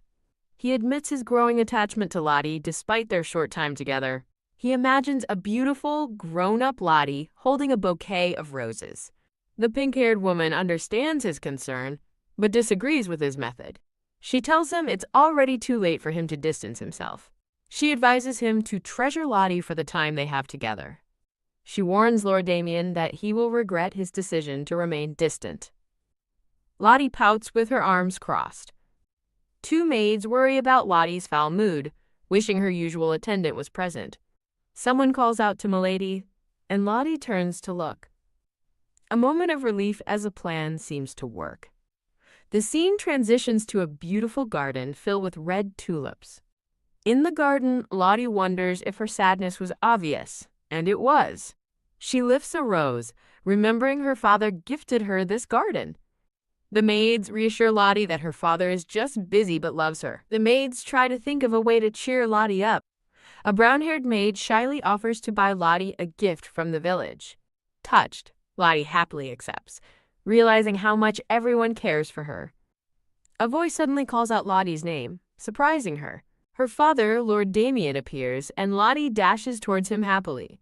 Lottie feels relieved, but Lord Damien tells her they need to go somewhere. He leads her away, explaining that someone is waiting for them. Lord Damien introduces Lottie to the highly skilled doctor of the Imperial Palace. Lottie greets the doctor, though she feels inexplicably scared. Lord Damien asks if she's felt any discomfort, and she replies she hasn't. Lottie reflects on the Book of Fate, expecting perfect health unless an illness is just beginning. Her heart pounds as the doctor begins his assessment of Lady Lotalucia. The doctor declares she's in perfect health, and Lottie beams with joy. Her happiness fades as she notices her father is acting cold again. Lord Damien presses the doctor for confirmation, who insists he never lies about health. The doctor mentions one small thing, and Lottie gulps nervously from behind a window. He explains she has some cold energy due to poor circulation. The doctor bids her farewell and departs. The scene shifts to two maids standing under a sunlit tree. Lottie sits on a picnic blanket with her maids, who again suggest her father is just busy. She decides she can't just passively worry about her father's thoughts. A determined grin spreads across her face as she resolves to confront the issue. She stands and announces she's going to see her dad, worrying the maids. Someone calls out for Lady Lucia as she runs off with purpose. The sound of trudging echoes through the grand hallway. Meanwhile, Lord Damien walks alone, believing distance would weaken his attachment to Lucia. He enters his study and stops, stunned to find Lottie already sitting in his chair. Lottie happily greets her father, whom she's finally found. Elsewhere, a tearful, pink-haired girl clutches a man's sleeve and pleads. Lottie now sits in her father's grand chair, looking down at him. She believes he's confused by her presence and asks if he has something to say. Her father feigns ignorance, denying that he has been avoiding her. Standing her ground, she internally worries about what he might confess. She steels her resolve, determined not to live like strangers again. She directly asks him why he is avoiding her if he claims not to hate her. She boldly offers to be brave enough for the both of them. Calling him a coward, she leaves, warning him not to take too long. In another room, a dark-haired boy asks Lottie if she and the Duke are fighting. Lottie corrects him, explaining that her father is the one avoiding her. The boy suspects an upsetting letter is involved, but Lottie is focused on her father. Frustrated, she admits the rift has only been for a few days. The boy teases her and her father for being so stubborn over a short time. The dark-haired boy is surprised to hear what the Duke told him. Lottie confirms that she went to her father for answers. She reflects on her mortality, knowing she'll die before her father. She admits she's too young to have experienced the kind of loss he has. Resolving not to worry yet, she wants to cherish her first close bond. A maid's voice calls out, reminding Milady it's time for bed. Pout, Lottie turns away, still upset and lost in thought. She realizes her father's immense sadness must be why he's acting cowardly. Her attendant Veronica embraces her as Lottie admits feeling selfish. Veronica gently comforts her, saying her feelings are normal for her age. She reassures Lottie that she isn't a bad person, joking that demons are much worse. They share a tender moment, affirming their mutual affection for one another. Lottie worries she'll still be mad at her dad and asks Veronica to wait up. Veronica asks about an item Lottie hasn't used, but Lottie insists she leave it. Done! Her attention is caught by a letter from her beloved brother, Bihan. Bihani's letter says he misses her and will be home soon after his exams. Shine! She beams with happiness, excited to see her brother again. Receiving the letter inspires her to write back to him immediately. Realizing a letter is a good idea, she decides to write one to her father. She sits at her desk and finds that writing her first letter is quite difficult. Scratch. Despite the challenge, she tries her best to compose her thoughts. The scene transitions to a sunlit view of the grand estate. Chirp! Birds sing outside as Lottie is seen asleep at her desk. A gentle hand tenderly strokes her hair while she sleeps. It is Lord Damien watching over her with a solemn expression. A smiling woman with pink hair and a bonnet is shown. Whoosh! An attendant reports to Lord Damien about a rumored gathering of opposing families. Lord Damien confidently dismisses the nobles as having no significant power. The attendant worries that Lady Lottie's presence has changed things, questioning if they should have hidden her. He reassures her, stating Lucia will never leave the estate unaccompanied. Whoosh! He reminds her of the powerful barrier protecting them from most demons. The attendant agrees, concluding that perhaps she was worried for nothing. She points out that he's overworking, but he claims his workload hasn't changed. Lord Damien gives a slight, knowing look to the side. He turns his gaze toward a lavish and empty grand chamber. A brown-haired maid observes that, despite keeping his distance, someone is still curious about Lady Lottie's day. Murmur. In her bed, Lottie overhears maids whispering excitedly about a farmer's market. Rise. Now at her desk, Lottie sits up with a startled gasp. Feeling down, Lottie walks through the hall, reflecting on a dream she just had. Lottie listens as two maids discuss their excitement for the huge farmer's market starting today. She realizes her dream must have been about the market and wonders how different it will be. A young boy with black hair and a blue vest finds her on the stairs announcing his success. Pout. He teases her for being a lazy bum and sleeping in, but she defensively insists she doesn't do it every day. Place. Lottie leaves a letter on her dad's desk and calls for someone named Joshua. She smiles sweetly, inviting Joshua to come in and apologizing for making him wait. Lottie asks Joshua to take a look at her communication stone. Examining the orb, Joshua determines it has used up all its magic, and Lottie asks if she needs a new one. Whoosh! A red magical aura surrounds Joshua as he reveals he's already undone most of its settings. Lottie expresses her surprise, but Joshua explains it was difficult work and offers alternatives like finding another mage or buying a charging potion. Joshua tempts her by describing all the yummy food, rare items, and even fireworks available at the market. Dazzle! Lottie's eyes sparkle with excitement, which surprises Joshua. Joshua suggests they visit the capital, questioning if Lottie has ever seen it and remarking on how overprotective her father is. He proposes they go to the market right now, but Lottie hesitates, knowing the Duke won't let her go alone and will have her followed.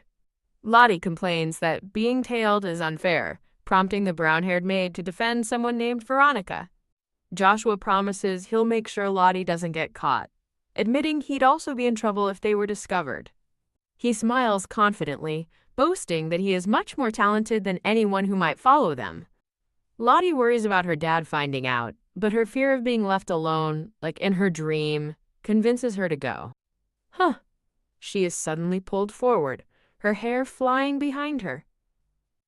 Enveloped in a teleportation circle with Joshua, she realizes this is the second time this has happened. Whoosh! A red ribbon attached to a small bracelet is tied around a wrist.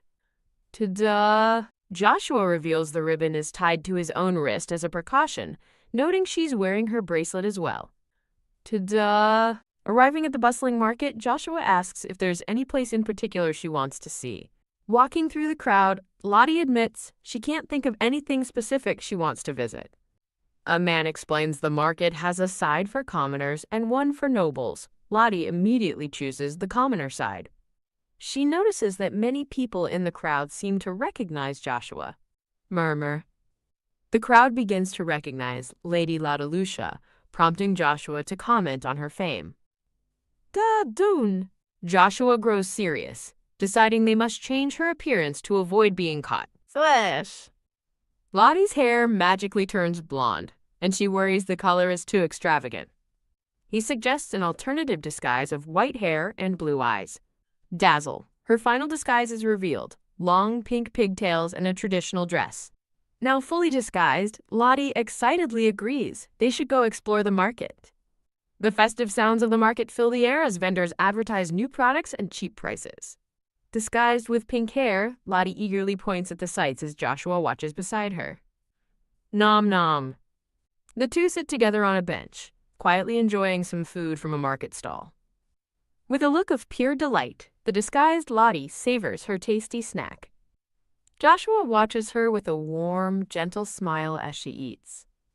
A nearby woman mistakes Joshua for her brother, causing Lottie to fluster and declare that her real brother is somewhere else. Ta-da! A vendor displays a variety of colorful, multifaceted gems. Lottie looks on with curiosity, her attention captured by the sparkling stones. She points to a glowing pink gem and politely asks if she may touch it. Though momentarily surprised, Joshua tells her to go right ahead. Lottie looks down with a confused expression after touching the stone. Oh, a hand recoils sharply in surprise. Joshua praises Lottie's keen eye for fine objects and decides they will buy the gem. He presents the pink stone to a surprised Lottie, telling her it's hers since she found it. The pink-haired girl explains that this isn't any ordinary stone. A hand holds a beautiful, multifaceted stone that begins to glow. Shine. She reveals that the stone contains a spirit within it. The dark-haired boy tells her not to be disappointed, as spiritualists are very rare now. Noticing his knowledge, she calls him Joshua. He explains he knew many spiritualists before his long sleep. Shrug. Joshua shrugs off her teasing, calling her a sleepyhead as well. Annoyed, she wonders why the spiritualists vanished, deciding not to ask about demons and arouse suspicion. Clench. She clenches her fist, saying she understands the feeling of being trapped. She asks if they can free the spirit, but learns only a spiritualist can. Joshua dismisses it, suggesting she just use the shiny stone for jewelry. She is determined to take it home, feeling compassion for the trapped spirit. Standing in a festive town square, she asks about buying some jewelry. Raise. The dark-haired boy suggests a piece for her, but she's buying gifts for Bihan, Veronica, and her dad. She turns to him and asks what he plans to give her. Blushing slightly, he holds up an ornate golden brooch, admitting he likes it. A ceremonial procession begins as the prince arrives in the capital city. The procession's banner displays a royal crest featuring a black lion. The pink-haired girl watches the passing parade with a curious smile. She turns to Joshua, calling his name as he stands silently beside her. Joshua stares intently at the procession, a flicker of recognition in his eyes as he sees the crest. A vision of a massive, black, dragon-like beast flashes through his mind. The girl touches his arm, asking if he's feeling uncomfortable in the crowd. He apologizes, and she gently suggests they go somewhere else. Turn. As they walk away, she glances back, wondering what caused his strange behavior. Elsewhere, a blonde prince questions the emperor's grand procession and his use of a little-known knight's order. He worries his father is handing over responsibilities to him too quickly. He broods over the mysterious illness that has plagued his family, fearing he will be its next victim. A glowing heart illustrates the ancient belief that a dragon's heart can replace one's life force. The prince recalls a specific region known to be a dragon's lair. With renewed purpose, he gives a command to summon the fourth knight's order. He looks out the window, glumly concluding that the search for the heart must have failed. The scene shifts back to a mosaic-style view of the crowded market. The pink-haired girl anxiously calls out for Joshua to wait up. A fond memory of a brown-haired girl in a yellow dress surfaces, along with a wish to see her again. Hustle. Bustle.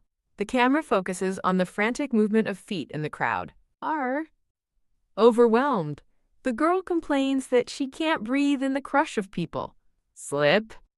She turns to ask Joshua a question, but he has vanished from her side. Grab. Hooded figure sees the girl, pleased to finally catch Damien's offspring alone. She senses their unsettling aura and realizes they are demons. One of the demons smiles sadistically, gloating that he's waited long for this moment as she struggles. Eck. A sharp cry of pain echoes from an unseen source. The demons mock Damien for adopting a powerless human child. A demon grabs her chin, sneering that Damien was hiding something so useless. The girl smirks defiantly, sarcastically honored that great demons would seek out someone so useless. One demon warns his companion that humans are weak and die quickly if mistreated. Grin. The other demon smiles cruelly, saying that would be no fun at all. Grab. A hand seizes her face, and she cries out in pain. Ack. She remembers being saved once before, but knows there is no one to help her now. Thinking of her dad and Veronica, she sees a vision of a white-haired woman as her hope fades. A white-haired woman remembers wanting to see the mansion and Bihan. Flash in a memory. A man gives Lottie a bracelet, then reacts in shock. TSK. He dislikes the bracelet's aura and wants to discard it, but she protests. Crying, she explains that the bracelet was a precious gift from Bihan. A voice distracts the kidnappers as a massive magic circle appears behind them. They stare in shock at the unfamiliar magic, wondering who is arriving. Done. A young Bihan emerges from the light, much to everyone's surprise. Grit. Bihan glares furiously, demanding to know what they're doing to his sister. The bracelet's magic is explained. It's a teleportation spell that summons him when she calls. Teary. Lottie looks up with relief, whispering her brother's name. Grit. Bihan wonders how they managed to kidnap Lottie and bypass the mansion's barrier. Smile. He offers a reassuring smile and extends his hand toward her. Ack! Lottie suddenly staggers, crying out in pain. She realizes that her ankle must have been badly injured during the struggle. Pow! Recognizing one of the men as a traitor, Bihan attacks with a powerful kick. Murmur. The other kidnappers curse Bihan, calling him a traitor. You lack patience. Ugh. The defeated kidnapper lies on the cobblestones, groaning and coughing. He. The man smirks, recognizing Bihan but refusing to reveal who hired them. The kidnapper thinks Bihan is even more terrifying than Damien and could betray anyone. Reach. Lottie wonders if Bihan could betray them, just as a hand grabs her from behind. Grab. Another kidnapper takes Lottie hostage, holding a knife to her throat. Bedum. As her heart pounds, she wishes she had the strength to protect herself. Flash. Just as the knife nears, a brilliant light erupts from a hidden gemstone. Whir, a powerful voice admonishes the foolish demons for bullying a child. A massive, fiery being declares its hatred for demons and offers to help her. The entity asks Lottie to state her name if she wants its help. She is shocked as her lips move on their own, declaring herself Lodalucia of Frodium. The entity explains that her will to make a deal is allowing her to speak. Whoosh. Lottie summons the fiery being, calling its name Phoenix. Bihari shields Lottie as the flames consume their attackers, asking if she's okay. The Phoenix explains that spirits only slightly augment power, not act as tools. Lottie feels nauseous, and the Phoenix notes her strange magic before asking for her command. She stands before the last kidnapper, vowing not to allow any more insults. Her eyes glow like embers, filled with a new and fiery determination. Lottie tells the Phoenix she no longer wants to be weak and will destroy her family's enemies. She pleads for strength, and Bihan realizes how deeply she has always trusted him. The Phoenix agrees to be her partner, promising to turn her enemies to ash. Grin. The Phoenix tells her to rest now, as it will handle the rest. A massive inferno rages as the Phoenix promises to finish them quickly. Russell. The scene returns to the present, where Joshua calls out for Lodalucia. He worries about how to keep her safe if she can vanish so easily. He decides he must first get rid of the 4 figures he's spotted tailing him. He questions if his senses are dulling, feeling fewer followers than before. Sparkle. He decides to magically change his age so he won't be recognized as Osiris. Step. He transforms into a young man, noting he now looks his brother's age. A brown-haired young man observes demons tailing noble children and decides to intervene. Whack. Transformed Joshua confronts the stalkers, shaming them for targeting kids. Slam. He attacks one of the cloaked figures with a powerful magic disc. Flinch. He has a sudden worrying thought. They might be after Lodalucia. Bihan holds a weary Lottie, pleading for her to stop as the Phoenix rages behind them. The magnificent fiery Phoenix fully materializes. Whoosh. Lottie catches her breath, feeling the overwhelming power inside her begin to subside. The Phoenix, now a small, fiery sprite, asks Lottie who the boy is, referring to him as its partner. Done. The Phoenix accuses Bihan of being a demon, but he calmly asks why it's so concerned with his partner. Lottie panics, trying to clear up the misunderstanding between her brother and her new spirit. Ta-da! She proudly introduces Bihan as her older brother. Much to his surprise, Lottie realizes she must explain the situation now, especially since there are more demons at the mansion. The Phoenix agrees to the partnership, but an annoyed Bihan questions its authority as Lottie calls his name. Raise. Bihan offers his hand, gently telling Lottie that it's time to go back home. As they prepare to leave, she suddenly worries if it is okay to leave Joshua behind. Lottie imagines her father, Lord Damien, angrily forbidding her from seeing Master Cyrus ever again.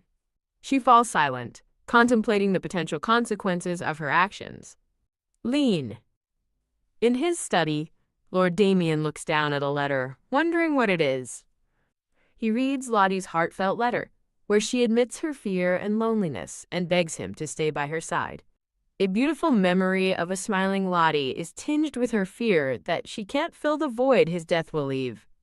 Veronica tells a man sitting at a desk that his feelings for the girl mean it's already too late to distance himself. Done. Lord Damien understands that loving Laudalucia will bring pain, but he can't stop. Sigh. He decides he must apologize. Just as he makes his decision, an attendant bursts in with shocking news. Don Laudalucia is missing. A red-haired man reports that neither the staff nor Master Cyrus has seen her. Whoosh! Lord Damien unleashes his power, bathing the room in a brilliant magical light. He gives a stern command to immediately block the gate as a storm brews over the mansion. A desperate cry for Lady Laudalucia echoes through the rain-soaked estate. Step. A panicked Veronica runs outside, blaming herself for not watching Lottie more carefully. She calls out to Lord Damien as Bihan suddenly appears, carrying Lottie through a glowing teleportation circle. Lord Damien pulls his daughter into a tight, relieved embrace. Lottie's thoughts drift to Joshua, and she worries that he might have been hurt too. The last surviving kidnapper flees into the night, convinced he's escaped and vowing revenge.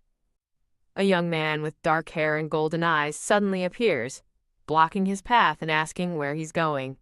Pow! A violent splash of blood erupts. Ugh. The young man seizes the kidnapper's dissolving face, demanding to know how he dared to hurt Laudalucia. With a cruel smile, he declares that the lowly creature will die by his hand. Lottie rests in bed as a narrator explains her ankle is badly injured, questioning if she will walk again. Lord Damien sits vigil by her side, holding her hand and begging her to wake up. Veronica appears, and Lord Damien commands her to find who did this, promising them a slow, painful death. He reflects that he has avoided confronting hostile demons, but cannot let this attack on his daughter go unpunished. Sitting by her bed, he blames himself, believing his avoidance of her led to this disaster. He continues his pained thoughts, regretting that he never considered her loneliness or misery. Lottie's eyes flutter open, and she asks if it's a dream, but he gently tells her it's real. She realizes it's all true. Bihan rescued her, and her dad is finally by her side. Lord Damien looks at her with remorse, vowing never to do anything so foolish again. He admits he read her letter and apologizes, surprising her into silence. Teary, a wave of immense relief washes over her as she looks at her father. She softly calls him a dummy.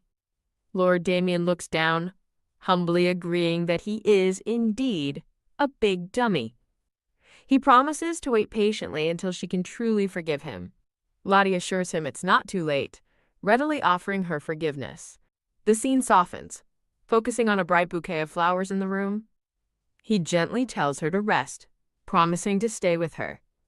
She closes her eyes, thinking about how her dad was the one who was by her side the most. She remembers her familiar, loving dad, so different from the one in the book. She questions why the kind dad she knows acted so cruelly toward the girl in the story. Icy. Veronica glares, vowing to kill whoever hurt Lady Lottie. A red-haired man tries to calm an agitated Veronica, but she refuses. Veronica proudly declares her unwavering loyalty to the Frodium family. Clench. She realizes that acting hostile will only endanger the Frodium family further. Bihan arrives and explains he gave Lottie a magic bracelet to summon him in an emergency. He reveals he was summoned too late. Demons had already broken the barrier and taken her. Nod, Bihan confirms their suspicions, adding that he found a used magic tool at the scene. Lord Damien asks about the attackers. Bihan reports there were 4, with one severely injured survivor. Lord Damien sternly commands his subordinate to bring him records of the demonic world's gate. Whisper. A maid whispers something to the red-haired man, startling him mid-sentence. A blue-haired man arrives at Lord Damien's study, who asks him to state his business. The blue-haired man explains that he heard Lord Damien had contacted the security team. He assumes it's about a recent incident and has come to share information. He reports that several unidentified corpses, likely demons, were found in an alley. Groan. He worries aloud about the escalating trouble, wondering what is happening. The blue-haired man promises to prevent a recurrence, as Lord Damien has already silenced the patrols. Bicker. After a tense exchange, the blue-haired man decides to leave the matter alone. gloomy. He departs, noticing Lady Lodalucia's absence and the mansion's somber mood. Looking back at the mansion, he suspects the grim atmosphere involves Lottie. Stretch. Waking up in bed, Lottie feels refreshed and says she's feeling better. Stretch. Waking up in bed, Lottie feels refreshed and says she is feeling better.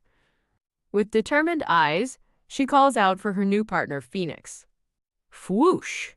A brilliant flash of light bursts from the ceiling. The fiery phoenix materializes, chiding her for the delay in summoning it. Lottie gratefully thanks the phoenix for saving her life. Sit. The massive fiery bird perches inside her room. Haha, freed from the stone, the phoenix exclaims how much better it feels. The phoenix explains that being trapped in the stone prevented it from returning to nature. Lottie then asks the obvious question. How did it get trapped inside the stone? The phoenix explains that as humans' spiritual power waned, ancient spiritualists trapped spirits in stones to preserve them. Lottie realizes the phoenix doesn't know why the spirits vanished, or if demons were involved. The phoenix adds that the spiritualists foolishly overlooked the importance of affinity. The majestic spirit formally thanks Lottie for finally setting it free. Bottom. Her heart pounds in awe of the phoenix's grand presence. The magnificent spirit clearly expects a little praise for its grand display. Icy.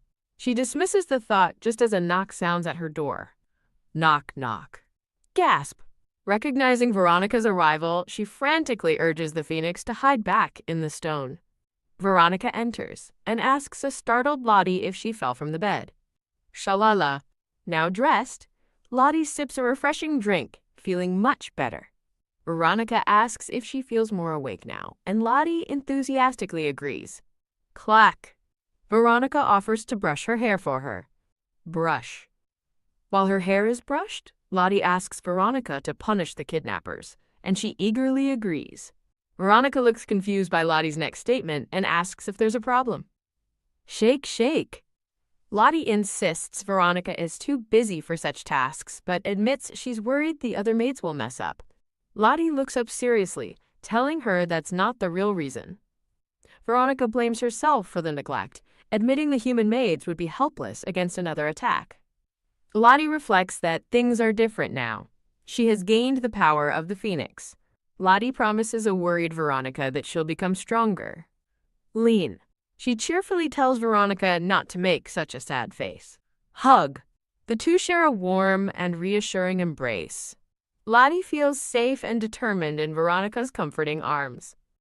Now, in her room, Lottie suddenly wonders where her communication stone is. Groan. She worries about Joshua as an off-screen voice asks if she's looking for her stone. Bihan appears with a smile, surprising Lottie as he asks about her injured ankle. Ta-da! She cheerfully insists her ankle is fine since she's resting in bed. Lottie questions if it's okay for Bihan to be here, thinking his school term isn't over. He explains he decided to stay home since there wasn't much of the term left anyway. When she asks if he got in trouble, he proudly recalls being a model student who was easily excused. He presents a gift, explaining that the maids gave him a box of chocolates for her. Smile. Delighted, Lottie asks him to thank the maids for the delicious-looking treat. Bihan's tone turns serious as he suddenly asks who she gave her communication stone to. Twitch. He has a subtle reaction when she innocently replies that she gave it to Joshua. Sit. He sits by her bed, declaring his intention to graduate from the academy as quickly as possible. Surprised, she asks if that's possible, and he confidently says anything as if he sets his mind to it. Panic. Bihan feigns disappointment, asking why she's looking for a stone to chat with when he's right there. She frantically clarifies that she was just curious about its whereabouts, not trying to ignore him.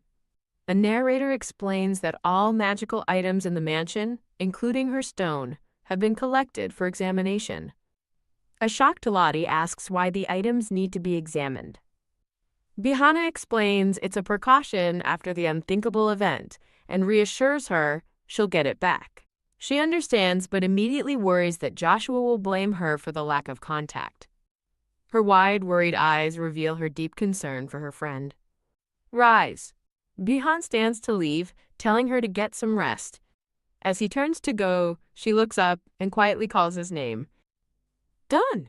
Later, Lottie tells her father she intends to visit the Cyrus mansion once her ankle heals, citing boredom. Lord Damien calmly explains that both he and Veronica are too busy to take her anytime soon. She proposes an alternative, asking if she can go with Bihan since he's free. Her father sternly reminds her that Bihan is a demon who can protect himself, unlike her. She cleverly bargains, asking if he'll permit her to go out if she can find a way to protect herself. Yay! Excited by his agreement, Lottie confidently secures his promise, much to his amusement. HMPH. With a determined look, she vows to show him she can protect herself. Whoosh! She summons the magnificent, fiery phoenix to prove her point. Lottie proudly anticipates her father's surprise, while he stammers in disbelief. The phoenix, however, looks on in utter shock and dismay. A confused Lottie asks her spirit what's wrong, completely baffled by its reaction. The tiny phoenix calls the mansion a demon's den, prompting Lord Damien to call it a firefly, which makes the full-sized spirit reappear in a fiery rage. Crackle. Disappear. The phoenix vanishes, and Lord Damien notes his surprise that she made a contract with a high-level spirit. He correctly guesses her plan was to use the spirit to intimidate him, and she cheerfully confirms it. Clench. However, he still refuses to give his permission, leaving Lottie frustrated. He explains she still needs a guardian and can't fully control the spirit, though she argues she handled the demons. He calmly calls her bluff, asking why she's breaking out in a cold sweat if she's so confident. Touch. He gently pats her head, softening his tone as he tells her not to be afraid. Lottie finally confesses that she's not okay and has been pretending to be brave because she's still afraid to leave. He validates her fear, reminding her that she is the only one in her generation who can summon such a powerful spirit. He clarifies that she can't go out yet, but must first work hard and prove she's ready. Smiling, he encourages her, saying that as the Monster Duke's daughter, he's sure she can do it. She looks up, her expression filled with a new, quiet determination. Alone in her room, she reaffirms her resolve, confident she can live up to her father's expectations. Lottie asks the fiery phoenix if it's pouting at her. She realizes with a start that she's having trouble managing her new spirit. The phoenix considers her question, pondering what advice to give her. Lottie realizes that practicing with low-level spirits would mean summoning her phoenix less. Whoosh! The phoenix transforms into a tiny, cute bird, suggesting she summon it in this form to get used to its power. Rattle. Bihan enters the room and declares he doesn't think her plan is a good idea. Glare. Bihan argues that any summoning takes a toll on Lottie, but she insists she feels better with the phoenix's new form. Bihari reluctantly agrees, admitting that the smaller form is cuter anyway. The tiny phoenix angrily retorts that it didn't change for his enjoyment, but Bihan dismisses it. Bihan gently holds Lottie's hands, insisting that he wants to help her. Lottie laughs, joking that people will tease her for using him as a servant, but decides she doesn't care. Done. A close-up reveals the dark, severe bruising on her ankle. The tiny phoenix observes that her injury will take a long time to heal. Rattle. Lord Damien enters and dismisses Bihan, prompting Lottie to call out to her dad.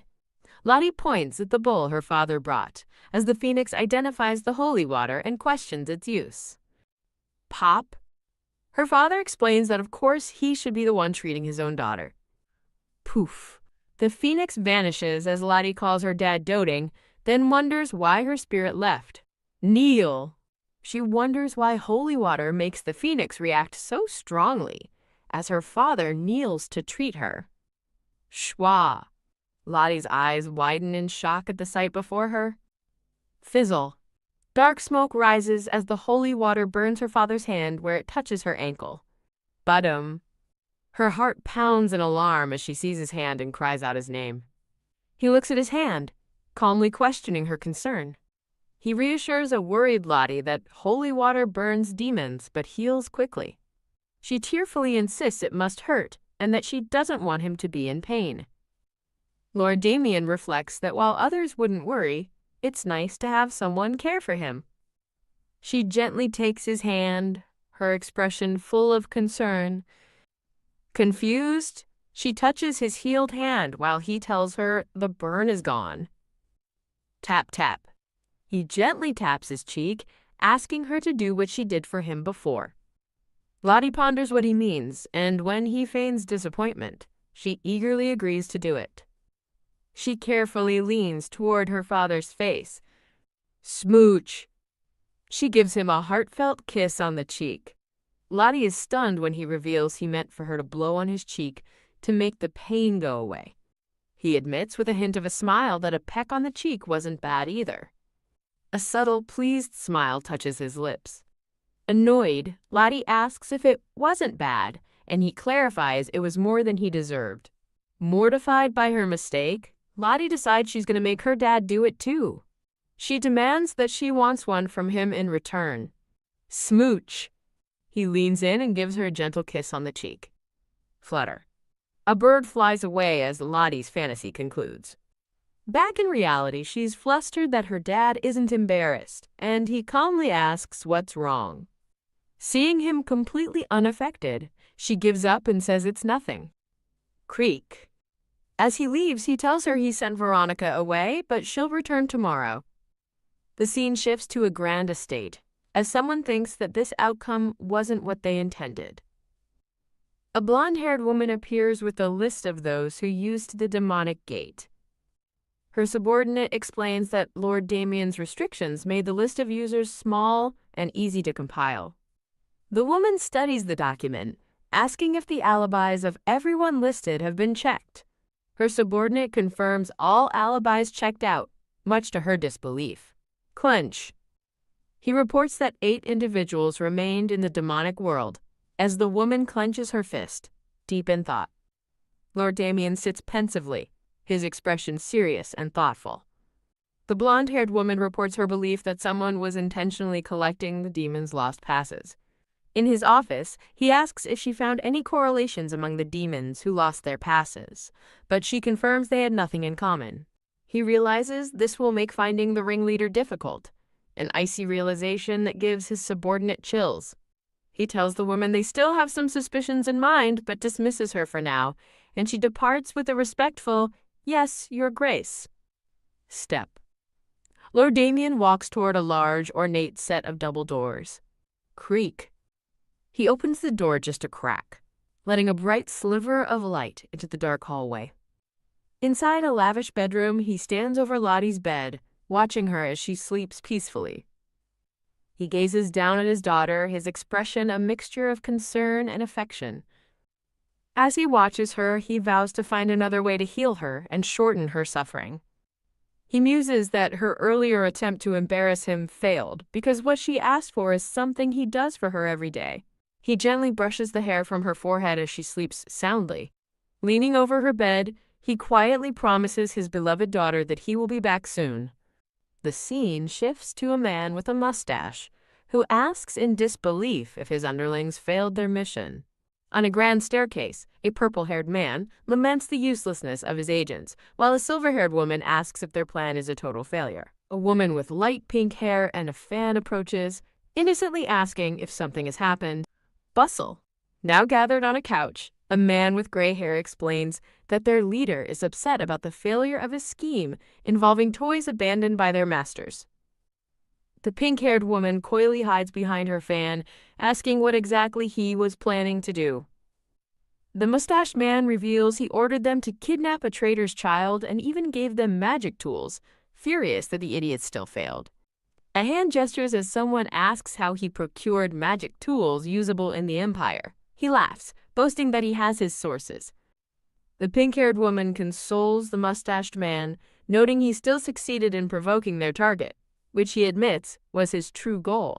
Raise.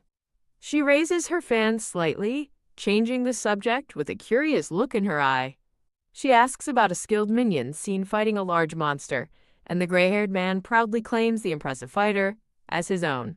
The mustached man laments that he wishes he could raise a good fighter, regretting not having picked up the gray-haired one.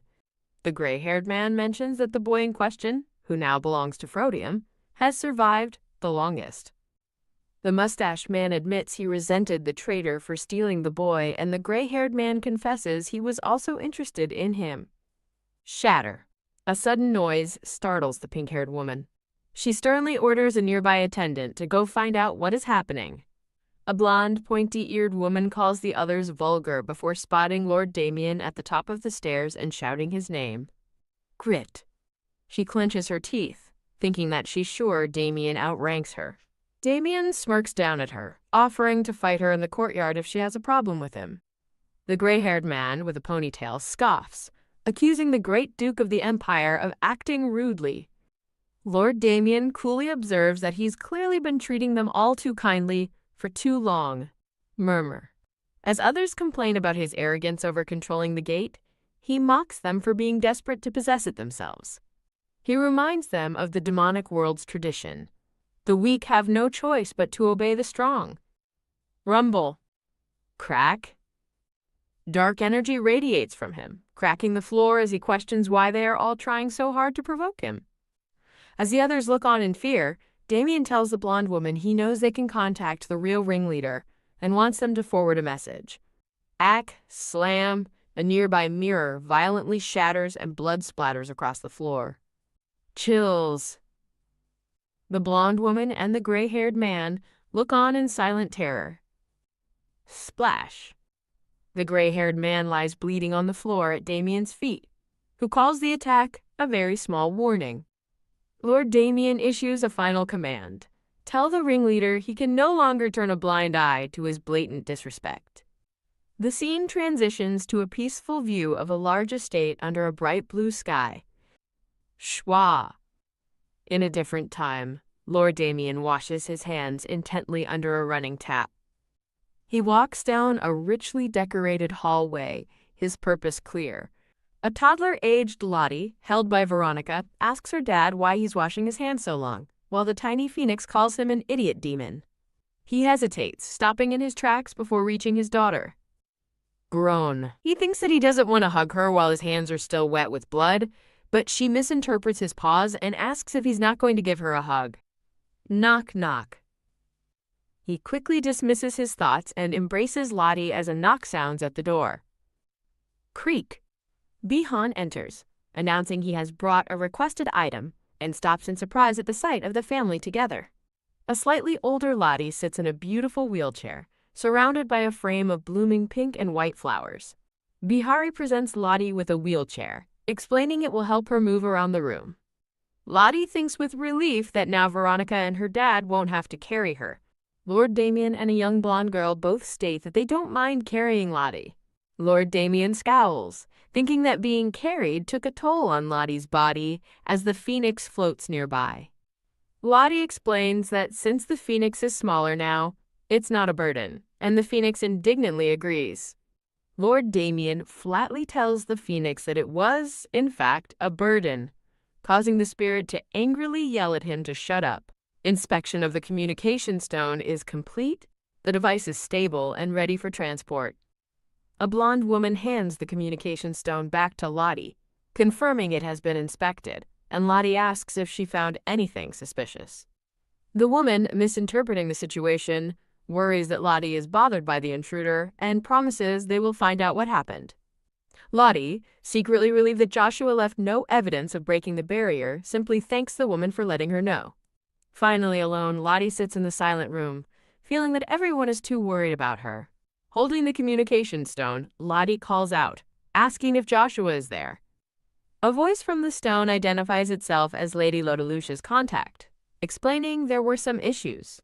The communication connects to a surprised Marchioness Cyrus, whom Lottie greets, and the Marchioness asks if something is wrong. The anxious Marchioness explains that the Duke said nothing, and Joshua couldn't reach her, but she reassures Lottie that she's fine. Lottie cheerfully insists that her injuries are all healed. The Marchioness decides she must visit the Frodium mansion, surprising Lottie as she resolves to ask her husband first. Beep! Lottie looks up in confusion as the communication suddenly ends. The scene focuses on a beautiful bouquet of pink roses and a sealed letter. Whoosh! A voice calls out to Lottie as she sits in her wheelchair in the garden. The Marchioness and her son have arrived, and she asks Lottie what happened while Lottie greets her. The Marchioness observes Lottie's serious condition, but Lottie replies that the doctor says she's healing quickly. The Marchioness muses that Duke Frodium should have easily been able to obtain holy water for Lottie's injuries. When Lottie asks if holy water helps, the Marchioness confirms it can heal even severe wounds very quickly. Resolved, the Marchioness decides she must go speak with the Duke about this. Grin. Joshua appears with a bouquet of flowers, greeting Lotta Lucia, and she happily calls out his name. Raise. As Lottie receives the flowers, Joshua explains they are a gift for her recovery, along with a letter. Joshua explains that his mother, Dolores, was furious to learn the Duke hadn't taken Lottie to the temple or gotten her holy water.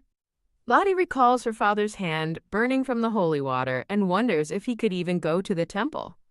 Lottie makes an excuse for her busy father, but Joshua seems to doubt her reasoning. Done. Joshua then invites her to come with them to the temple. Lottie is left speechless and wide-eyed by his unexpected offer. The Marchioness beams with pride, praising her dear Joshua for his brilliant idea. The Marchioness extends a formal invitation for Lady Lottie to join them on their trip to the temple. Eep. Lottie excitedly agrees, deciding to ask the Duke for permission right away. Looking at the grand mansion, Lottie feels a flicker of uncertainty, wondering if it will be okay. Back in her room, Lottie clutches a pillow and asks Veronica what a temple is. Smile.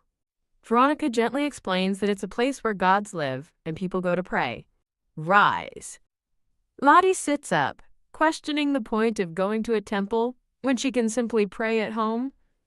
Veronica clarifies that she's heard the priests at the temple can use their powers to heal people. Lottie asks if Veronica has ever been, but Veronica explains that demons and gods are opposing forces.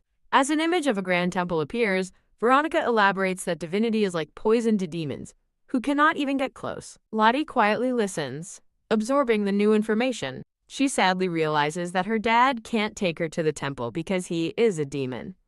Veronica watches her with a somber expression. Plop. Veronica sits beside Lottie, confessing that for the first time, she hates being a demon because it prevents her from taking Lottie to the temple herself. Lottie jokes about her injury, and Veronica sincerely wishes her milady would never have to experience pain. Lottie leans against Veronica, reassuring her that her pain has vanished thanks to her care and worry. Touched by her kind words, Veronica gently holds Lottie's face and reminds her not to push herself too hard. From a nearby doorway, Lord Damien laughs and promises that he won't. Grit. Lord Damien steels himself with a determined look. A memory of a younger Lottie enjoying a lollipop appears. Bihan informs a confused Lottie that Lord Damien has permitted her to visit the temple. Elsewhere, Lord Damien is stunned by the news and wonders why he feels insulted. An ornate wooden carriage waits patiently outside. The carriage horse stands ready for the journey. The Marchioness Cyrus greets Lottie, relieved that Lord Damien gave his permission for the trip. She calmly adds that she was prepared to take matters into her own hands, leaving Lottie wondering what she meant. Lottie looks out the carriage door, startled by a sudden sight.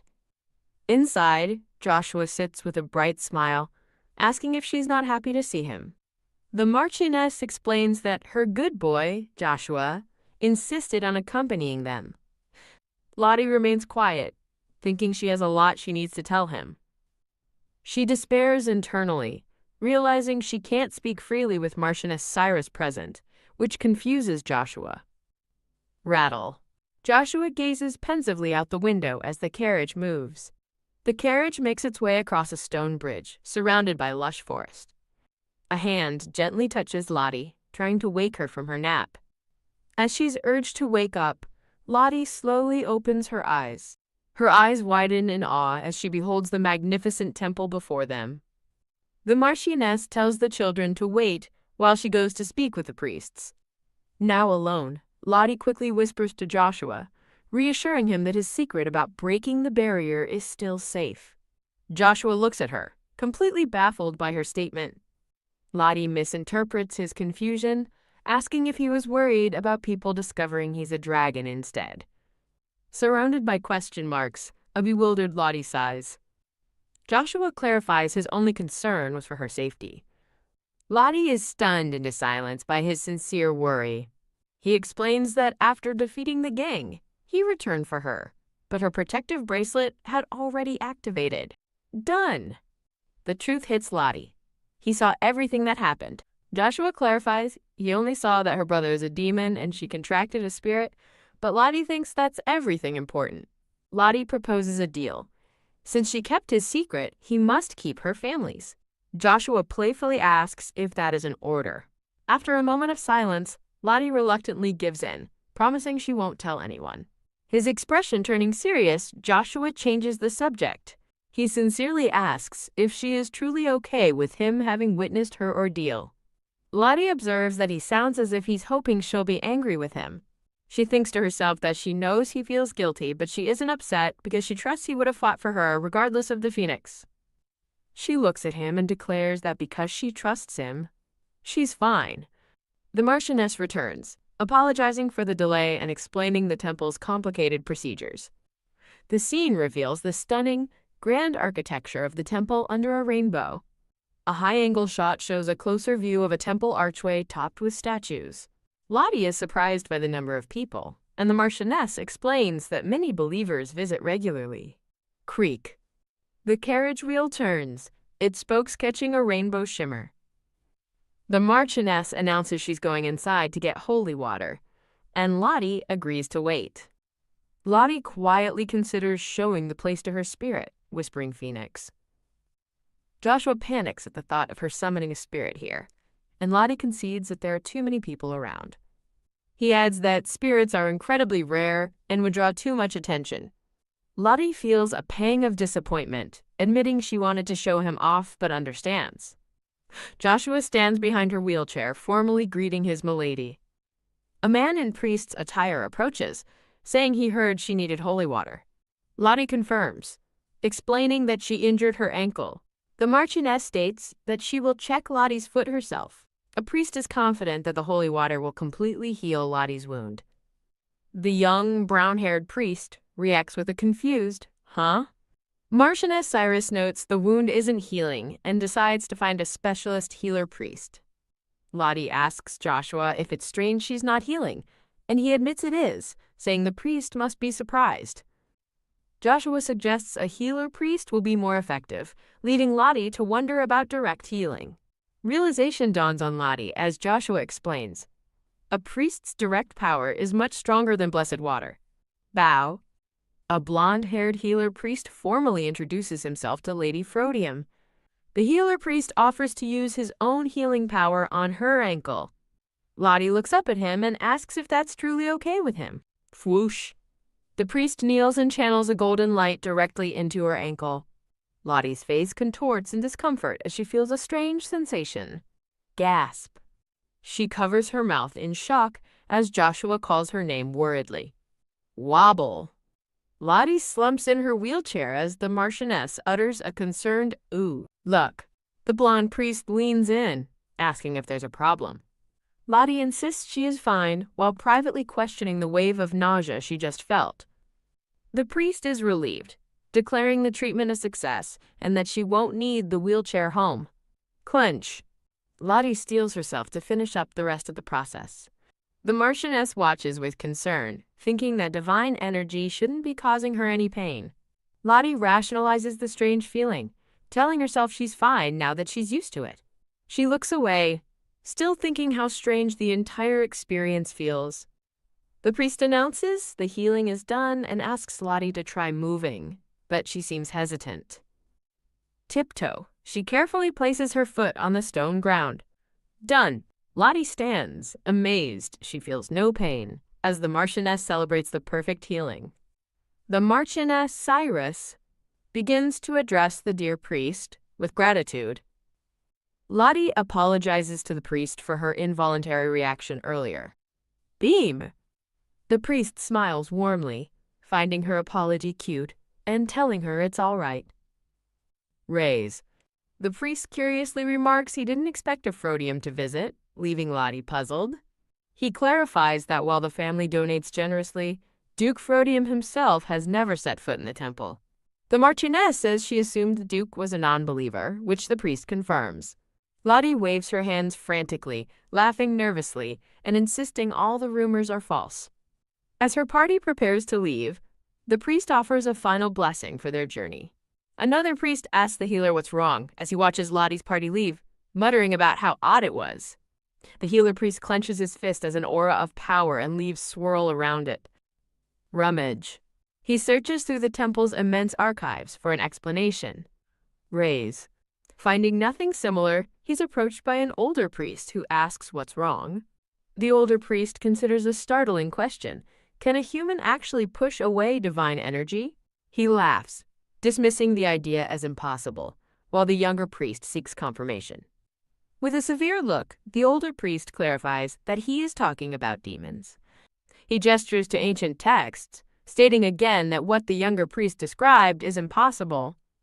Chuckle. The senior priest speculates that perhaps a non-believer could do it, though he has never met one. Groan. The young priest looks distressed, thinking that the idea of demons is impossible. An attendant calls for the senior priest, while the younger one stands by, still questioning everything. He's informed that someone is here to see him as he turns toward a regal, golden-haired figure. Outside, Lottie twirls in delight, amazed at how quickly her ankle healed. Joshua smiles, explaining that this is the effect of divine power. Lottie cheers with pure joy, exclaiming how amazing God is. She then wonders aloud why doctors and pharmacists are even necessary with such powerful healing available. The Marchioness smiles gently, explaining to her that everyone is needed for a reason. Lottie looks puzzled for a moment, then decides to pray. Murmur. Surrounded by other worshippers, Lottie begins her own quiet prayer to God. Joshua explains that holy water is expensive, but meeting a priest in person is even more difficult. Lottie questions the temple's fairness, and Joshua clarifies that a priest's limited power means they must prioritize the many sick people. Lottie realizes she received special treatment because she's a Frodium, not because of her prayers. She is left momentarily stunned by this thought. Nearby, Lottie observes a woman and her young daughter praying together. Raise. Lottie asks Marchioness Cyrus for the leftover holy water, which she promptly provides. Turn. She approaches the woman who was praying earlier. Lottie offers her leftover holy water to the woman, saying she can have it. The surprised woman gratefully accepts the young milady's kindness. She bows deeply, thanking Lottie for the generous gift. As Lottie turns away, the woman and her little girl wave goodbye with bright smiles. Glance. Marchioness Cyrus compliments Lady Lodalucia on her kindness, startling her. Lottie humbly denies being kind, saying it was an easy thing for her to do. Joshua observes that her actions don't necessarily mean she's a kind person. Lottie optimistically asks Marchioness Cyrus if she can become a good person by continuing to try. Clap, clap, clap. The Marchioness is moved by her thoughtfulness, causing Lottie to blush and insist that's not what she meant. Lottie announces she wants to go explore somewhere else. Joshua warns her not to run so fast or she will fall. Lottie cheerfully insists that she won't. Turn. She suddenly stops and turns around in surprise. Crash. Joshua hears a sudden fall, and Lottie cries out in pain. Ugh. Lottie grunts, having fallen to the ground. Shalala. A blonde-haired boy with red eyes catches her, greeting the little lady. The scene transitions to a shot of the temple's grand exterior. Lottie looks up in shock and calls out the name Johann. Johann and another blonde boy in priest robes are equally surprised to see Lottie there. Lottie looks on, slightly bewildered by the unexpected encounter. She recognizes the other boy as the priest from earlier, and he confirms his identity. Whack! Johann hits the priest for calling him Johannes, telling him to just use Johann, leaving Lottie confused. The blonde boy Johann smiles and asks what brought the little lady to the temple. Lottie explains she hurt her ankle, but the priest healed it, and Johann confirms it's all better now. When Lottie asks how they know each other, they vaguely state that they've been helping each other. The Marchioness's voice calls out for Lodalucia. Marchioness Cyrus arrives with Joshua, gently scolding Lottie for running off as she apologizes. Oh my! The Marchioness's eyes widen in shock at who she sees. She anxiously wonders why the Crown Prince is standing next to Lady Lodalucia. Lottie brightly introduces the boy as her friend. Joshua and the Crown Prince formally shake hands. The Marchioness bows and asks how Lottie knows him, and she explains they met at the palace. Groan. Joshua is stunned that Lottie knows the Crown Prince, as she suggests they all tour the temple together. Joshua quickly pulls Lottie close, insisting that just the two of them should look around together. Confused by Joshua's actions, Lottie calls his name while the Crown Prince remarks on how close they are. The Crown Prince declares himself Lottie's closest friend, inwardly annoyed by Joshua's possessiveness. Ta-da! Baihan suddenly appears, clarifying that while Lottie is closer to him, he is her closest friend outside of her family. Lottie beams, happily agreeing that Baihan's statement is true. Joshua looks dejected, telling Lottie that she sometimes says things that really upset him. The Crown Prince laughs and decides to grant them some privacy for the day. He smiles knowingly at Joshua, thinking the boy dislikes him simply because they've never met before. The Crown Prince asks Joshua if he is correct, leaving him speechless. The Marchioness pulls her shy son back, wondering why Joshua is acting so strangely today. As Marchioness Cyrus leads Joshua away, he thinks resentfully about not wanting to be near the Crown Prince. Bedlam. Joshua's heart pounds as he recalls the assassination order from the imperial family, a truth he can't share with Lodalucia. While the Marchioness consoles her son, Johann pats Lottie's head, teasing that she's still a little lady despite growing taller. The Crown Prince then casually asks Lottie if she has been to the town recently. Stuttering in surprise, Lottie listens as Johann explains he saw someone who looked just like her near a fountain. Lottie quickly denies it, panicking internally that her secret escape from the mansion might be discovered. Johann smiles, conceding that the girl he saw did have a different hair color. Haha. Lottie laughs with immense relief, agreeing that it definitely couldn't have been her. Appear. Baihan suddenly joins them, as Lottie asks for his agreement. Grin. Baihan confidently backs her up, stating that Duke Frodium would never allow her in town unguarded. The Crown Prince adds that her family must trust them greatly, and Lottie cheerfully agrees. Murmur. A sudden commotion arises, as temple attendants begin rushing through the courtyard. The group watches the growing chaos, with the Marchioness wondering aloud what's happening. The Crown Prince asks an attendant if an event was planned, and the man hurries off to investigate. An official approaches and begins to apologize to the group. Lottie and the Crown Prince look on in surprise at the sudden interruption. Joshua watches the scene unfold with a quiet, stern expression. Lottie looks on with a puzzled expression, resigning herself to the situation. Finding Joshua's behavior strange, Lottie decides it is time for them to leave. The Crown Prince turns to Lottie, asking if she remembers what they talked about last time. He smiles warmly, making her promise to visit him again soon. Marchioness Cyrus realizes that everyone is being asked to leave, not just them. She recalls a time when she was young and had to leave the temple because of a rare event. A man explains that the temple has received it for the first time in many years, leaving Lottie and Joshua confused. Done. The blonde healer priest stands solemnly, holding a scroll as it's announced an oracle has been received.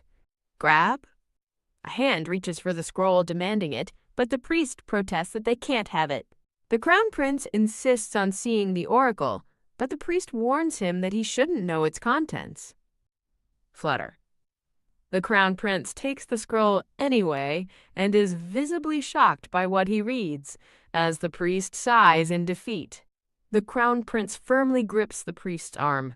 He mutters in disbelief at the oracle's blatant message, realizing its rarity. A dark vision of a demonic knight appears as the text explains that in ancient times, the word hope meant the disappearance of demons.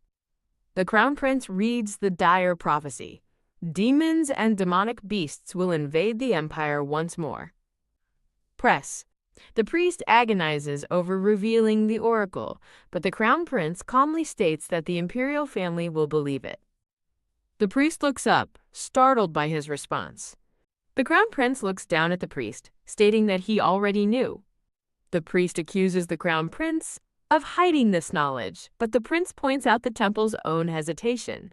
The priest concedes that they can no longer hide the truth. The crown prince questions why, asking if the temple intends to make the oracle public. The priest clarifies that both the temple and the imperial family are reluctant, but the prophecy will come true in a few years regardless. He reveals the invasion will begin at the empire's outskirts. The scene shifts to a bright garden, as a woman asks what else happened at the temple. In a new red dress, Lottie happily tells Bihan's mother about her day and meeting an old acquaintance. Bihan's mother remarks how nice that must have been, as a maid named Mary serves them tea. Bihari politely thanks Mary, who smiles and replies that he's welcome. Sip. Bihan quietly drinks his tea across the table from Lottie. Lottie takes a sip and complains that the tea just tastes like water. Bihari teases her for not knowing how tea should taste, and she defensively insists she does. Pour. Mary offers Lottie a different kind of tea to try. Sip. Lottie takes a cautious sip from the new cup. Beam. Her face lights up as she exclaims how good it is, surprising both Bihan and Mary with her different reaction. Lottie eagerly asks Mary to teach her how to make tea, but Mary says she must wait until she is older and can safely handle hot water. Bihan's mother cheerfully agrees to Lottie's idea, leaving Lottie momentarily confused. Touch. Lottie notices Bihan's new teardrop earring, and he explains his ear felt empty without one. Haha. Lottie happily tells him the new earring suits him, and he agrees with a laugh. Smile. Bihan blushes at the compliment, deciding he should wear it more often. As Lottie follows Mary, she remembers that she no longer has her bracelet. Clack. Lottie follows Mary through a doorway, quietly wondering if she should buy a new one. A maid with light brown hair is surprised by a pretty bracelet hanging on a flower vase. Chatter. Lottie watches as the maids excitedly admire pretty bracelets that Mary made for them. Lottie suggests Mary should sell her creations, but a surprised Mary quickly declines the idea. Sparkle, sparkle. A close-up shows off the beautiful, handcrafted bracelets on the maid's wrists.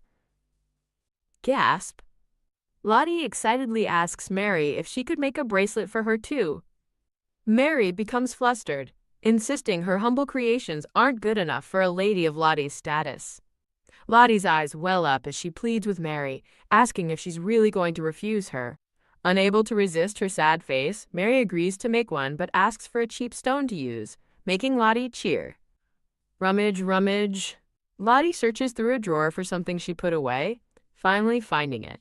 She presents a glowing blue gem, the spirit stone, and asks if Mary can use it for the bracelet. Mary accepts the gem as Lottie wonders if its color has faded because Phoenix is gone, and Mary confirms it has. Ta-da! Several days later, Mary proudly shows Lottie the finished bracelet. Wow! Dressed in a new blue bonnet and dress, Lottie marvels at the glowing bracelet and how fast Mary made it. Shrug. Mary smiles warmly, saying she didn't want to keep her milady waiting. Hug. Overcome with gratitude, Lottie runs and gives Mary a big hug, and Mary laughs, glad she likes it. Lottie notes that her new bracelet only feels cool to the touch now, unlike before. Click. After turning off the lamp, a mysterious voice speaks in the darkness. Chills. A shiver runs down Lottie's spine as she sits up, startled by a sound she thought she heard. Flinch. The voice apologizes, saying its mumbling must have woken her, and Lottie gasps. Glance, glance. She nervously scans her dark bedroom, wondering what that sound was and if it could be a monster. Icy. Fear grips Lottie as she realizes there might be a monster in her room. Step. Step. A dark-haired man in a robe walks purposefully down a dimly lit hall. And, Dietrich, dash. Wah! Lottie's cries echo as she runs down the hall, startling the man, who turns in confusion. Hug. She crashes into his arms, and he calls out her name, Lotta Lucia. In tears, Lottie tells her father that a monster appeared in her room. He looks down at her with a puzzled expression, asking what she means. He repeats his question, still trying to understand her frightened state. As she explains hearing a noise while alone, he consoles her, acknowledging how scared she must have been. Cradling a scared Lottie, he orders 2 servants to check her room and search every corner. He holds her close, hoping her fear is unfounded. The scene shifts to an exterior view of the large, lit-up mansion at night. A blonde woman reports to the Duke that they found no intruder, and he calmly accepts the news. The woman suggests Lady Lottie had a nightmare, and the Duke agrees it's the most likely explanation. The Duke approaches Mary and Lottie, who are now sitting in a lavish room. Lottie looks up at her father with wide, curious eyes and asks what happened to the monster. He pauses for a moment, considering how to answer his daughter's question. He imagines himself having captured a cute, cartoonish monster, then tells Lottie he caught it and got rid of it. Pat! He gently pats her on the head, reassuring her that she doesn't need to worry anymore. Smile. The Duke gives her a soft, comforting smile. The scene transitions to 2 mugs sitting on a table before a warm fireplace. A magnificent, brightly lit chandelier illuminates the room. The Duke holds his mug, remarking that this is the first time Lottie has ever asked to sleep in his room. The Duke reminds a surprised Lottie that he first invited her to his room, not the other way around. Blushing, Lottie admits she was just trying to act like a grown-up back then. He tells her she's still small, but she protests that she has grown a lot. The Duke smiles, thinking that to him, she will always look tiny. Pouting, Lottie vows to drink lots of milk and grow as big as him. Clack! The sound of a door shutting echoes in the quiet room. The Duke sleeps soundly beside her, wishing her a good night as well. Lottie's eyes remain wide open in the dark. Her eyes widen further in surprise. Kiss! She recalls a memory of her father gently kissing her cheek while she slept. The scene transitions to the magnificent mansion under a full moon. Sunlight floods into an ornate room the next morning. Creak. Lottie cautiously peeks into a room through a cracked door. Slam. After checking a wardrobe, she reassures herself that Phoenix will protect her if needed. Plop. Lottie flops backward onto her bed. She recalls thinking her father hated her when she first arrived and wanting to leave. A soft smile appears on her face as she lies on the bed. Looking at the Frodium mansion, she realizes it's the only home she can imagine. She reflects on how much has changed since her early days at the mansion. A mysterious voice suddenly calls out to the child. The voice calls her "my child" again, startling Lottie. It's me speaking to you now because last night you seemed a little scared, and I wanted to reassure you that there's nothing to be frightened of. Lottie realizes the voice is from the spirit stone, connecting it to the stone turning cool and blue after Phoenix left. She correctly guesses the voice belongs to a high-level water spirit. A glowing blue spirit introduces itself as Neptune, a high-level water spirit like Phoenix. Lottie asks if there are other spirits, but Neptune confirms it was only them too. Whoosh! Lottie decides to call for her other friend, Phoenix. Raise! Lottie lifts her hand and greets the summoned Phoenix. Dudun! Phoenix is shocked she remembered, but Lottie apologizes for having forgotten. Lottie confirms that both spirits were in the stone from the very beginning. Grin! A blushing Phoenix admits it begged Neptune to let it leave the stone first.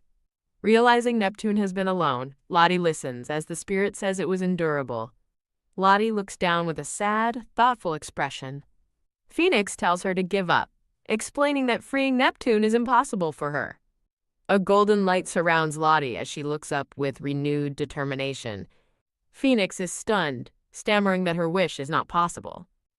Recalling her past, Phoenix explains she can't free Neptune because she already has a deal with him.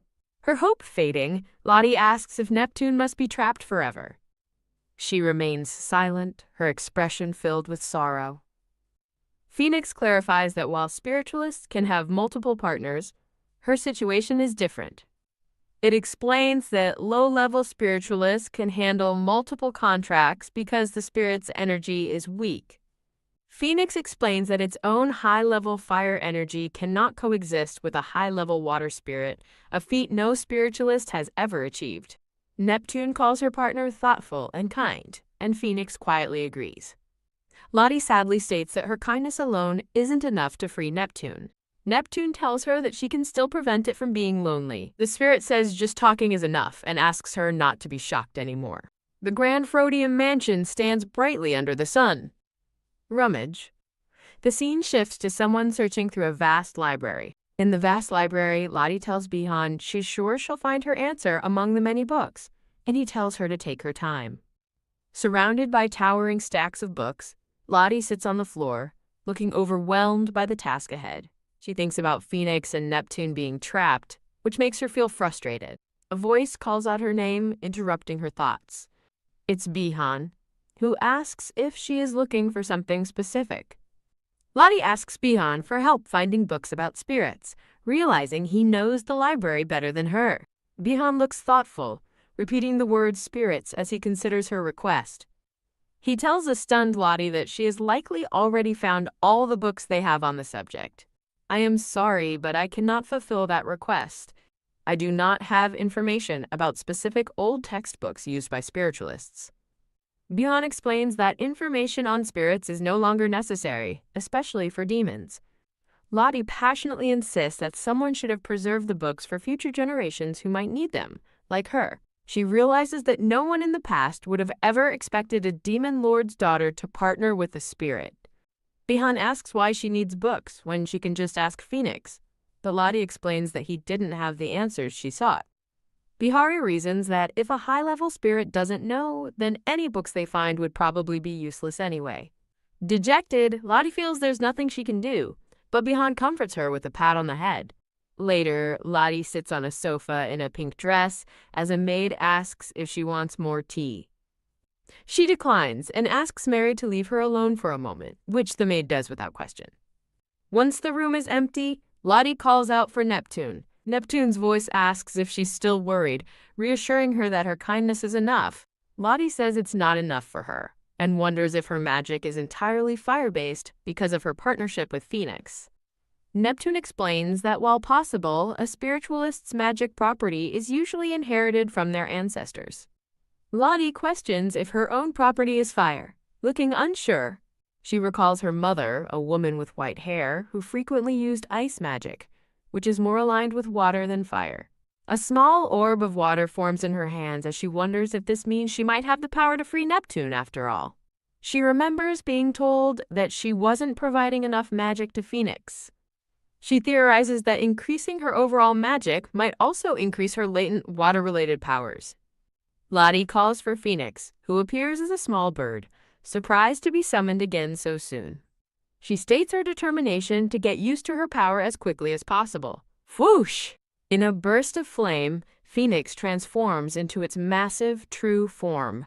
Lottie declares her plan to maintain Phoenix's fully manifested state all day to train herself.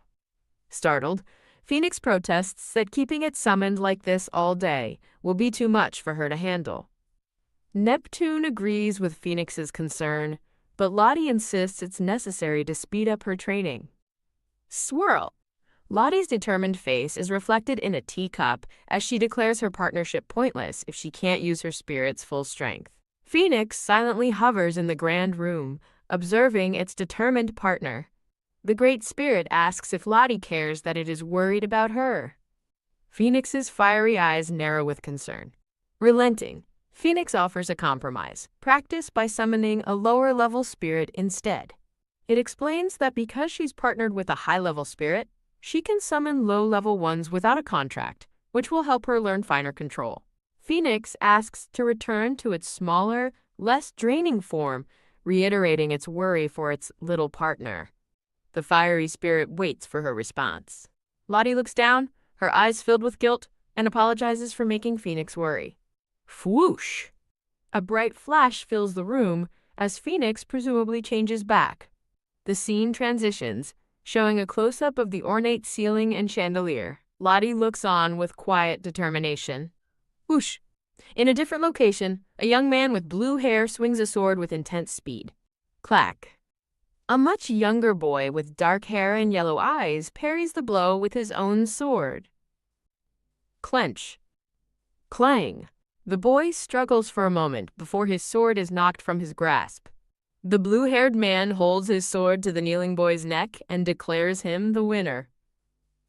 Two onlookers praise the young lord, amazed he could withstand a blow from the chief's sword. The boy looks annoyed, asking if they're making fun of him, but they quickly insist they are not, as even they can't handle the chief's sword. A young man with gray-brown hair explains they were worried something might happen to him. Shrug. The young boy with dark hair and yellow eyes, Cyrus, thanks him for the care, wondering if his life as a Cyrus has become so pleasant. A black-haired woman recalls that after meeting Lotta Lucia, she doesn't dislike her time there. The woman asks a smiling Cyrus if he is finished. Cyrus looks up and says, "Thank you." A startled blue-haired man appears as Cyrus addresses him as father. Cyrus asks his father if he can visit the Frodium house after training, and his father readily agrees. Clack. Thinking the best part of being a Cyrus is seeing Lotta Lucia, he dashes off as his parents tell him to be careful. A maid with light brown hair is surprised to see Master Cyrus. Cyrus asks the maid for Lotta Lucia's location, and she tells him the young lady is in the conservatory. Walking through a grand hallway, Cyrus notices the unusual absence of servants escorting him. Reaching the conservatory doors, he calls out for Lotta Lucia, wondering if she's there. He pauses, sensing they have a guest and feeling confused. Inside, a voice from among red roses and glowing butterflies wonders who this human is. Cyrus steps into the sunlit conservatory, captivated by the magical butterflies fluttering around him. A soft voice says hello as a glowing butterfly rests on Lottie's hand. Surrounded by roses, Lottie smiles and asks Cyrus how long he has been standing there. She explains that she can summon low-level spirits without a contract, which is why she keeps people away from the area. Lottie confirms she's keeping her new ability a secret as instructed. She recalls the potential trouble if the mysterious Lady Frothian were revealed as the forgotten spiritualist. Lottie points out that while it would be bothersome for him, he still visits her often, despite hating bothersome things. Flustered, Cyrus admits that he has never found anything about her to be bothersome. Lottie is momentarily stunned, then advises that it's crucial to keep your strongest cards hidden. As glowing butterflies flutter, Cyrus hesitantly admits she's his first and only friend. Lottie panics, insisting he's wrong and must hurry to make many friends so he won't be lonely. Cyrus calmly states that dragons don't get lonely and asks if she likes having lots of friends. Looking displeased, Lottie turns away and tells him to forget it. Cyrus warns that if she doesn't explain her mood, he won't share his secret. Lottie demands he explain himself first, while Cyrus asks what secret she is referring to. Cyrus looks on with a serious, concerned expression. Lottie stands alone in the vast, sunlit garden. She giggles, wondering why he couldn't have been honest sooner, prompting him to ask why she's laughing. Cyrus asks about her secret, and Lottie leans in, deciding to tell only Joshua. A surprised Cyrus listens as Lottie explains he couldn't sense the spirit because it has an opposite property to him. With determination, Lottie reveals her secret plan. She's going to free Neptune too. He asks if Bihan and her father are unaware, and she confirms it, asking why he would think her plan is ridiculous. Ahem. Cyrus clears his throat, skeptically asking if she has a plan.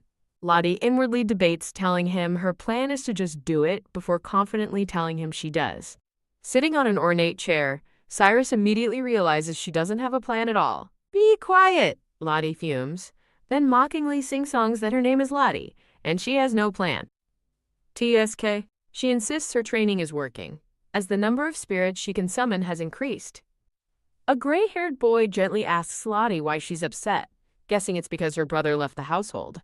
Frustrated, Lottie tells everyone to be quiet so she can concentrate on trying one more time. Sighing, Cyrus crosses his arms and tells her to go ahead and try again. Clack. Lottie stands up in the gazebo, preparing to summon a spirit. Surrounded by a surge of water, she calls out for Neptune. Whoosh! A wave of blue energy and bubbles bursts from the conservatory. Translucent bubbles float through the air outside the mansion. Lottie wonders if her summoning worked, but her vision blurs as a wave of dizziness hits her. Plop! After the magical exertion, Lottie collapses onto the lawn as a horrified Cyrus rushes to her side. From the air, Phoenix worriedly asks if his partner is okay. Poof. As Cyrus kneels beside the dazed Lottie, a small flash of light appears before them. An unseen voice asks if she's all right, as a woozy Lottie presses a hand to her forehead. Sigh. She closes her eyes, still feeling the effects of the magical drain. Plop. Lying exhausted on the grass, Lottie laments that she thought it would work, but Cyrus dryly retorts that no one else did. Cyrus looks down at her with a serious expression, asking if it's time for her to give up. Lying on her back, she stares up at him defiantly, questioning his words. Cyrus suggests Neptune is already touched by her efforts and won't ask for help anymore, but Lottie clarifies it was never Neptune's request. She closes her eyes, firmly stating that she's doing this for herself. Cyrus insists her goal is impossible. He explains that making a deal with a high-level water spirit after already contracting a high-level fire spirit would make her a monster, an impossible feat. Lottie smiles, reasoning that since her powerful father is called the Monster Duke, becoming a monster herself would mean she's just as great as him. A flashback shows a younger Lottie playing chess with a woman with light brown hair. Another memory shows her quietly watching her father work at his desk. The flashbacks continue, showing Bihan studying by a sunny window. A memory of a brown-haired boy practicing with a glowing sword flashes by. A final flashback shows a smiling, light-haired man tending to a flower garden. Whoosh! Back in the past, a determined Lottie calls for Neptune as water magic surges around her. Whoosh! The great water spirit Neptune answers her call, introducing himself as the stream of the water god.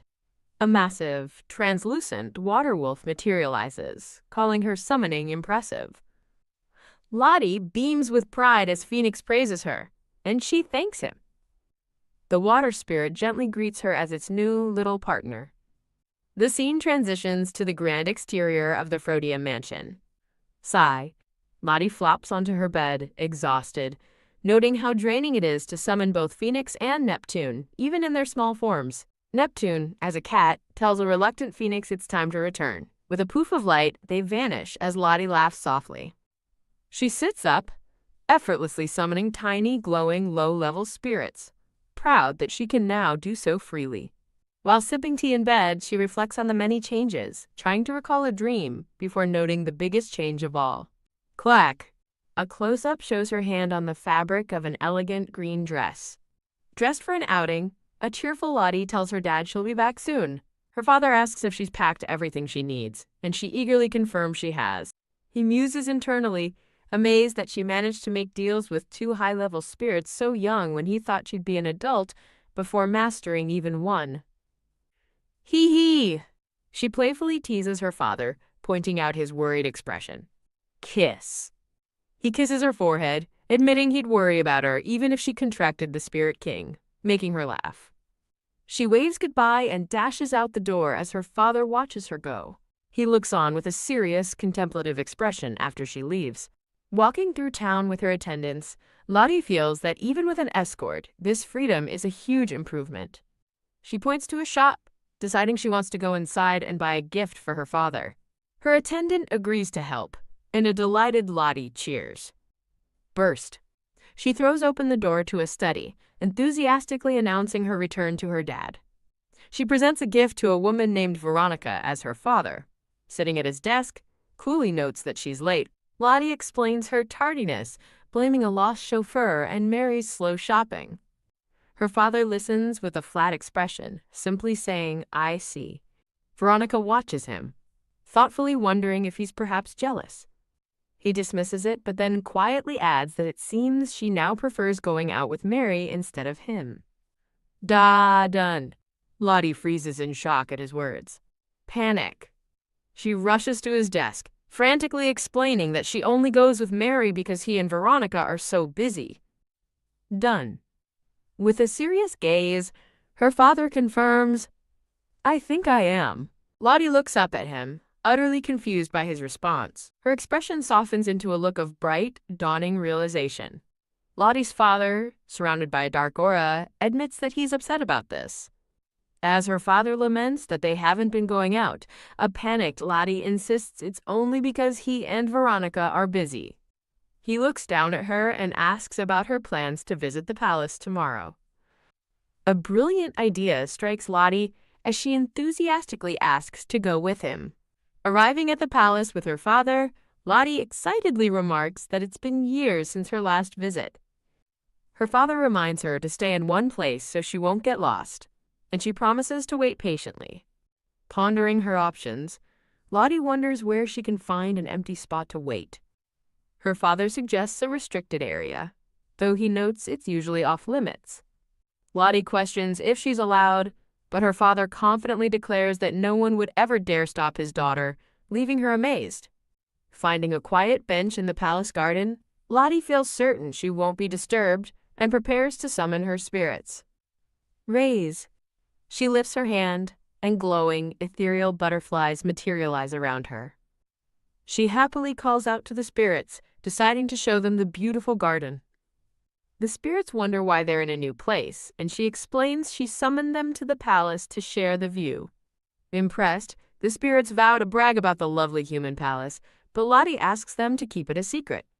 The spirits ask why they're stuck in one spot, and she explains she can only summon them where no one else is around. Suddenly, the spirits warn her that someone is approaching, startling Lottie. Oops! Lottie looks up in shock as a blonde-haired young man suddenly appears on the bench beside her. The young man smiles, noting that he always finds her in unexpected places. Lottie recognizes him as Johann and panics, hoping he didn't see the spirits. Johann excitedly asks if those were real spirits, admitting he's only ever read about them, as Lottie realizes she's been caught. Flustered, Lottie nervously tries to figure out what to say. As a tiny Lottie frets, Johann smiles warmly, telling her not to worry and promising to keep her secret. He explains he understands her desire for secrecy, as being a spiritualist would attract unwanted attention, making Lottie wonder about the potential trouble. Johann details the consequences: becoming a target for scholars, a political tool for the heir, and a magnet for both allies and enemies. Lottie worries, then asks what he would do. He smiles slyly, admitting that he would personally try to win the favor of someone with such a rare and powerful ability. Leaning closer, he asks if she thinks he might be likable enough for her to consider. She agrees, which makes her happy, and decides to ask him about something else. She asks about the problem he mentioned before, and he replies that he thinks it all worked out. He says he's envious and asks if she found that thing, but she quickly denies it. Lottie explains that after some thought, she decided the issue wasn't something she needed to worry about anymore. With a hint of doubt, she muses that nothing much could happen in just 1 year anyway. Johann expresses his relief and then asks why she came to the palace today. She explains her father was upset they hadn't spent time together, and Johann says he's glad to see her again, asking her to visit more. Tough. Clenching his fist, he confesses that he has been upset too. He leans in, noting that it seems the little lady doesn't even remember their connection. In a fluster, Lottie quickly hugs him, insisting she does remember and was planning to find him. Pleased with her response, Johann smiles and bids her farewell for now. Waving goodbye, Lottie reflects that she's just made another promise to him. The scene transitions to the Grand Palace, surrounded by blooming cherry blossom trees. The view shifts to another magnificent castle under a clear blue sky. Cyrus appears in a garden, his golden eyes scanning the area. He finds Lottie and questions her presence, but she simply says she was looking around. With a skeptical look, Cyrus presses her, asking if anything else happened. Lottie denies it, deciding it's best not to mention Johann, since she knows he and Joshua don't get along. She observes that he seems sensitive about the palace, asking if the Cyrus family has issues with the royals, which he dismisses. Lottie cleverly asks if the issue is with him personally, calling him Joshua. Refusing to answer, Cyrus playfully pokes her on the forehead, making her yelp. She announces she's leaving, and a quiet Cyrus agrees to let her go. Lottie is surprised he's walking with her, but he brushes it off, saying it's on his way and she should be honored. When she asks where he's going, he explains he's heading to the garden to pick flowers for his father's room. He then makes a simple request, "Pick a flower for me too," leaving Lottie utterly bewildered. Cyrus holds out a yellow flower, looking at Lottie with a soft, questioning gaze. Lottie smiles brightly, asking if the flower is pretty, and remarking that it seems to have his name on it. Creak. In her green dress and matching shoes, she quietly opens a door. Lottie enters a room holding her bouquet, surprised to find a vase of magical blue flowers already there. She looks closer at the glowing blue roses, thinking there's something more to them. Holding her own flowers, she realizes with a start that the blue ones look deeply familiar. Ah, she gasps, covering her mouth as a memory strikes her. She recalls a portrait of her beautiful, white-haired mother holding the same blue flowers, remembering they were her favorite. A brief flash of memory shows a tiny Lottie surrounded by the essence of the same blue flowers. With a somber expression, she wonders if her father knows these were her mother's favorite. Looking from her bouquet to the magical blue roses, she ponders what to do with the flowers she picked. She decides to set her vase of flowers on a table instead. Standing beside her father's cluttered desk, she proudly admires her handiwork. She muses that the bright flowers liven up the gloomy office and is certain her dad will like them. Flutter. A sudden gust of wind startles her as papers fly through the air. Da-da-dash. The sound of hurried footsteps echoes from the hallway outside the office. Tap, tap. Satisfied with her work, Lottie decides it's time to leave, her job now complete. Thud. A stack of documents titled Lopez Family Patronage History lands on the desk. The scene transitions to a quaint town street as an unseen person compliments someone's appearance. A young girl with long silver hair worries that the beautiful blue dress she's wearing might be too expensive. As she looks in the mirror, two attendants reassure her, insisting she shouldn't worry about money and that the dress shouldn't go to waste. The silver-haired girl concludes internally that her family is a bit strange. She reflects on her family's poor financial state, confused why they provide her with luxuries usually reserved for a firstborn heir. Lying on her bed, she realizes the special lessons she receives are far beyond what her family can actually afford. She thinks about her kind brother and caring parents, who always provide for her despite their tight finances. While she loves her family dearly, she can't help but wonder how all this luxury is possible. Lying awake, she frets that asking her parents about their money situation would only upset them. Blink. Her eyes snap open in the dark, as if waking from a dream. Sitting up in her moonlit room, she realizes she must have fallen asleep. Throb. A sharp pain hits her, and she clutches her head, lamenting her constant headaches. Walking upstairs with a mug, she notes that her headaches, once better, have recently returned with a vengeance. Step. She approaches a lit doorway, quietly wondering when she will finally feel better. Peeking into the room, she wonders why her parents are still awake at this hour. She overhears her parents discussing how they can afford to live, thanks to regular donations from the Frodium family. The name Frodium echoes in her mind as a dark, thorny crest appears before her. She stands before the imposing Frodium mansion, questioning why they would send donations to her family. She reasons that nobles sponsor gifted children, but her family has no one with special talents. The scene shifts to a young, dark-haired Lottie, standing before a magnificent golden gate. Gazing at the vast estate, a young Lottie wonders if she will ever get to meet its inhabitants. Back in her grand bedroom, a slightly older Lottie calls out for her spirit, Neptune.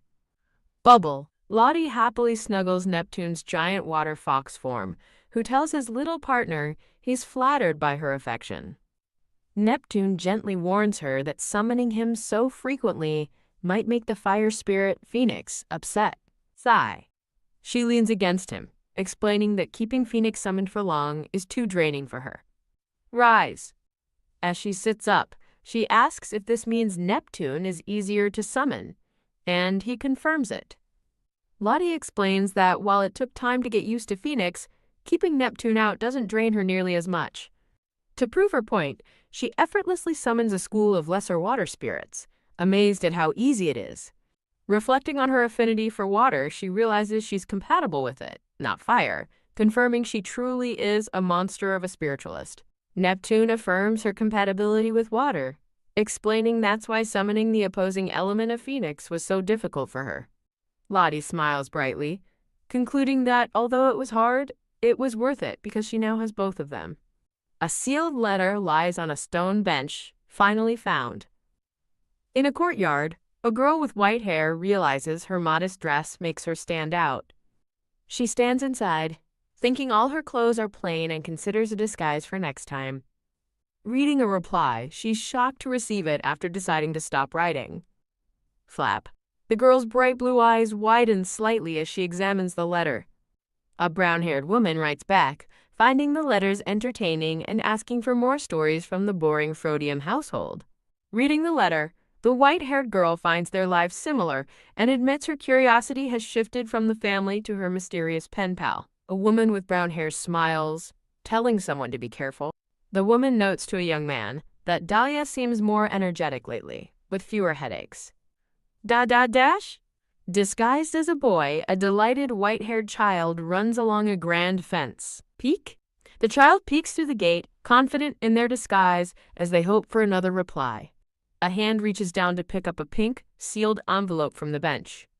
The disguised child sits on the steps, covering their mouth in shock after finding the reply. Badum. Badum. Their heart pounds as a startling realization about their pen pal dawns on them. A girl with long black hair and a blue dress appears, her expression gentle. The white-haired child looks on nervously, thinking the situation is serious. Clench. Worried their letters will stop if they meet, the child watches as a maid informs the black-haired girl that Master Joshua has arrived. Gasp. Hiding, the disguised child realizes the girl reading their letters is the milady of the house. Rustle. The black-haired girl looks up, sensing something. Dash. She suddenly runs off, leaving her maid confused. The white-haired child watches in stunned silence as the girl runs away. The black-haired girl runs towards the gate, desperately calling out for them to wait. Pause. The disguised child stops and looks back over their shoulder, surprised. The black-haired girl halts in confusion, wondering what just happened. Her maid catches up, asking if she should have a guard chase after the child. The girl declines, thinking to herself how strange the encounter was. Tilt. She thoughtfully touches her chin, feeling a sense of familiarity with the child's face. A young man with black hair holds the letter, asking what it is. Yank. The girl snatches it back, declaring it's a secret and she needs to write a reply. She demands he console her, and he questions why he would need to. He gently takes her hand, playfully telling her not to be like that. A warm, gentle smile spreads across the young man's face. With his arm around her, he asks if she feels better. She asks for just a little more. He closes his eyes in contentment, enjoying the peaceful moment. The girl decides to save the letter for later as the young man calls her name, Lodalucia.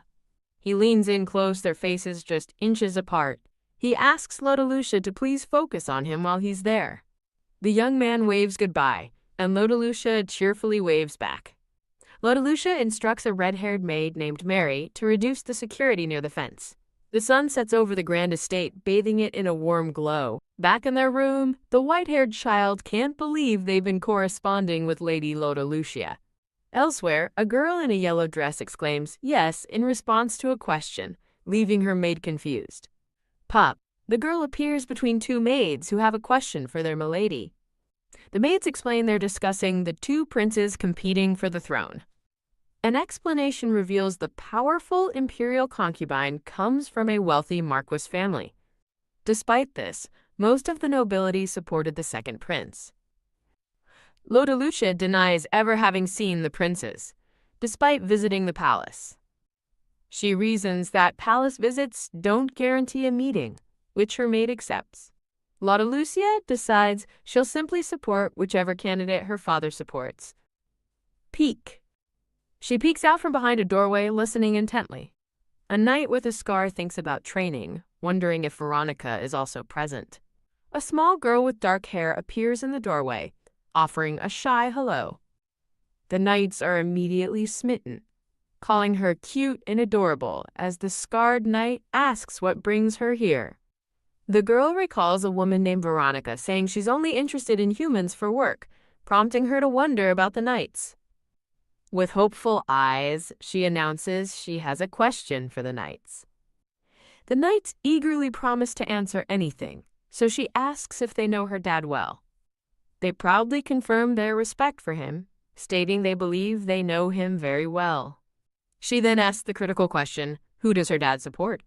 One knight hopes it isn't the second prince, and she curiously asks why not. The knight recalls an incident where the arrogant second prince had a woman thrown out, but notes the Frodium family avoids imperial conflicts. The girl concludes the prince is a bad boy. He continues, explaining their duty is to observe, while the heirs should be the ones seeking Frodium's support. Blushing, the knights shyly ask if she would consider visiting them more often. Surprised, she asks if her visits would be a bother to them. They quickly reassure her, admitting they were disappointed she hadn't come around lately. Beaming, she happily promises to visit more often from now on. Two of the knights are completely captivated, thinking how cute she is. The scene transitions to a magnificent, sprawling estate under a blue sky. From then on, she visited the knights frequently, announcing her arrival in a cheerful blue dress. Delighted to see her, the knights announce they've prepared a special spot just for her. They reveal a lounge chair and umbrella, making her laugh with amused gratitude. She muses that there seems to be a rumor circulating about her exchanging letters with someone. Clang! As she watches, the knights engage in an intense sparring session. She remembers the Cyrus family's famous knight's order, figuring Joshua must be training just as hard. Her thoughts drift to a memory of his calloused hands. Noting the training seems tougher than before, she connects it to the calluses she saw on him. The scarred knight chuckles, saying it's for Frodium's sake, but admits their commander has intensified their training for years without reason. He speculates that only the elite Cyrus knights sent to the frontier know why, leaving them to wonder. The knight smiles, suggesting that seeing Lady Laudalucia now has given him an idea of the reason. She thoughtfully considers his cryptic words.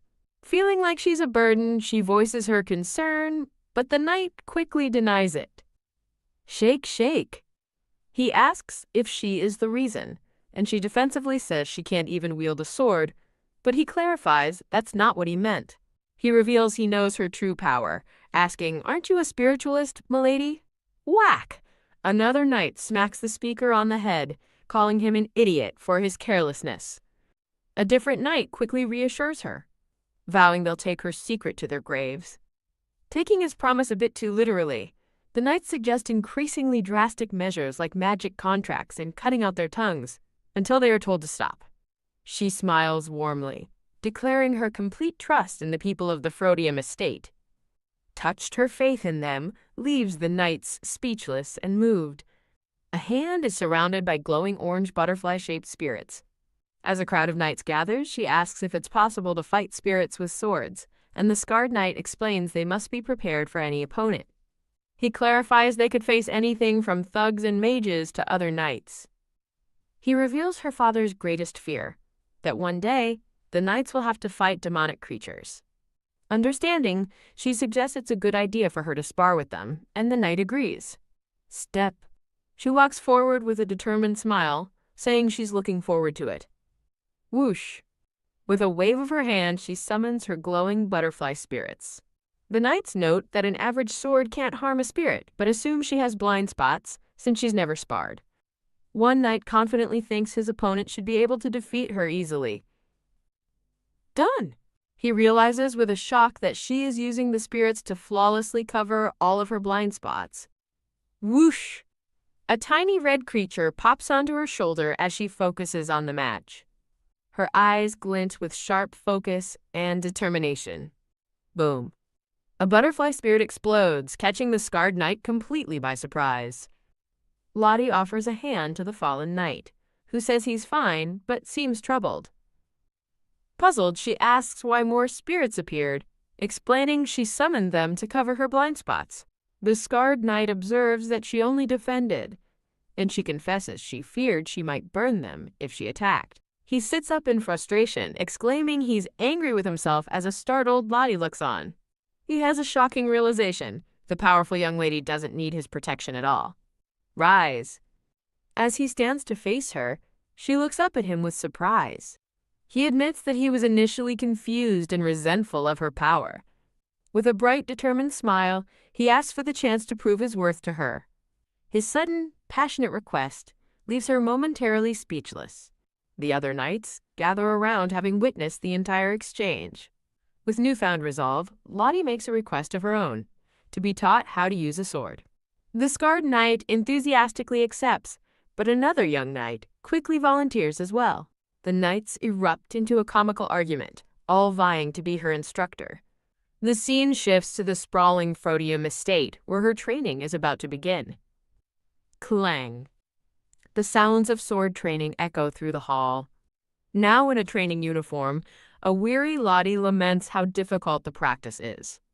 Her trainer suggests they take a break, and she readily agrees. They discuss different weapons. A bow requires more strength, but a sword demands more agility. Pout. Resigned to her choice, she feels she has no other option. Her trainer clarifies the lesson plan. He'll teach her defense and how to exploit an opponent's weaknesses. Lottie accepts that it will take time for her to become as skilled as him. The knight smiles, reminding her that she has a powerful advantage: her spirits. He points out that while her opponent has one weapon, she has countless more, a fact she acknowledges. She thinks to herself that she's become greedy, wanting to learn more than just self-defense. The knight declares their break is over, but Lottie remains seated on the bench. She meekly asks for 5 more minutes to rest. Plop. She collapses onto a sofa after a grueling session, exclaiming how hard it was. Resting on a couch, she thanks her water spirits for cooling her hands. One remarks that humans are as crazy as demons. A spirit worries about her ruined hands, but Lottie insists it's fine, and even fun. She reflects that helping the people of Frodium is her duty, making her the perfect sparring partner for them. She realizes this training will help her father and give her something new to discuss with Joshua. The scene transitions to an elegant, empty dining room within the estate. The perspective shifts to the grand exterior of the Frodium mansion under a clear blue sky. In a garden, Lottie looks up with a curious expression. A young man with dark hair and red eyes correctly guesses she's heading to the training hall. Thud. She weighs painful training against the palace and eagerly chooses the palace, planning to spy on her dad. Pout! Later, she's disappointed to find her dad only visits the emperor, foiling her plans.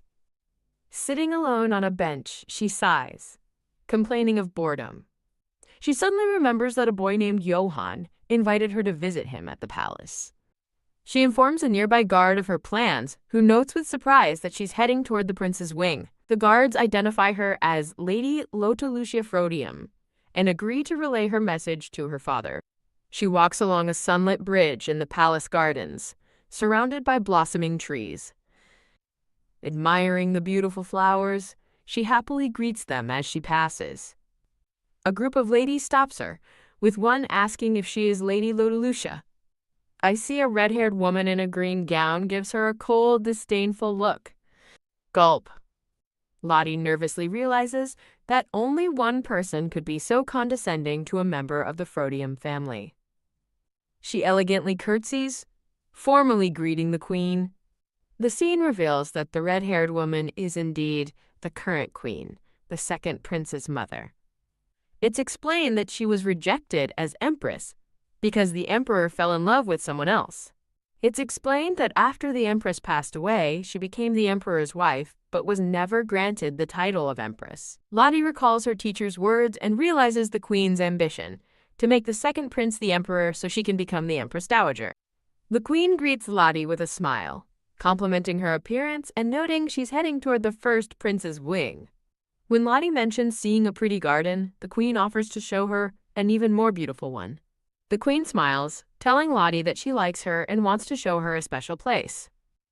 Lottie politely refuses, explaining she already told her father where she was going and recalls getting lost in the palace once before. The queen agrees to simply walk with her for a while, and Lottie thanks her. The queen and her ladies accompany Lottie through a beautiful palace garden. The queen thinks to herself that if she can get Duke Frodium on her side, she won't have to worry about the succession. While Lottie smiles innocently, the queen schemes about the quickest way to unite their two families. The queen pointedly asks if the duke is currently without a duchess, which Lottie confirms. With a calculating gaze, the queen concludes that the duke will need a new wife.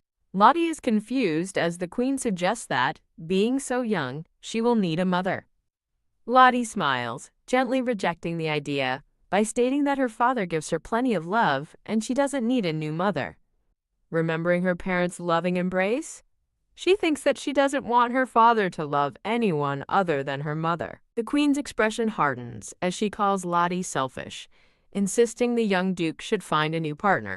The queen scolds her, stating she's too old to be acting so childish.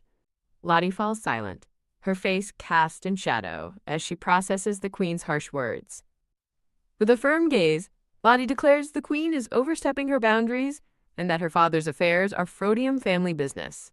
Flinch. The queen is visibly startled by Lottie's direct and forceful rebuttal. Hiding behind a fan, the queen backpedals, offering a weak apology for speaking too rashly out of concern. Unimpressed, Lottie states that this is where their paths diverge.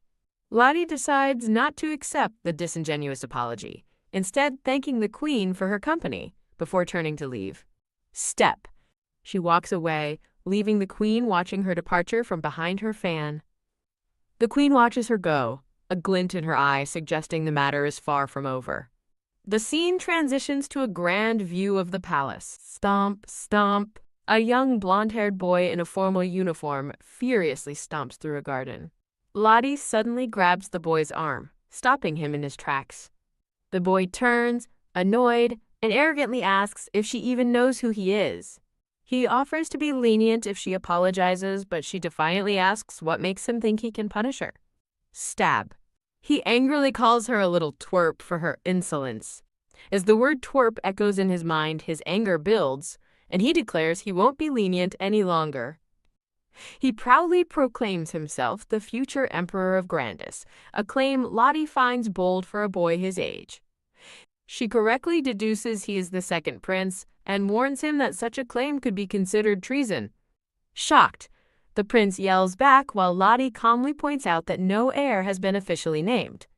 She challenges him, stating he can't punish her because she is protected by someone far more powerful. The prince's face contorts with rage at her blatant disrespect. He begins to draw an ornate, golden-hilted sword from its scabbard. Pointing the blade at her, he furiously declares he will punish her with his sword. Whoosh! She effortlessly sidesteps his clumsy lunge, thinking he's slow compared to her knights. Her eyes glow as she summons her water spirits, whispering the name Nias. With a subtle move, she expertly trips the charging prince. Thud! The prince goes tumbling, falling flat on his face in the middle of the garden path. He scrambles up, humiliated and furious, demanding to know how she dares to look down on him. Lottie puts a hand to her mouth with a knowing smile, coyly saying, well. She points out that he's at potty pants, as the prince looks down in horror to see a large, wet patch on his trousers. Poof. Lottie quietly whispers her praise to Nias as the humiliated prince sits in stunned, damp silence. From afar, the prince's furious shouting echoes across the palace grounds. Shrug. Lottie muses that childish pranks are best for dealing with people like him, while innocently claiming she did nothing. Enraged and vowing revenge, the prince screams that he will kill her, only to be cut off by a firm voice demanding enough. The scene opens on a bright, sunny day at a grand estate. A little girl with dark hair looks up as a man asks what someone named Caden is doing in his wing. The blonde-haired boy, Johann, asserts his authority, stating that he is still older. A younger blonde boy in a dark uniform, Caden, accuses the little girl of insulting the imperial family, while she quietly identifies him as her brother. Johann calmly refutes the claim, stating his servants reported that Caden was ruining the garden, and Lady Laudalucia was merely stopping him. Shocked, Caden realizes the little girl's true identity. Blushing with embarrassment, Caden is warned to leave as many eyes are watching. Caden and his followers depart as Johan and the girl watch them go. Relieved by their departure, a voice asks the little lady if she is okay. Johan looks down at the silent, wide-eyed girl. The voice calls out "Milady" as she stares forward in a daze. She realizes with a gasp that Johan is actually Prince Johannes and questions why he told her he was the garden manager. She rationalizes that since he owns the castle, his statement wasn't technically a lie. Prince Johannes kindly asks if she is upset by the revelation. Shake. She denies being upset and resigns herself to calling him Your Highness from now on. Johannes permits her to keep calling him Johan, but she worries about getting arrested for being informal with royalty. He laughs, assuring her that no one would dare arrest a member of the Frodium family. Clearing her throat, she decides to accept his informal offer. A new realization dawns on her as she asks if he knew she was a Frodium all along. He playfully asks if she was trying to hide it, prompting her to ask if he was only nice to her because of her family's name. Johannes admits her name was part of the reason, as he wants to make a good impression on her. She observes that he is very honest. Shake, shake. When asked if she dislikes his honesty, she says it's better than being sneaky, picturing a red-haired woman as an example.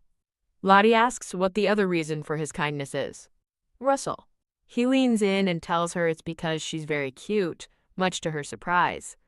Johannes thinks about his troublesome little brother, while Lottie concludes she is cute by comparison. Johannes notes she accepts compliments easily, and she retorts that being overly humble is a form of arrogance. Lottie explains that since the Frodium family maintains neutrality, she cannot help him in his bid to inherit the throne. Johannes clarifies that he wants to impress her, not the Frodium family. He declares his belief that she will one day become more important than her entire house as a magical sigil glows behind her. Burst. Prince Caden bursts through a door shouting for his mother. He storms in, complaining to the red-haired woman that a Frodium insulted him, her future emperor. Caden expresses his outrage, ranting that the Frodiums are arrogant and that Johannes took the girl's side against them. His mother calmly dismisses Johannes's actions as desperate, noting he lacks the support her son has. Caden furiously vows that once he becomes emperor, he will make both Johannes and the Frodium girl pay. His mother remains silent, her expression cold and calculating. Scritch, scritch. The scene transitions to a quill pen writing on paper in a stately office. The red-haired woman reports the incident to a blonde-haired man, framing Lady Lodelucia's actions as a challenge to the imperial family. The man, the emperor, dismisses the event as a minor quarrel between children since no one was harmed. She cries out in frustration, questioning why he acts so helpless before Duke Frodium. The emperor begins to explain his reasoning for not escalating the situation. He states that their family, this empire, and the entire continent have only survived thanks to Duke Frodium's protection, suggesting they should be begging for his mercy. She accuses him of being too cold, insisting a father should take his child's side. The emperor replies that he is an emperor first and a father second, bound by duty over personal feelings. He turns away, stating that he knows the second prince's character and is certain he was the one who started the trouble. Slam. The heavy doors close, leaving the emperor alone in his ornate office. He stands in the quiet room, a thoughtful look on his face. He comes to a decision, thinking to himself that he should send a letter to Lady Lodelucia. An attendant announces the arrival of Lady Lodelucia of House Frodium. Now inside, Lodelucia notes this is her first time visiting the palace without her dad. In a flashback, a maid informs a younger Lodelucia of a palace invitation, leaving her confused. The attendant gestures for her to enter as she resolves to stay alert. Trudge. She follows the attendant along an outdoor stone pathway. Creak. As a grand gate opens, she is told she may now visit His Majesty. She walks a long, ornate path toward a blonde-haired man waiting for her in a garden gazebo. She offers a polite curtsy, greeting the master of the empire. Bow. She formally greets the emperor of the empire. The emperor remarks that while he's heard rumors about her, this is their first meeting. A table inside the elegant gazebo is set for two with tea and desserts. Chirp, chirp. Lotta Lucia and the Emperor sit opposite each other in the peaceful garden. She wonders if she was summoned because of the incident with the second prince, recalling his terrified face as he refused to admit wrongdoing. The Emperor confirms her suspicions by bringing up the incident during her last visit. With eyes closed, the Emperor offers to apologize in his son's place. Lotta Lucia looks up in wide-eyed surprise at his unexpected words. Rattle. Her hands tremble slightly as she admits she never expected an apology from him. The Emperor explains that after an objective assessment, it was obvious the second prince was at fault. Squeeze. She grips her teacup, stating that his apology only makes her more confused. She looks up with wide, questioning eyes, asking why he is apologizing to her. She argues that since the prince was at fault, the Emperor's apology is of no use to her. The Emperor promises to have Kaden apologize personally, acknowledging to himself that she truly is the Duke's daughter. She declares she'll decide whether to accept the apology after it's given, while the Emperor expresses his hope to maintain good relations with House Frodium. With arms crossed, she confidently states that her dad would never betray the imperial family. The Emperor pauses for a moment before simply agreeing with her. He confesses that as a human, he cannot help but be wary of a demon. She pauses before asking if she may be honest with him. She points out his distrust, questioning it in light of her father's unwavering loyalty to the imperial family. She explains that House Frodium has remained loyal despite being resented by the demonic world. The Emperor listens intently as she continues to speak. She argues that instead of returning her father's favors, the imperial family seems to keep asking for more. The Emperor observes that she greatly resembles the Duke. He acknowledges that the Duke treats him with the utmost respect, behaving like a true vassal.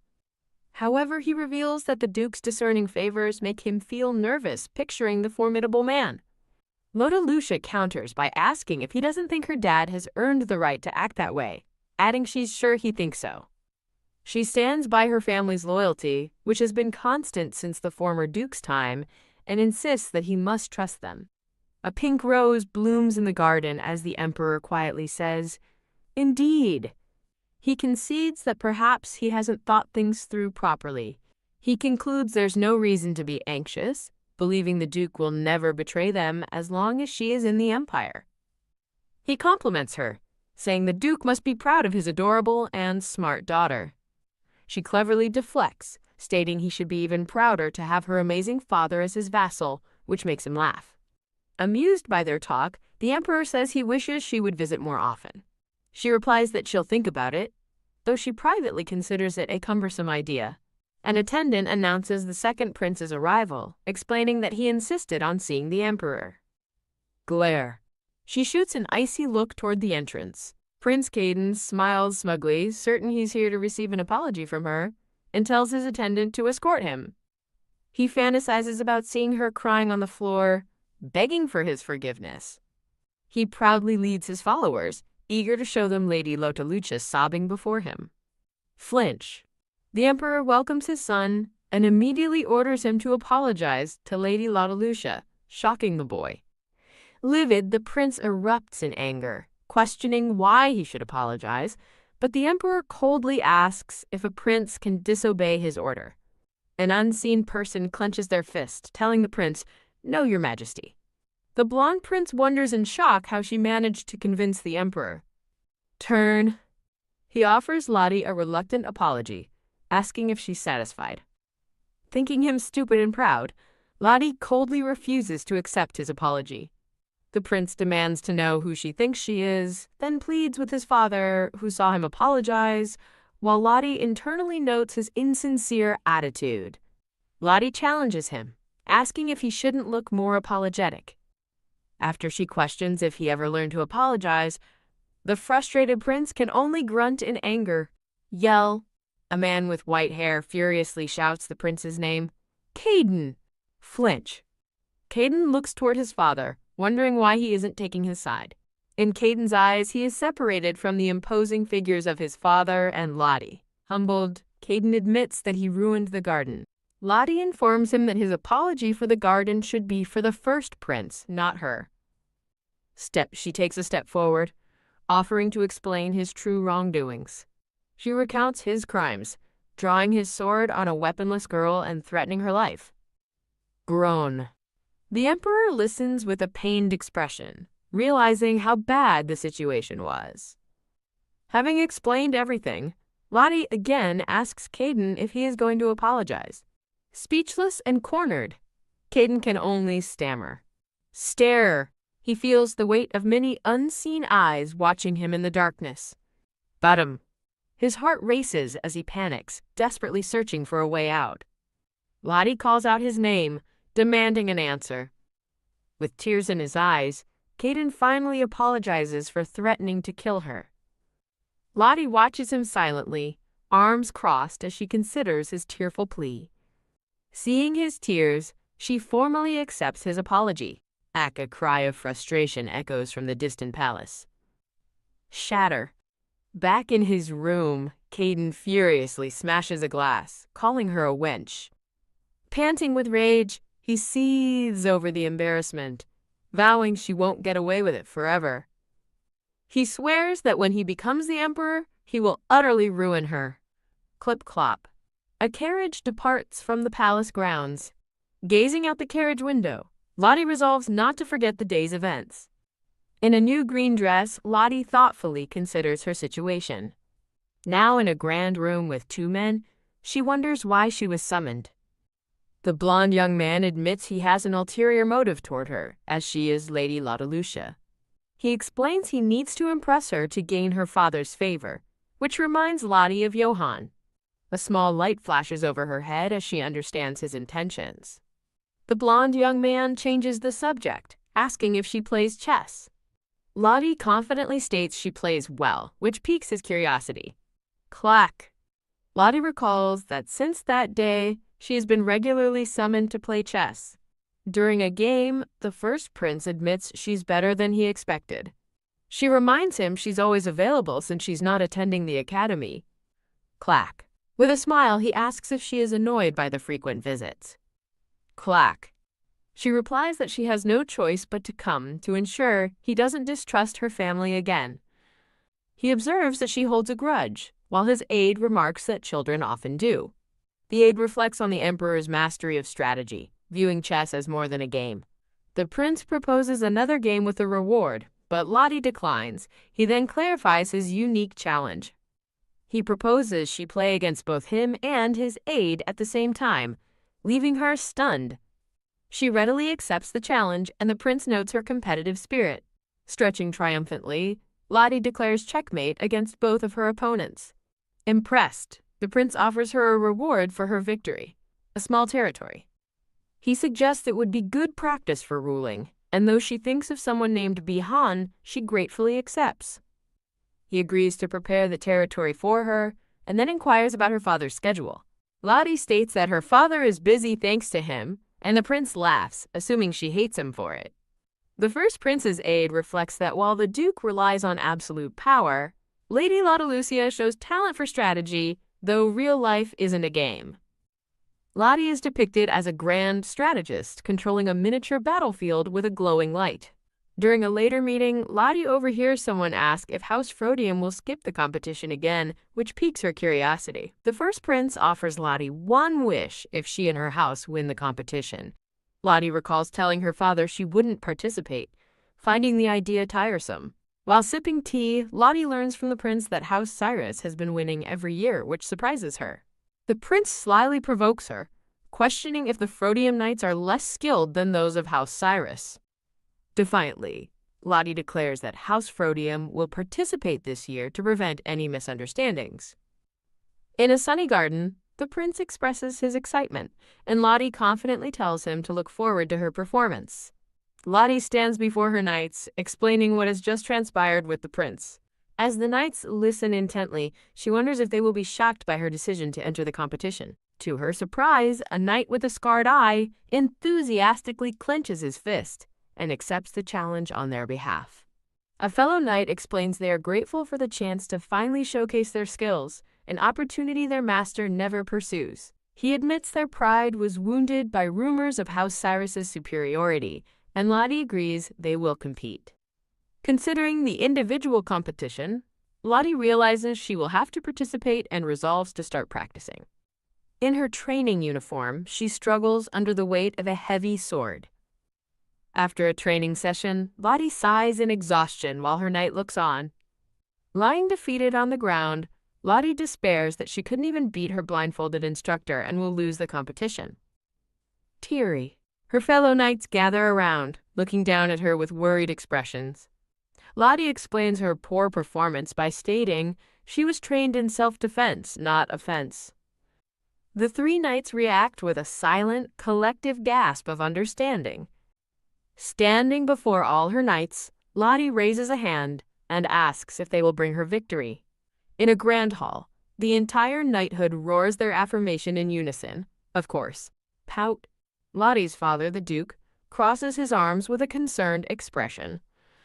Lottie observes her father, thinking that he looks truly worried about her decision. She tells him that a real competition will be different from their knights, simply sparring amongst themselves. The Duke says he sees she's determined and promises not to stop her, but to make her path as smooth as possible. He gently places his hand over hers in a sign of unwavering support. Smile. Reassured by his words, Lottie beams with happiness. The Duke watches his daughter, his expression serious but fond. He offers to train with her the next day, and she asks if he isn't too busy.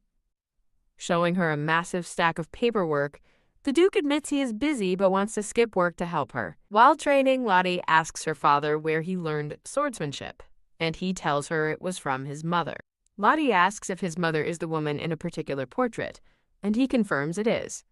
When her father says her grandmother is the third person he loves most, Lottie asks who is first and second. He answers, you. He finishes his thought with a gentle smile, adding that her mother will always be first in his heart. Lottie happily agrees, declaring that her mom and dad are her number one.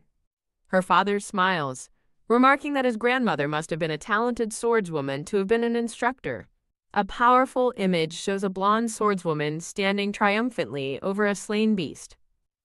Back in training, Lottie clenches her fists, declaring she can put more strength into her efforts. Her father suggests that with luck, she might win against an apprentice knight, prompting her to ask if non-knights can compete. He explains that she wouldn't be allowed to participate otherwise, clarifying this year's competition is more of a friendly match. Through the image of a shadowed knight, he explains there's a special section for apprentices, revealing Lottie will enter as one. Kneeling before her, he explains her success will depend on luck, as not all families will field an apprentice. As her father hugs her, she tells him his hands are big enough to hold both her and her victory. Lottie leans in close, wondering aloud which other families might be sending their own apprentice knights. The scene transitions to a different, grand estate surrounded by lush gardens. The Queen asks the second prince, Caden, about his plans for this year's competition. Caden dismisses the idea, calling the competition a cumbersome affair he wants no part in. Flinch. Seeing his disinterest, the Queen's expression sharpens as she asks if he has something else in mind. Caden questions the competition's purpose, dismissing it as something for commoners. He falls silent, listening intently to the Queen's explanation. Realizing it's open to all, Caden sees a grand opportunity to impress the Empire. The Queen agrees, explaining that this is how he can overcome the public's vague envy.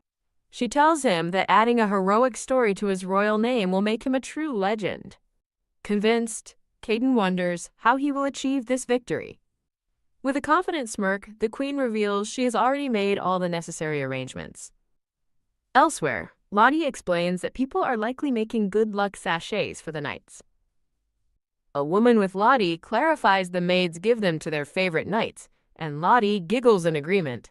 Lottie's joy fades as she worries that her friend Joshua will cheer for House Cyrus instead of her. In a grand hall, a voice notes there is one more person who hasn't been told something. Lottie asks her bird Phoenix what it means to constantly think of someone, and he suggests she's interested. As her cat watches, Lottie explains she's writing a letter to someone whose support she wants. Gazing at a magnificent estate, Lottie hopes her pen pal hasn't discovered her true identity. A shocked girl with white hair reads a letter announcing Lady Lottalucia's entry into the competition. She considers making Lottie a sachet, but laments that she is terrible at sewing. An image of Lottie smiling warmly flashes through her mind. The white-haired girl wonders why she always feels so safe and secure around Lottie. The scene shifts to a bustling and picturesque town street. At a grand coliseum, a voice advises anyone with doubts to forfeit before their match begins. Lottie tells her knights she'll yield after her match starts to avoid embarrassing their house. She expresses her complete faith in their ability to make up for her inevitable loss. The Duke and his knight watch fondly, with the Duke remarking on his daughter's eloquence. As the event begins, Lottie admits to herself that she's nervous for the real match. Surrounded by knights, she steels her nerves, determined not to be afraid. Wearing a helmet, she reinforces her resolve, knowing her wish is on the line. Slap.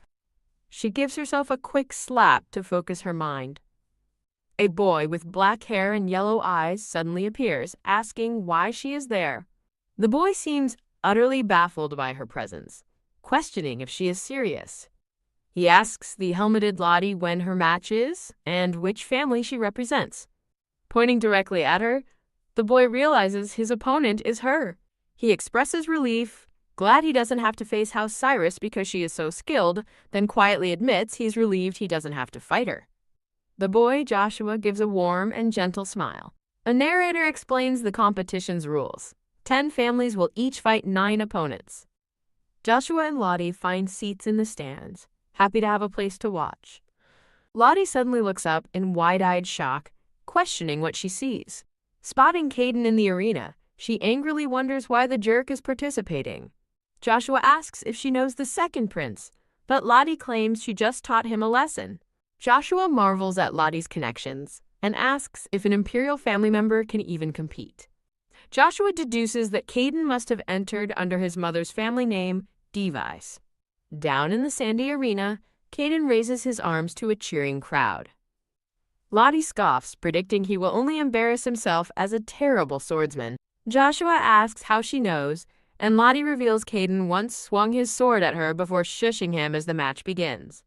Caden holds an ornate sword, thinking that something about the situation feels strange. Clang. As he easily bests his opponent, Caden finds his own overwhelming victory suspicious. Joshua remarks that Caden's opponent was supposed to be a talented, up-and-coming knight. As a sword glints, Joshua thinks that the prince's theatrical victory is unbelievable. Caden stands victorious, his sword pointed at his kneeling opponent. Joshua concludes with certainty that Caden's opponent was paid to lose. An announcer calls for the audience to take their seats for the next match. Rise. As a boy named Joshua decides to leave, Lottalucia calls out his name. She wishes him good luck, threatening to tease him mercilessly if he loses. She recalls his impressive sword skills, wondering if he can hold his own against real knights. To the crowd's shock, an announcer declares House Cyrus the winner. Spectators murmur in disbelief, noting he ended the match in seconds despite not being a knight. Lottalucia knows this isn't a fluke, but the result of Joshua's intense, hard work. Joshua calmly raises a hand to acknowledge the crowd. Clasp. 2 young girls gush over how handsome he is, comparing him favorably to the second prince. Lottalucia imagines him as a prince from a fairy tale, standing heroically atop a giant book. She decides he's just like the ideal male lead from a story, beloved by all. A voice calling, "Lottalucia!" snaps her out of her daydream. She sees Joshua waving at her with a bright smile. Blushing, she thinks to herself that she prefers the honest side of Joshua. Joshua walks down a hall, assuming Lottalucia is going to prepare for her own event. He is stopped by a silver-haired girl and politely asks what she needs. The beautiful girl stands before him in an elegant white and gold dress. She remembers seeing a disguised boy and realizes she can no longer give her gift in person now that she knows his real identity. Clench. She internally scolds herself for getting excited without thinking things through. She sadly laments that she even took the time to dress up for the occasion. An announcer's voice booms across the Grand Coliseum. House Cyrus wins. Walking through the corridor, the silver-haired girl thinks about the name Cyrus. Step. She sees Joshua walking just ahead of her. She identifies him as the young knight from House Cyrus, the same age as Lodalusha. Realizing he must be the friend from House Cyrus Lodalusha mentioned in letters, she calls for him to wait. Having called out, she clasps her hands nervously. The scene transitions to a wide view of the now empty Colosseum. Joshua turns with a warm smile, asking if he can help her. The silver-haired girl thinks with disdain that she dislikes this, feeling he suits Lady Lodalusha too well. Joshua asks the girl what she wants, privately noting her unpleasant resemblance to someone named Arcelia and wanting to return to Lodalusha. The girl asks him to deliver a sachet to the little knight of House Frodium. Joshua puzzles over the term little knight, before realizing she must be talking about Lodalusia. The silver-haired girl wonders about his confusion, thinking she's never seen a maid like him at the Frodium estate. Joshua asks what message to deliver, and she asks him to say she's cheering for her, though she internally dislikes the sentiment. As she walks away, she vows that Lodalusha must not discover she is the one writing the letters, feeling House Lopez is a poor match for House Frodium. Lodalusha laughs happily, asking Joshua if he can tie her hair again. The silver-haired girl watches them, thinking enviously that House Cyrus and House Frodium are a perfect match. Trudge. She walks away dejectedly as Joshua and Lottie share a warm moment. Drop. Joshua places a small sachet in Lottie's hand, and she asks what it is. He playfully asks what it looks like, telling her it's a sachet. Lottie looks confused, asking who sent it. Joshua feigns ignorance, deciding not to mention the girl's resemblance to Arcelia to avoid making Lottie overly curious. He offers to hang the sachet for her. He leans in and gives her a gentle kiss on the forehead. Startled by the gesture, she looks up at him with wide eyes. He wonders if other people also see her as a character from a fairy tale. Grin. He teasingly asks Lodalusha if she thinks he looks like he's from a fairy tale. She recalls that he actually was a male lead in a book and deflects, saying that's just what the spectators were saying. Lottie tells him he was more popular than the prince. He smugly agrees, citing his looks and talent, which prompts her to call him annoying. He reminds Lodalusia that she also needs to get ready, surprising her. Sniff. She smells the sachet, noting its refreshing scent seems to clear her mind. Lottie asks if he's worried she might win and hurt his house's chances. He scoffs, stating with confidence that House Cyrus has never lost and never will. HMPH. An unseen voice wishes the little knight good luck, saying her victory is more important than the house's. Wah. In the arena, Caden celebrates his win with arms outstretched. Dash. As the helmeted Lottie runs past, Caden thinks he should have paid off another person for more adoration. Caden asks his aide to confirm that Frodium is fighting Dives next. He declares that he will participate in the next match as well, shocking his aide. The aide warns him to be careful since they can't buy off someone from House Frodium, which angers Caden. Caden scoffs at the need for caution, confidently vowing to take victory from House Frodium. The announcer's voice booms across the Coliseum, calling the next match Frodium against Dives.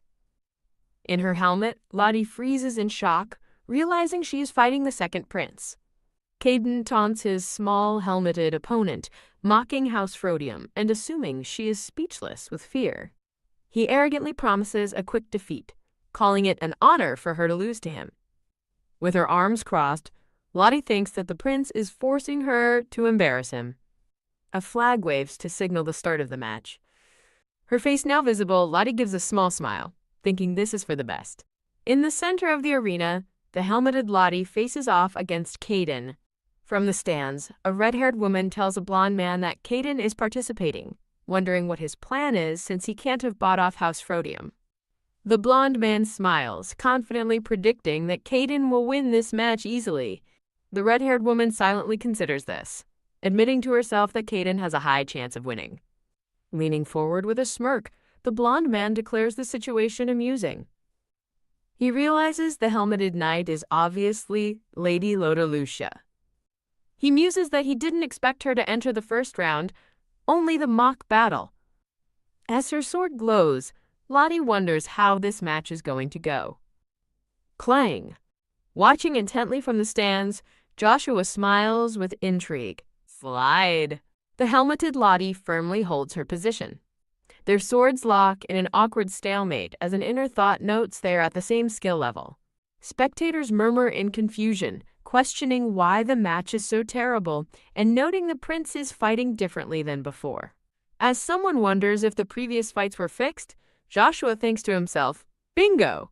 Clang! A powerful strike sends a sword flying. Whoosh! Caden watches in horror as his own sword is disarmed and flung into the air. FWIP. He freezes as the tip of his opponent's blade stops just before his face. The announcer declares House Frodium the winner as Lottie holds her sword to the defeated prince. Staring into the distance, Caden seethes in disbelief at having lost to such a tiny boy. Raise. Lottie begins to lift her helmet off. Yay. Her face revealed, she throws her arms up and excitedly cheers that she won. Watching from his seat, the Duke stares in wide-eyed confusion. The crowd looks equally baffled, with one spectator thinking the girl looks familiar. Joshua covers his mouth, hiding a gleeful laugh. Ooh-ah! Lottie celebrates under a shower of petals as a knight calls her amazing, and she thinks to herself how funny she is. Spectators whisper among themselves, realizing the victor is Lady Lodalucia and remarking she hasn't been training long. Glance. One man ponders if this loss means the prince is weaker than a small beginner. Flush. On the arena floor, Caden is paralyzed with humiliation. Joshua confirms that Cyrus, Frodium, and Dives are the three families in the mock battle round, and Lottie agrees she needs to prepare. As she turns to leave, a voice tells her to watch out. Smirking, Joshua clarifies that in the first round, House Cyrus still has one more victory than Frodium. Lottie laughs it off, confidently declaring that House Frodium will claim the final victory. The scene shifts to an overhead view of a strategy meeting around a glowing table. A man questions the decision to send Lady Lodalucia to this meeting. Another man concludes that House Frodium must not be interested in winning, thinking Lottie has made a game of the competition. Lottie smiles, thinking her plan is far more entertaining than simply making the competition a stage for the prince. Two of the men react, one shocked by her words while the other admits she isn't wrong. The announcer explains the mock match rules. Strategist moves determine the knight's real-life actions. The rules continue. The house that defeats the other two will claim victory. More rules are explained over images of chess pieces. Maps are magically hidden until battle, and pieces can be moved and combined freely. Lottie listens, thinking about how the strategist must move the pieces, and the knights must follow. The explanation concludes that, like chess, each piece represents a certain number of knights. A hidden red piece is the key. Capturing it grants immediate victory, with orders delivered instantly. Lottie raises her hand, asking if they have to fight every time or if they can run. The green-haired man confirms she can run, but warns that escape isn't guaranteed and the time limit would cause a loss. With the rules established, the announcer declares the beginning of the mock battle. A blue knight piece is set on the forested map. Place. Two white knight pieces are positioned on the board. A strategist questions Lottie's conservative approach, noting she has only moved her gray piece. Lottie feigns concern, worrying aloud that her knights might get hurt. An opposing strategist with reddish-brown hair privately scoffs, assuming her youth means she's naively guarding her main piece. He concludes that such a strategy is a waste of time and that she has no chance of winning. Lottie internally scoffs at his attempt to taunt her, resolving to use her small piece to avoid his larger forces. At the strategy table, a voice announces that Cyrus's gray piece and Dives's yellow piece have met, as Lottie thinks her piece moved as planned. The announcer raises a hand to a glowing light, declaring that a result has been reached. On the battlefield, House Divi's yellow piece is declared defeated. Joshua stands resolute in the forest, his expression grim. Lottie watches, thinking that the single gray piece possesses overwhelming power. She correctly guesses that the impressive gray piece is Joshua. With House Divas out, Lottie realizes their strategist will now focus all his efforts on defeating her. The strategist for House Cyrus smiles, glad he can now concentrate on a single opponent. The Diva strategist thinks he can at least secure one victory against Lady Lottalucia to save face. The Diva strategist analyzes Frodium's fast-moving gray piece, pondering if its placement was a coincidence and deciding he must counter by grouping his own forces. As the Cyrus strategist declares he'll combine his pieces, Lottie calmly agrees to do the same. Grin. With a confident smile, Lottie thinks to herself, I won. Lottie holds a game piece, viewing the mock battle not as chess, but as war. She considers her strategy simple, a battle of attrition where she can run without harming nearby villages. Her knights stand ready in the forest as she contemplates the simple path to victory. The announcer details the final matchup. The Cyrus and Diva's coalitions will both face Frodium's remaining pieces. A group of knights assembles in a clearing, preparing for the final engagement. The enemy knights find themselves trapped on a precarious cliffside. A Frodium knight explains their advantage. While Diva's forces are leftovers, Frodium's main groups are intact, having perfectly cornered the enemy thanks to the gray piece's lure. Lottie smiles playfully, asking her opponent if he still doubts she will win. Wah. The Colosseum erupts in cheers for the victor. Two spectators discuss the shocking outcome, praising the Frodium Knight's order and an unprecedented victory led by Lady Lottalucia. Pout. Elsewhere, Caden dismisses her victory as pure luck, complaining that she barely participated. The blonde man disagrees internally, realizing Lottie predicted her victory and even added her own personal game to the match. Lottie sits on a throne before a chessboard, having masterfully defeated both opponents simultaneously. The blonde man looks on, thinking with disdain that Caden's inability to see her strategy proves he isn't Emperor material. He gives a knowing, sideways glance. A voice calls out, "Little lady," as the scene shifts to the festivities outside. A blonde man named Johann presents Lottie with flowers, congratulating House Frodium. Johann asks why she didn't tell him she was participating, and a brown-haired girl giggles, replying that it was a secret she kept from everyone. Johann smiles, praising her for treating the battle like a true war rather than a simple game. He asks if her gray piece's initial movements were a deliberate tactic, and Lottie confirms she used her fastest knights for that purpose. She explains that this tired the enemy out, causing them to hastily group their forces together. Impressed, Johann praises her skill but then pointedly asks if she would use the same strategy in a real battle. She clarifies she read about the strategy in a book. A vision of a burning city illustrates a victory at great cost. She's delighted someone finally understands her underestimated plan. She reveals her strategy was to make her opponents careless. A blonde-haired man thanks her for the victory, which brought him revenge, and pledges his support. She looks up at him, curiously asking why he participated. She leans in to whisper a secret to the surprised young man. The Emperor asks Lady Lottalucia what she wishes for. She requests a one-year vacation for her dad, shocking the Emperor. The Emperor considers simply writing to the Duke instead of summoning him to fulfill his promise. She correctly guesses his plan, and he wonders how she knew. He explains that too many tasks will go unprocessed if the Duke stops working. The Emperor offers a week of vacation, but she insists it's not enough. She holds up 2 fingers, countering with a demand for 2 months. She tells her fox-like companion that she's keeping her dad's vacation a surprise. She plans a family trip and asks for destination ideas. A red bird notes that place names have changed. The bird mentions an ancient kingdom, and Lottalucia asks to hear more later. Turn. She spins in her chair, happy that all she needs now is for Bihan to come home. A voice says his journey takes days, but her companion thinks he'll arrive sooner.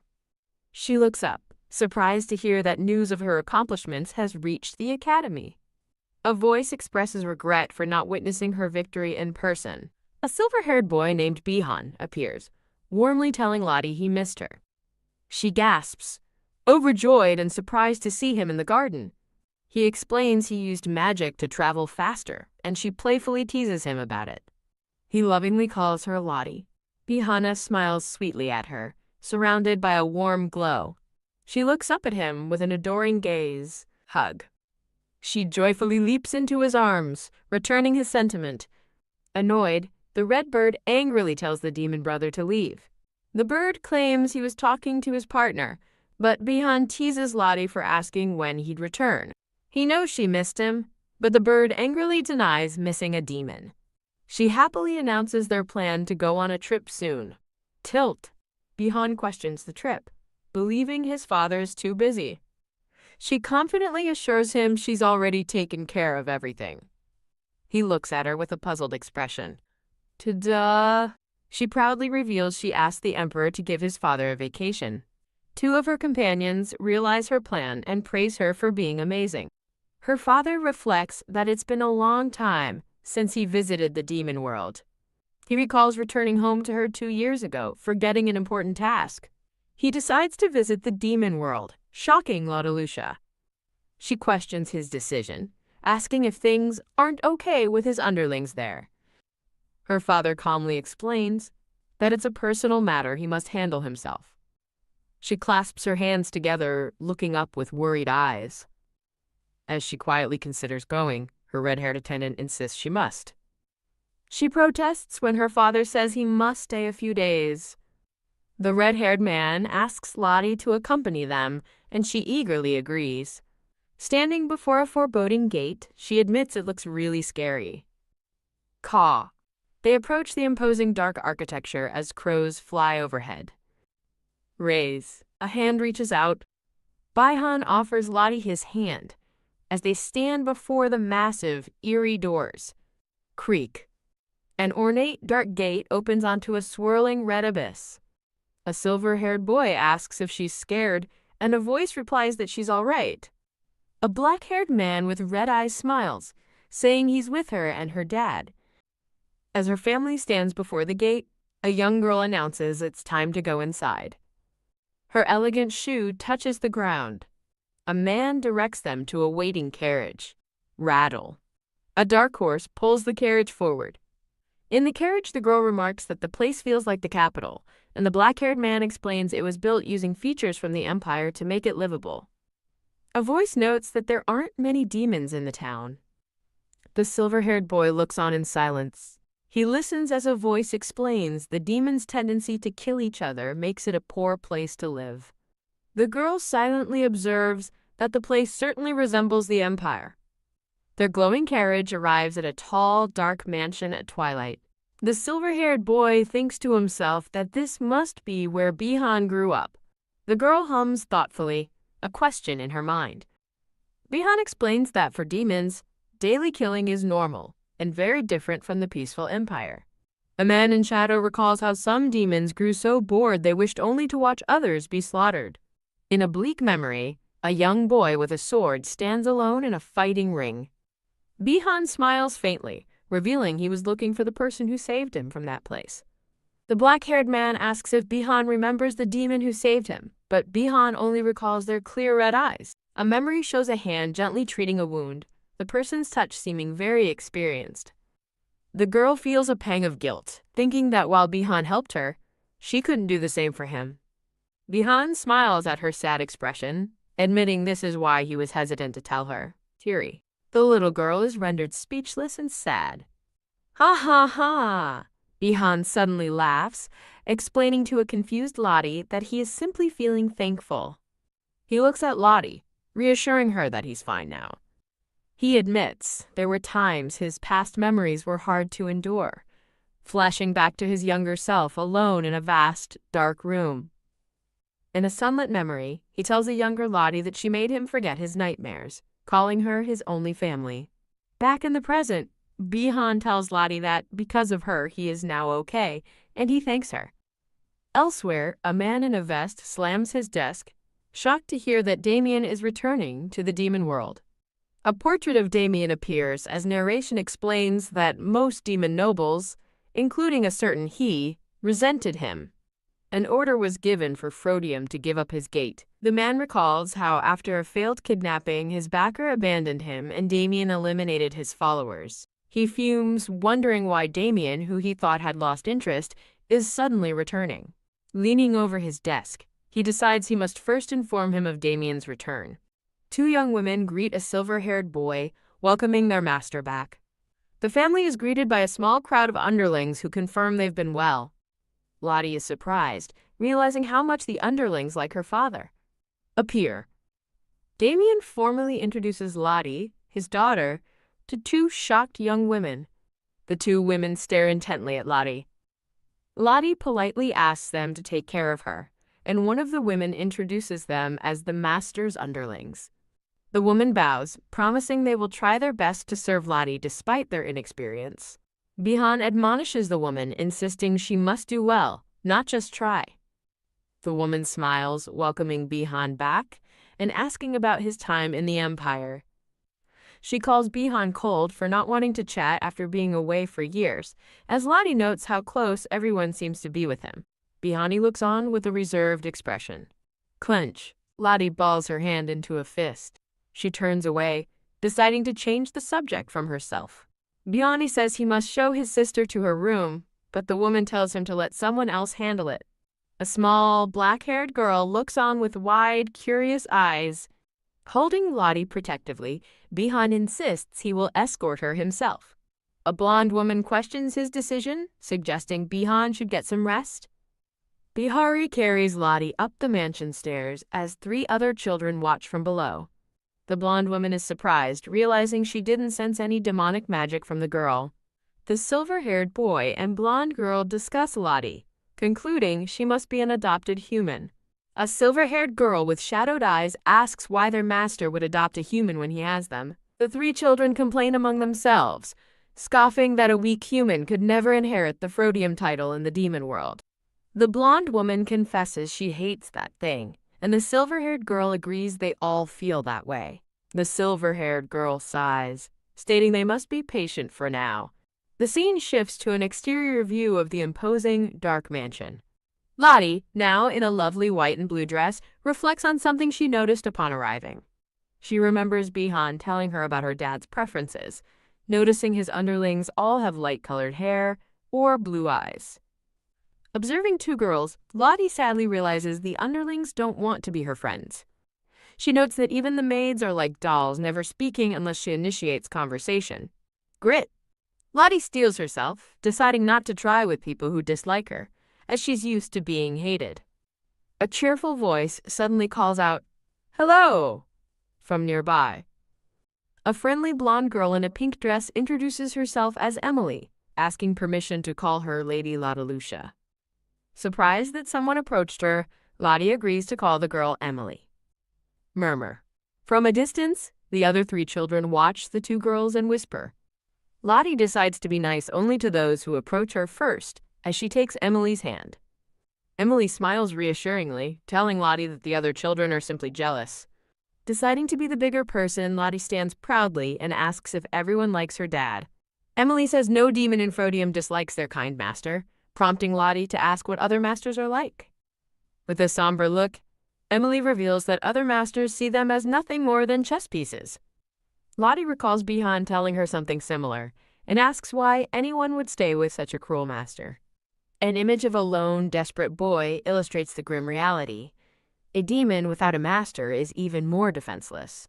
Emily looks down with a pained expression, admitting they have no other choice. Emily cheerfully offers Lottie a tour of the mansion, and Lottie happily accepts. As they explore, Lottie asks when Emily arrived, noting they look the same age, but Emily says she is the newest addition. When Lottie asks how long she's been there, Emily casually replies it's been about 15 years. Lottie expresses her shock, but Emily explains she maintains her young appearance on purpose because the master is kind to children.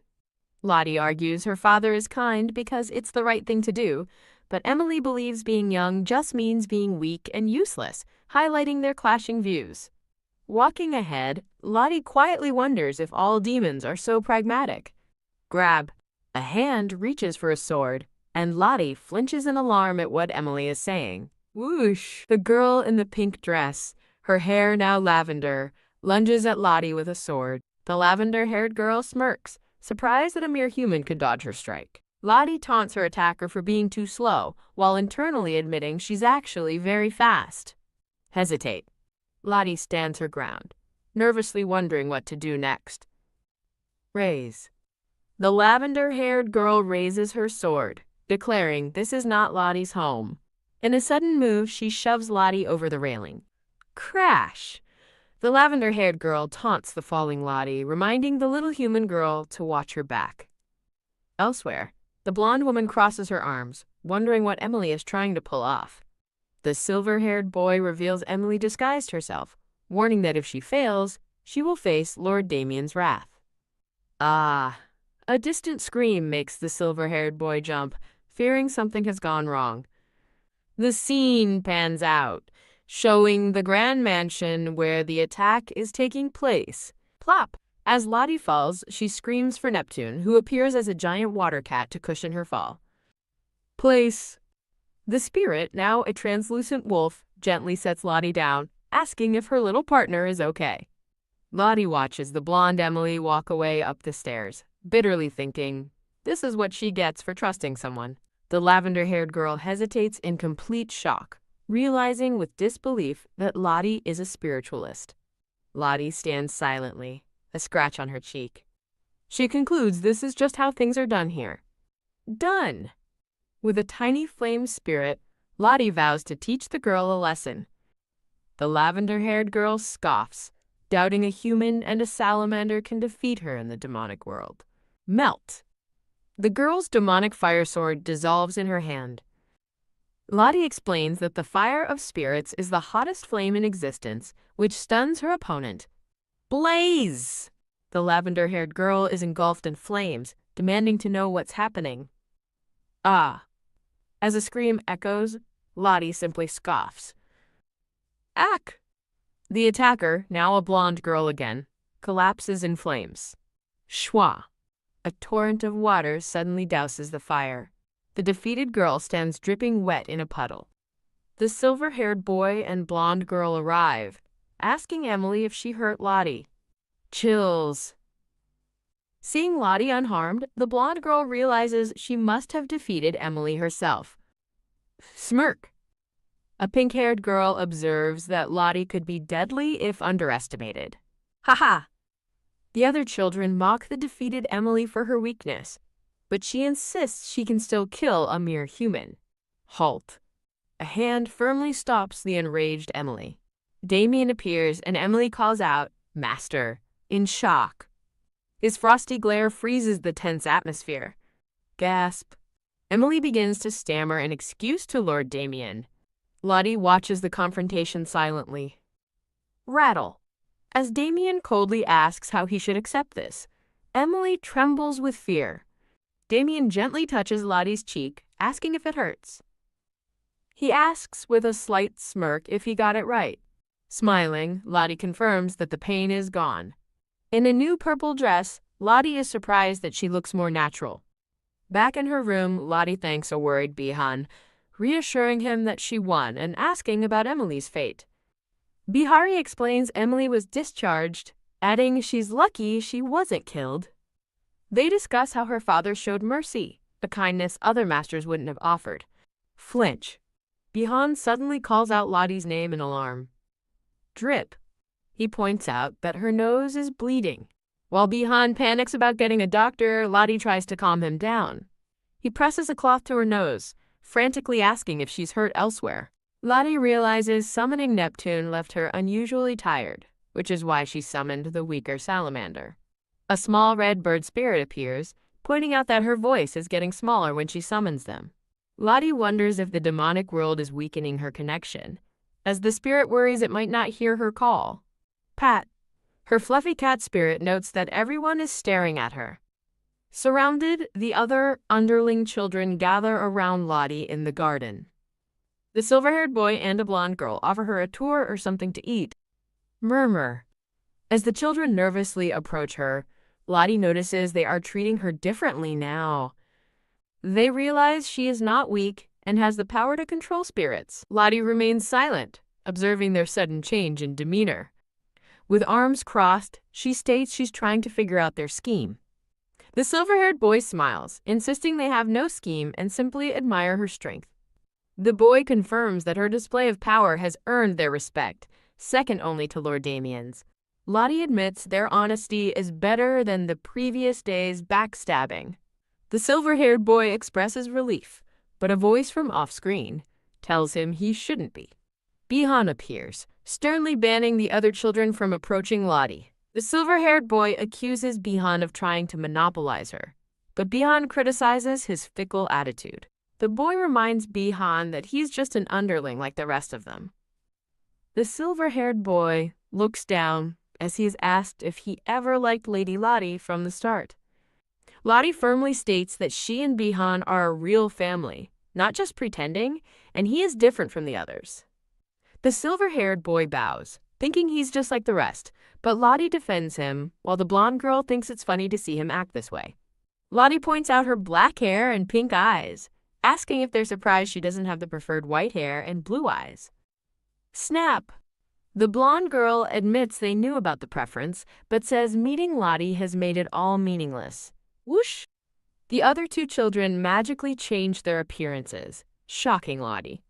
A dark-haired girl explains they transformed to fit Damien's supposed preferences, but Lottie thinks their master wouldn't care about such things. Seeing Bihan now has silver hair, Lottie asks if he also changed, and he confirms it's his real appearance but offers to change it for her. Lottie reassures Bihan that she doesn't need him to change, telling him she likes him no matter how he looks. Touched, Bihan calls out her name as the other children watch the sweet moment in silence.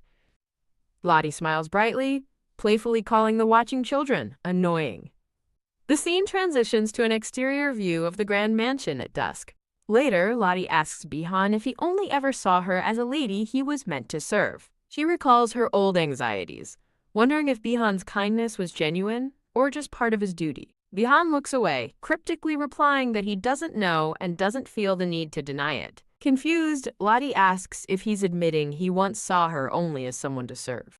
He clarifies that he did, but only before she declared that they would be family. Bihan's thoughts reveal that while he calls Lord Damien father, he has never considered him family. A sunny memory of a younger, happier Lottie flashes by. Bihan admits he doesn't have a clear answer, calling the situation complicated.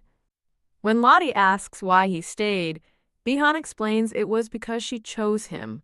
Lottie walks closer, asking if his decision was partly influenced by her being their master's daughter. Standing before him, she asks if she is precious to him. Hug. Lottie embraces a surprised Bihan, saying his answer is enough for her. Squeeze. As Bihan returns the hug, Lottie explains she's happy his intentions were true, regardless of how they became family. With emotion in his eyes, Bihan listens as Lottie says he's the only family she chose for herself. Hugging her tightly, Bihan gives her a firm answer, declaring she's the only one who has ever made him feel such love. A memory shows a younger Lottie holding Bihan's hands, calling him a kind child. Bihan thinks to himself that he would do anything to stay by her side, even if it wasn't his family. As they embrace, he wonders what this feeling truly makes him. While walking with a maid, Lottie reflects that she may have overreacted towards the underlings because of their closeness to Bihan. Deciding to move on, she wonders what her dad's business is in the demonic world. Pause. The maid suddenly stops, prompting Lottie to turn and ask if she's all right. Crack. To Lottie's horror, cracks begin to spread across the maid's scarred face. Crumble. Thud.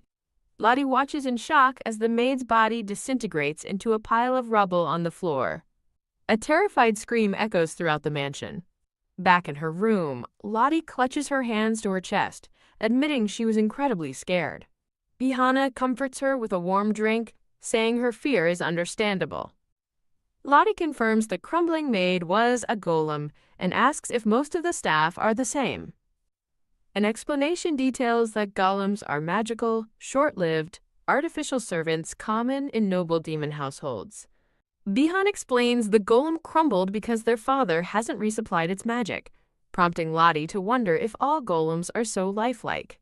Bihari says they are lifelike because their father made them, adding he avoids making living golems with souls because they are inefficient. He clarifies that a normal golem can last 100 years, while a living one barely lasts 10. Lottie expresses confidence her father could extend that lifespan, then realizes with a jolt how short 10 years is.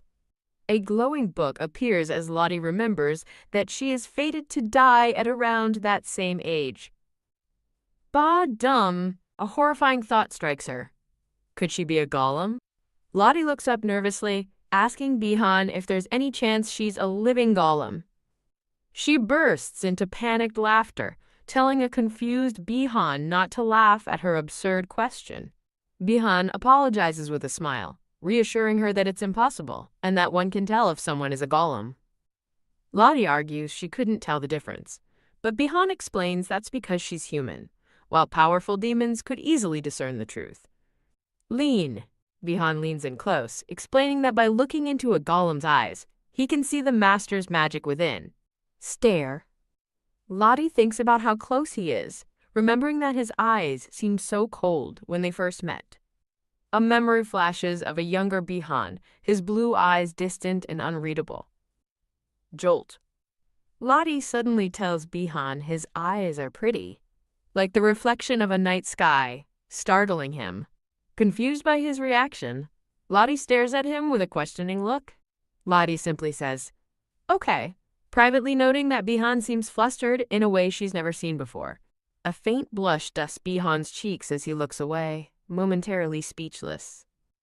The scene shifts to the Demon King, a man with long magenta hair who confirms he's heard the news. A blonde subordinate warns that Phrodium might take revenge, but the Demon King scoffs, questioning why the ruler of the demonic world should fear that. The worried subordinate then asks why the king cut off his support, fearing he'll be eliminated for being useless. The Demon King remains silent as his subordinate asks if it's because he failed his mission, promising to prove it was just a mistake. Flinch. The subordinate reports that Damien has brought his daughter, and the Demon King reacts with a start. Chills. A cold, serious expression crosses the Demon King's face upon hearing the news. The Demon King muses that, since she came this time, he'll ensure Damien is forced to leave the demonic world for good. Sweat. He dismisses his subordinate, who leaves in a nervous sweat. Elsewhere, a blonde-haired master is informed that Emily has returned. A pink-haired woman smiles, telling her darling that since Emily stayed at the Phrodium household, she must have valuable information. Bow. A servant bows, acknowledging his milord's command. A disgraced Emily kneels on the floor, her head bowed low. Glance. She looks up timidly, addressing her former master. Her master erupts in anger, questioning how a traitor dares to call him master. The pink-haired woman calmly advises him to hear Emily out, reminding him how hard it is to survive without a master. Smirk. The master seems to consider her point as the woman smirks knowingly behind him. Back in the demonic mansion, Lottie is shocked to learn that the Demon King wants to see her. Lottie notes that her dad is very popular, but he replies that the current Demon King hates him. She innocently asks if the king's resentment is because her dad is so amazing. Her father explains that while the former king favored him, the current one seems to resent him. Lottie happily declares that she feels safest with him and is curious to meet the Demon King. As they arrive at a grand entrance, an attendant invites them to come inside. Her father takes her hand firmly and reassuringly. Damien looks forward with a grim, determined expression. Standing before a massive, chained gate, her father calmly calls out her full name, Lotelucia. Nod. Damien nods slightly and asks the Demon King why he has been summoned. The Demon King asks why Damien won't pretend to respect him, but Damien retorts that he won't respect someone who took their position by force. The Demon King smirks, admitting that he still enjoys being flattered. Holding her father's hand, Lottie looks at the king, thinking she's never seen him before. Zap. Damien dismisses the king's chatter, stating they'll leave if there's no real business to discuss. Rise. The Demon King stands from his throne, declaring that he can simply invent some business. Whoosh. A glowing red magic circle materializes in the Demon King's hand. Grit. Damien grits his teeth as the king readies an attack, reminding him that nobles are forbidden from battling the king to prevent constant regime changes. The Demon King taunts Damien, threatening that his small, fragile daughter won't be safe if they fight and might not even live another year. Having made his point, The Demon King sits back down, welcoming Damien back and dismissing them. Lottie looks on in confusion, puzzled by the strange confrontation. The scene transitions to a distant view of the Demon King's ominous castle under a purple sky. Clench. Lottie clenches her fist, thinking to herself that the Demon King was very unpleasant. Damien asks if Lucia is okay, noting her pale face, but she dismisses it as feeling a little nauseous. Her father dryly suggests she look in a mirror, teasing that her face must be embarrassing. A blonde-haired man appears, asking if Damien won't even allow him to offer his thanks. Damien coolly replies that he has done nothing to deserve any thanks. The man, Frodium, insists with a determined smile that he certainly did. Lottie realizes she has heard the Demon King's words before, from the ugly Duke at the castle. A brown-haired girl reflects that Emily, having been kicked out by Frodium, had no choice but to return to her old master to survive. Lottie announces she's sleepy and bids goodnight to Bihan and the brown-haired girl. Click. A hand switches off a bedside lamp. Creak. A shadowy creature materializes in Lottie's room, apologizing to its master. A memory shows a younger Lottie asking a similar shadow rabbit if it's a familiar. Back in the present, Lottie sighs, annoyed, asking why it's here now. Clack. The shadow creature appears at her window as she tells it to leave, calling it rude. Burst. The creature pushes through the window, prompting Lottie to demand what it wants. Lottie tries to bargain with the creature, offering to accept an apology if it will just leave. In a flashback, a young Bihan thinks to himself that they have no choice, unable to forget her face from that day. Suddenly, outside in the cold night, Lottie tells her visitor to be quick because she's sleepy. Emily stands before her, apologizing and explaining that she only acted out of a desire to live. Wave. Lottie dismisses her apology and turns to go back inside, thinking her father had his reasons. Emily grabs Lottie's arm, desperately begging for another chance to be accepted. A group of men suddenly appears and restrains Lottie, claiming they need to do this to survive. A glowing purple magic circle traps Lottie as Emily and the men surround her. One of the captors holds Lottie's face, dismissing the rumored spiritualist as just a little girl. Ka. The scene transitions with a shot of crows flying over a forest. Blindfolded and alone in a warehouse, Lottie despairs that no one is coming for her. The pink-haired woman kneels before Lottie, urging her to try using a spirit. Frodium stands with Emily, demanding to know why Lottie couldn't use her spirits during the kidnapping. Badum. Blindfolded, Lottie's heart races as a sudden sound makes her fear someone has been killed. Bottom. As Lottie panics internally, the pink-haired woman stands with a blood-soaked hand.